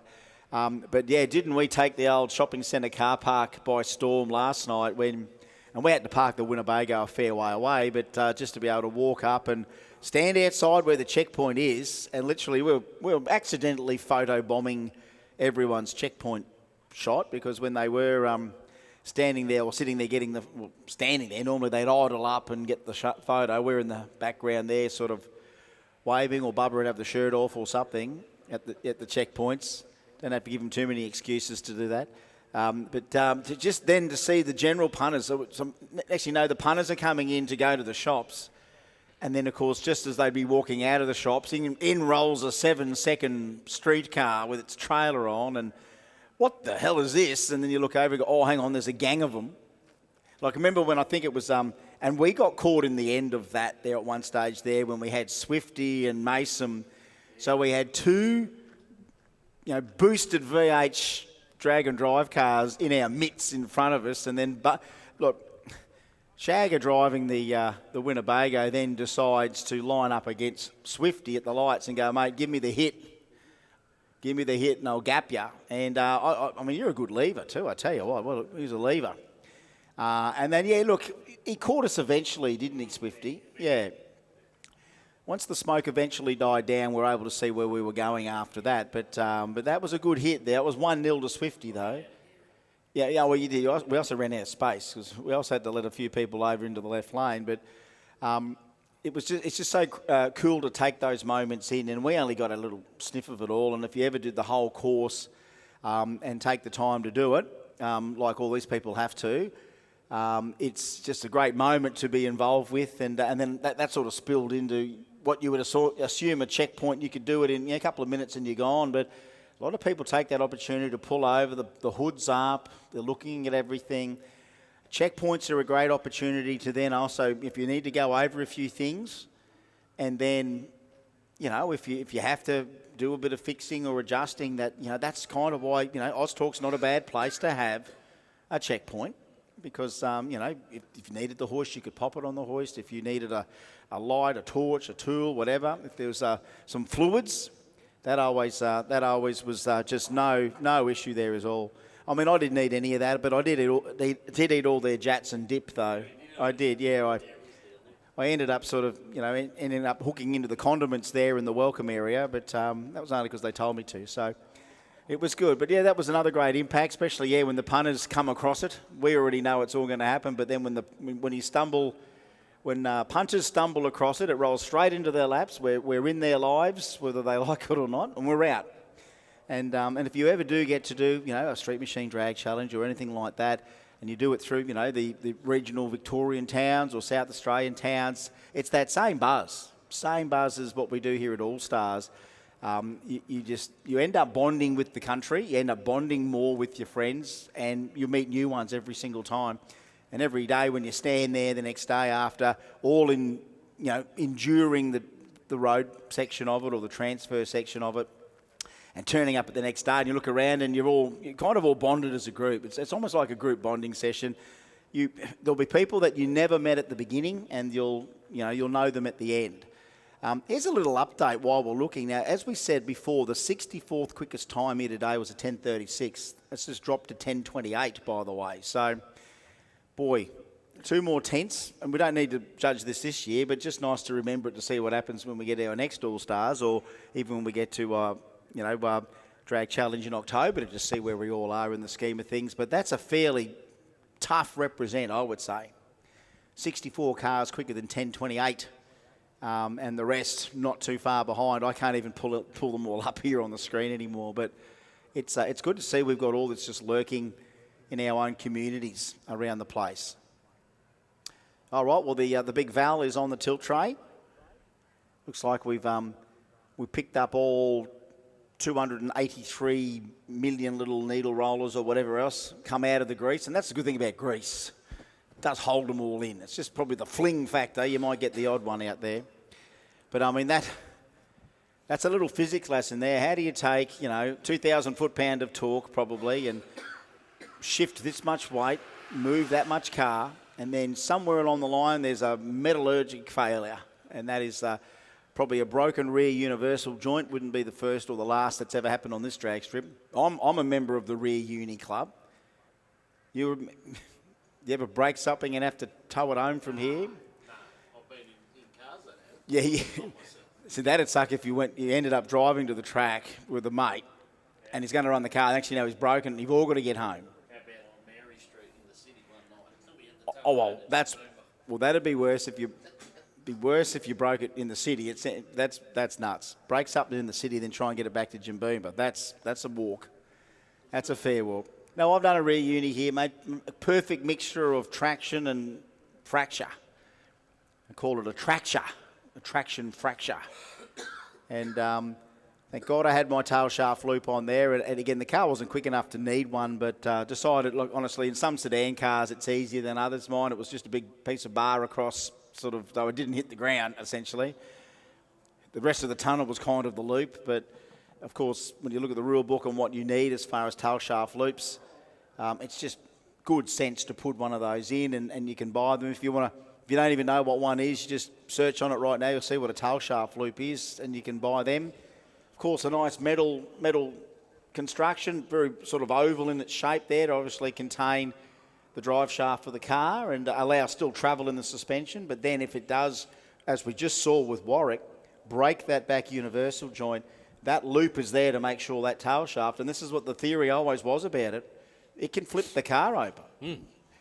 The theory behind it, and apparently I wouldn't have come across this theory until it actually happens, is that if you're still driving that engine and gearbox, but that back uni breaks and that prop shaft is spinning under the car, if it gets enough angle up on it, it can flip the vehicle. So it's all about restraining the broken parts. I mean, drag racing's first and foremost on designing stuff to either be more unbreakable or catch stuff when it breaks. Like there's two things, there's two industries coming out of drag, well, three industries. Breakage, horsepower, breakage, containment. Literally, that's the three things that you can't sell anywhere else in the industry. Drag racing has developed bulletproof driveline and engine components, but yet none of that's ever made it into the real marketing world because there was no need for all that horsepower. All right, Jason Way is back, as is Jason Vanderland. Yeah, we love matching them up name to name. All the Jasons to the lane, please. Jasons to the lane, all the Micks to the lane, all the Phils to the lane. God, if we had more than two Barrys in the one event, I'd just be making them run each other all day. Well, the two Wade Marines, confusing enough. Yeah, the double Wades. It's not often you get a bit of double Wade. Jason Vanderland is desperately trying to hit a 950. He's gone close. 951 with a 9, 946 with a 9. Beside him, Jason Way's gone 861. The Fox Barra got Adam Rogash behind, still in fire suit, by the way. Oh, he's rolled it. We've got to throw it. We've got to throw him. Just get him in. No, Jake. Oh, okay. Yeah. A little bit of accidental stage, bit of stage fright. Stage psych. Bit of stage psych. Big shout out to everyone watching on the live stream right around the world, including Scooter March. Big shout out to Scooter watching the live stream here on a Sunday afternoon. Well, not here. I mean, where he is there. Scott Hoffman, Phil Powell. Hoffman here again needs no introduction. Phil Powell, he's in the NA235 class. Oh, Scott Hoffman, price of admission, 493 to half track and a 744, 196 mile an hour. Ladies and gentlemen, hands up if you think that was the most impressive pass of the day. You go down and high five the Hoff for me, will you? You should go down and high five. Everyone should go and give Hoff a high five for that. What? Here we go. Look at this. Just out and out and out. Oh, Hoff, I've seen a million passes out of you over the years, son, but that's given tears and goosebumps at the same time for that. Everyone in the grandstand's just losing their nuts.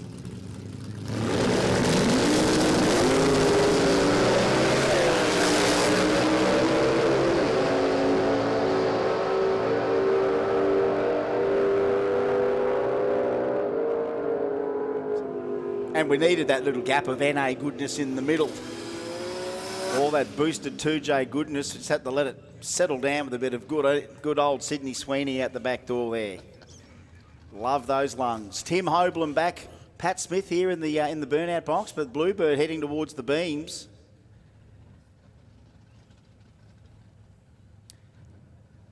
As I've said to you before, this brings back great memories of the only Datsun Bluebird I ever built for the drag strip. Was exactly the same colour, exactly the same model. And as you said, you remembered it did have not a 4-cylinder in it, but boosted V8. This is a nice little V6 sleeper. You can get away with this. I couldn't get away with the turbo out the bonnet initially, could I? No. Like a tractor puller. It was exposed. It was a little exposed. There we go. He's hit the mark. He's been guilty of running 1020s today, Tim. Trying to run 1050, went 671 at half track. 41, he's honing in. Sounds like Noel every time. Honing in, 1041 at 121. 1035 there beside him. He does everything good. A fast burnout, a fast reverse. In we go. Noel Inman, little hit of the nitrous. Just attracting a bit of attention here for Kate Woodbridge under the XP. Gorgeous car, is it not?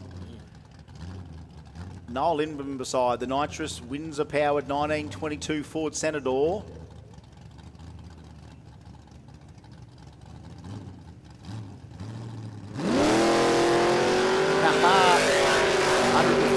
Old car can go 154 in the 60 foot. I mean, it feels like you're sitting in a lounge room doing that. It really does. And 11.01 for Noel, pushing that threshold again, 118 mile an hour. 1087 at 121 mile an hour, improving there for the XP. Yeah, it's like running at nearly a 10-second time in your lounge room. It's just... He also was on 1320. You go back to some original 1320 videos. Kyle's been in that car. Oh, has he? I'm sure there's footage of Kyle from 1320 in the car with Noel Inman. Oh, there is too. One of his trips to Australia. Wheel standing as well. Wheel standing it. Yeah. So there we go. There so he's another one. So another guy that became 1320 famous was Phil Penny, of course, in the 2JZ Honda that of course runs Jambos and Kenda.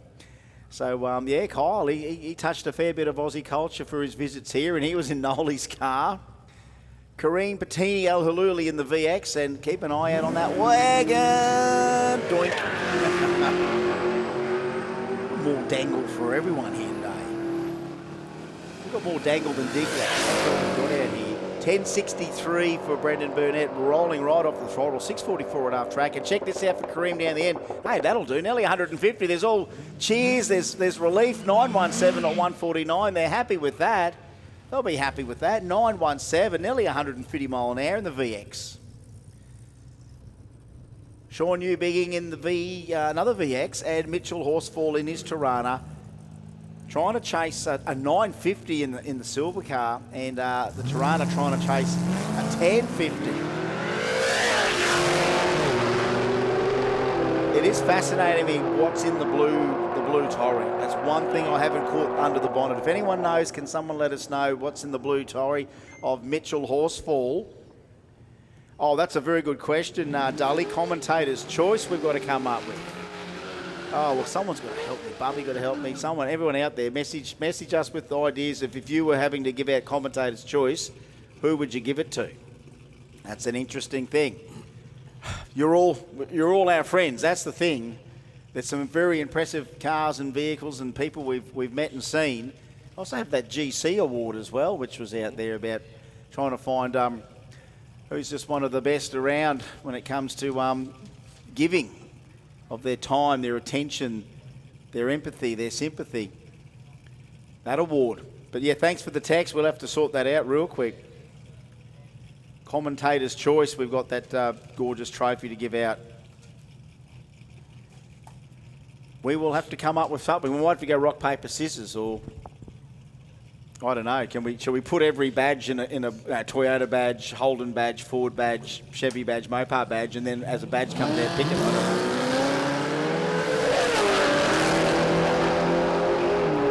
David Ritchie, Greg Holmes out there still trying to chase something like a 1050. 1082, 126 mile an hour for Ritchie, 1118 for Greg Holmes. Don't you love the live stream? Carl Livingston, thank you very much, Carl. Single turbo Ecotec V6 in the LJ. How's that? Nice. How's that? Ask on the stream and you shall receive on the stream. Jason Dawn, Marcus Hamilton, Marcus in the J class trying to go 11.50, and here's Jason Dawn. He go 5.0 something before. 5.0 and he put his ticket in, so... Okay, tickets in. Another crack at it here, so he'll go 8. He's trying to run, what, 10.50, and then he went 8.87. So, hang on. Let me get this right. Jason Dawn nearly hit his perfect 10.50. With a 5. Then came out and went something. Anyway, less said about that, the better. All right, so David Smith and Darren. I talked about swings, right? Talked about having a swing. David Smith, Darren Parker, still chasing something. 11.50 something. What have they got? A 7.0, a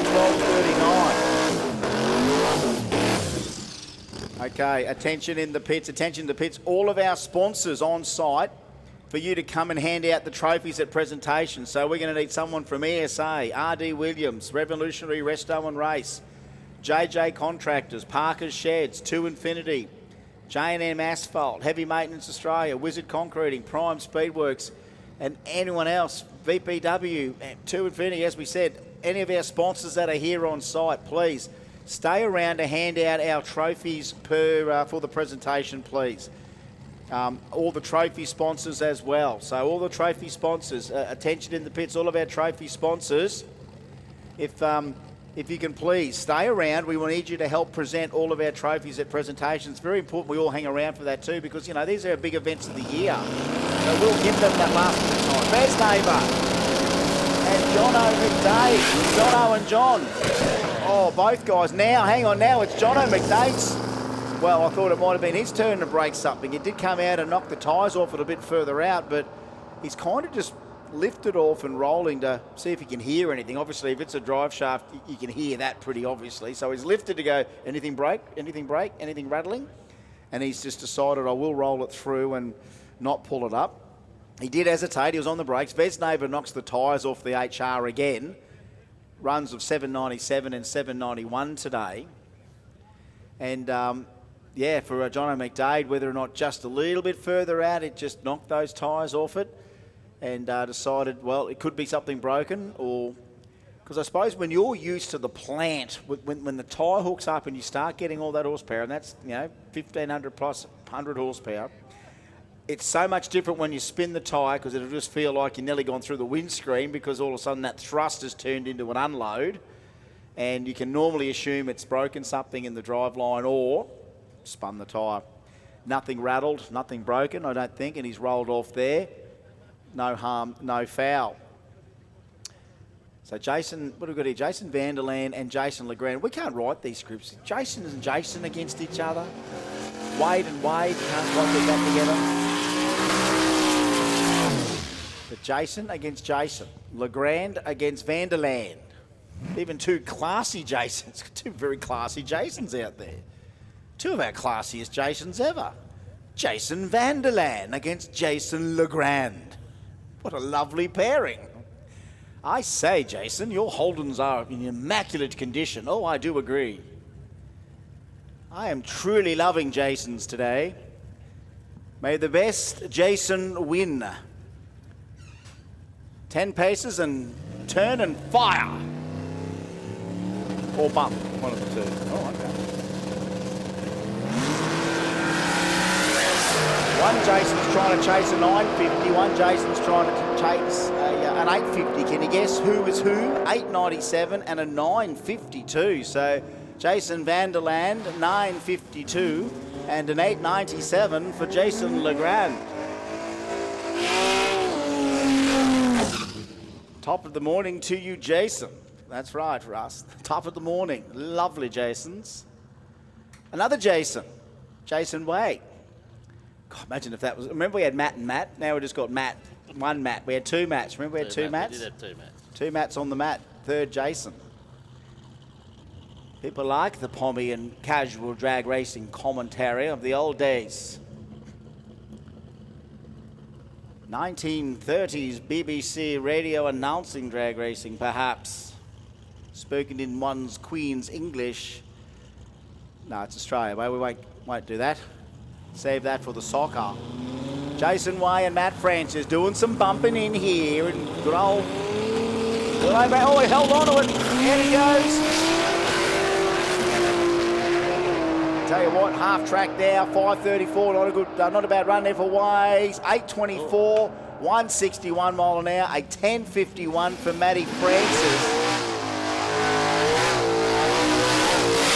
10:51 for Matty Francis, but yeah, getting a good run down there for Jason.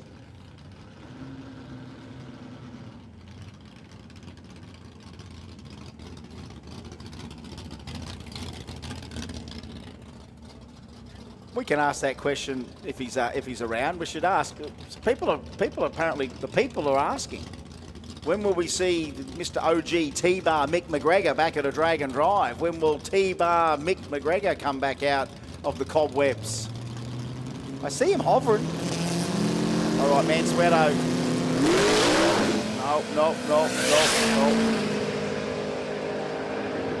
There's a run in here somewhere, and again, just he's got everything out of the back. 9:51, trying to hit the 9:50, 9:51 with a 1. Michael Osborne might have just nearly found the perfect mouse trap. 9:51 with a 1. God, that's very close. Have you got any info on how sharp the 950 class is at the moment? Let's have a look. 950 brought to us by Heavy Maintenance Australia. Dilger, yeah, 5.0 with a 2. Now look, we've got Brucey there at 6.0, so yeah, that's a 5.1 with a 1. That's a handy little, could be all right there, couldn't it? Could be all right with that. All right, okay, so they're in. Oh, and I can see it says awaiting away. That's an amazing Dragon Drive app, isn't it? That's fantastic. So we're gonna. Day 2 results. Can you patent that? Can we sell that to Drag Week, Sick Week, and everyone else? That's a hell of an app. How good is that? All right, here he is. Now look, that's a lot of car to push on a 275. Matty Lampard, one more crack, is it, or another crack after this? Depends on the swing, I guess. Depends on the size of the swing here. Andy Fenson beside him, he's done 950, 947, 946. He is in the NA28 class. And how sharp is NA28, by the way, while we look at that? We'll talk about it after this run. There we go. What have we got? 917, 925. Oh, yeah, 928, 945. All right. Oh, boy, yeah, out it came. Hot, too. Came out hot. The big car, tell you what. You can just see where it did knock it off there, and that wasn't as far out to the 60 as to really still give us some indication how awesome it is. We already have the benchmark, 120 for that car. That's a lot of car to be getting out to the 60 under power, but he did it on the very first run, 756 at 184, but just this time knocks the little tyre off the big car, and Andy's scooted on through there. So that's still pretty much the pointy end of NA28. It's got Dom Zito, Mitchell Sloan, and Michael Ryder. God, that's quite a tight little lineup there. 928 for Michael Ryder, 945 for Russell Johnson. Gotcha. Righto. Couple of tickets not in just yet for today. Rod Lyle is back with the VK. Beautiful car, trying to run the 850 class. And a best of an 878 so far today. Bruce Henderson, 949 with a 9, 960 as well. He's in the H class being pro 950. 49 with a 9. Oh, that's got to suck. So much disappointment in one time slip. Is there? Oh, gotta let the lungs go here.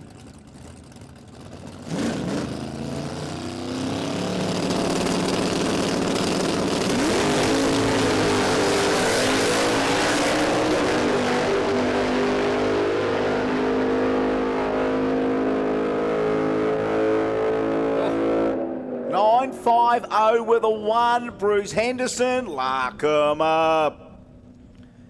950 with a 1. Come on. I mean, the only other one is a perfect 9500. Has anyone done that yet? Dilger with the 2. Dilger with a 2. Wow. Dilger thought, and he's in the clubhouse. He handed the 5-0 with a 2 in the clubhouse, and as we said, there was only 2 other ETs that could probably kick that out today. There's a 5-0 with a what? A 1. 1. Lock him up. What a run. Hit it there. 49 with a 9. Not quite a 5-0 with a no, but a 5-0 with a 1. That's pretty impressive. Shay Tinney, Mick Thomas. Mustang back for one more crack. NA28s. Boys from Roma.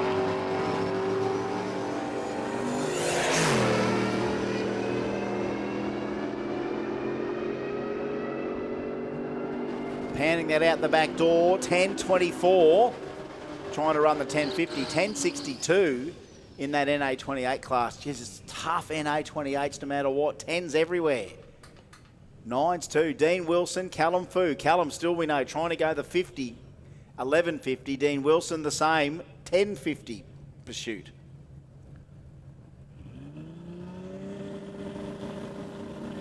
A 100 different ways to package your street car, really.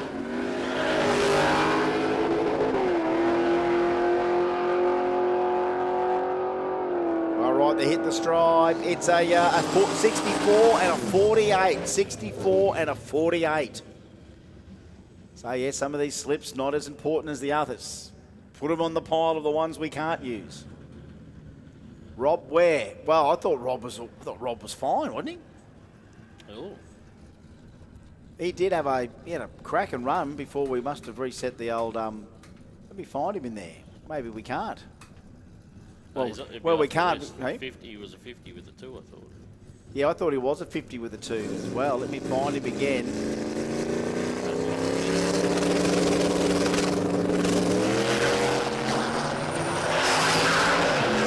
Clean green there for Braith Cornford. He's in that forced 235 class. 896 to go with his earlier 899. Another 155 mile an hour turn. Yeah, 1047 with a 6. I'm sure Rob's was it a flat? I think it was a 2 from memory. All right, well, I mean, it hasn't quite popped up because of the other numbers, so let's just see what happens when the slip goes in. All right, Danny Lansdowne, Tara Johnston, same goal. Same engine, same goal, 1050. But Danny doesn't have the bump problem he had yesterday. It was very uncharacteristic for Danny to not have the Commodore performing on the start line. 37 to a 56. 10.37 for Danny Lansdowne, 10.56 for Tara Johnston. It's funny how they try and both arrive at that, when 60 foots are so much different and half tracks are so much different, but yet the ETs at the end are so close. Marcus Borg, Dean Heidke. 10.50, 11.50 to go. Half track now for the Ute, 7.04, 7.46 for Heidke, and 11.03 for Marcus, and 11.64 for the Tudor. Winding down, 1 hour and 8 minutes to 3 o'clock. Plenty in the lanes. Yes, still see. Well, look, I can just see through the back. We've got a bunch, got a dozen plus. So far before we start giving people options. Mitchell Watson, Wade Moran, both with an 10.50 mission. Sorry, 11.50 mission. Half track for the Mustang, 7:38, 7:59 for the wagon. 11:58, 11:87. Is that good enough for them? You ask them. We don't think so. They might say, give it up. Or, how much longer have we got? Well, we've got an hour and 7. Pat Shaw, Anthony Lagana, both G-class cars. I don't know, is Pat LS in this thing or small block? Pat's, yeah, LS, mate. LS, all right. Boosted LS against boosted 2J.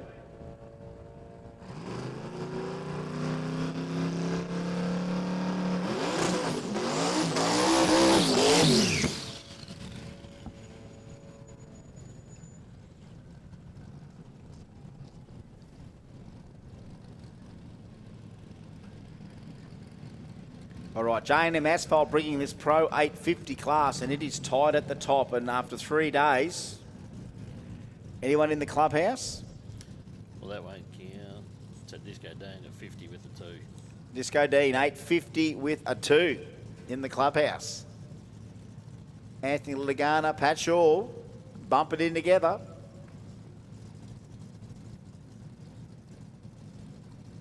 Sometimes this is the only part of the whole package which just needs that last bit of skill / luck.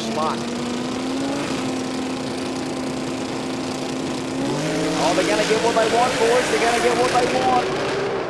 Pat's on and off the throttle, half track though. The Commodore 578 to a 550, and then an 840. Oh, Pat Shaw, 849 with an 8.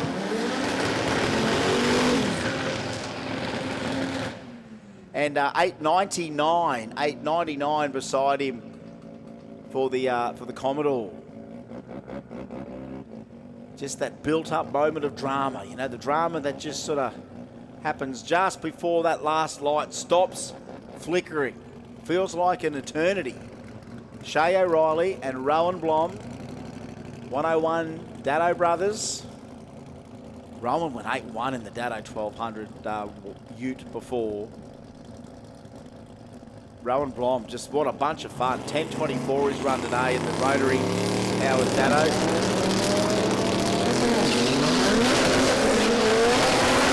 Tell you what, it came out hanging the wheels out, did Shane. On and off the throttle, but now decided we'll roll her off and don't worry about it this run. 10:26 at 88 mile an hour. It went 138 in the 60. It was bobbing the wheel, whether it just lost a bit of traction or whatever. And 12:89 and issues there for our little single-only rotary competitor. At least we got one, which is more than some guys get in worldwide drag and drives. I wonder whether there's one from Sweetvik. Is anyone running the Wunderbar and the Göttingby Rotary in the Sweetvik last week in Sweden?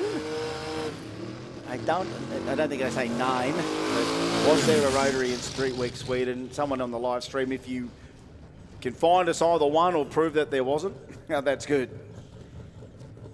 But yes, good to see we at least have one rotary, almost our token rotary turns up. So we need rotaries here as well, because that's, you know, shows a fair cross section of what we're about here in this country. Because boy, we can do that with rotaries. If you want a few more, come to Jamboree here, 7th, 8th, and 9th of August. You want to see them? We'll have them Friday, we'll have them Saturday, and we'll have them Sunday here at Willowbank. The Garrett Advancing Motion Brisbane Jamboree presented by Tough Streeters, 7th, 8th and 9th of August.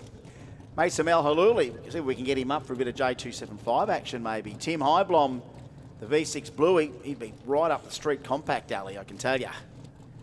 These cars will fit right in.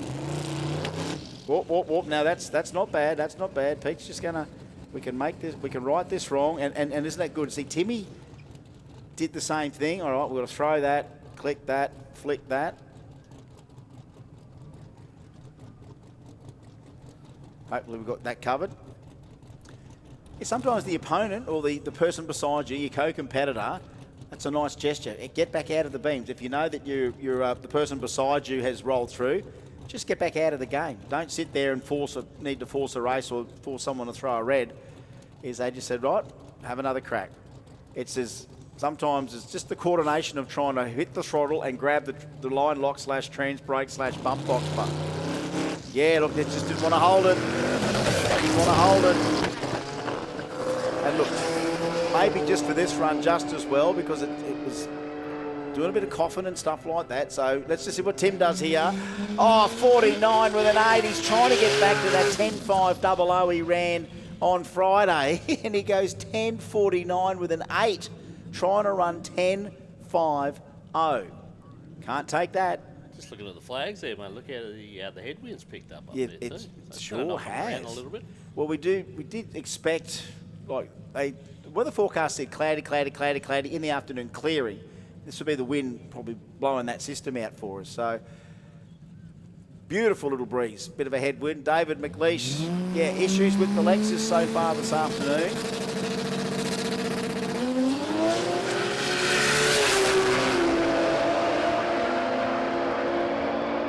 A good one, McLeish. The furthest has been down today, 8.53, trying to hit an 8.50. What a great effort. 10.07 for Jorge.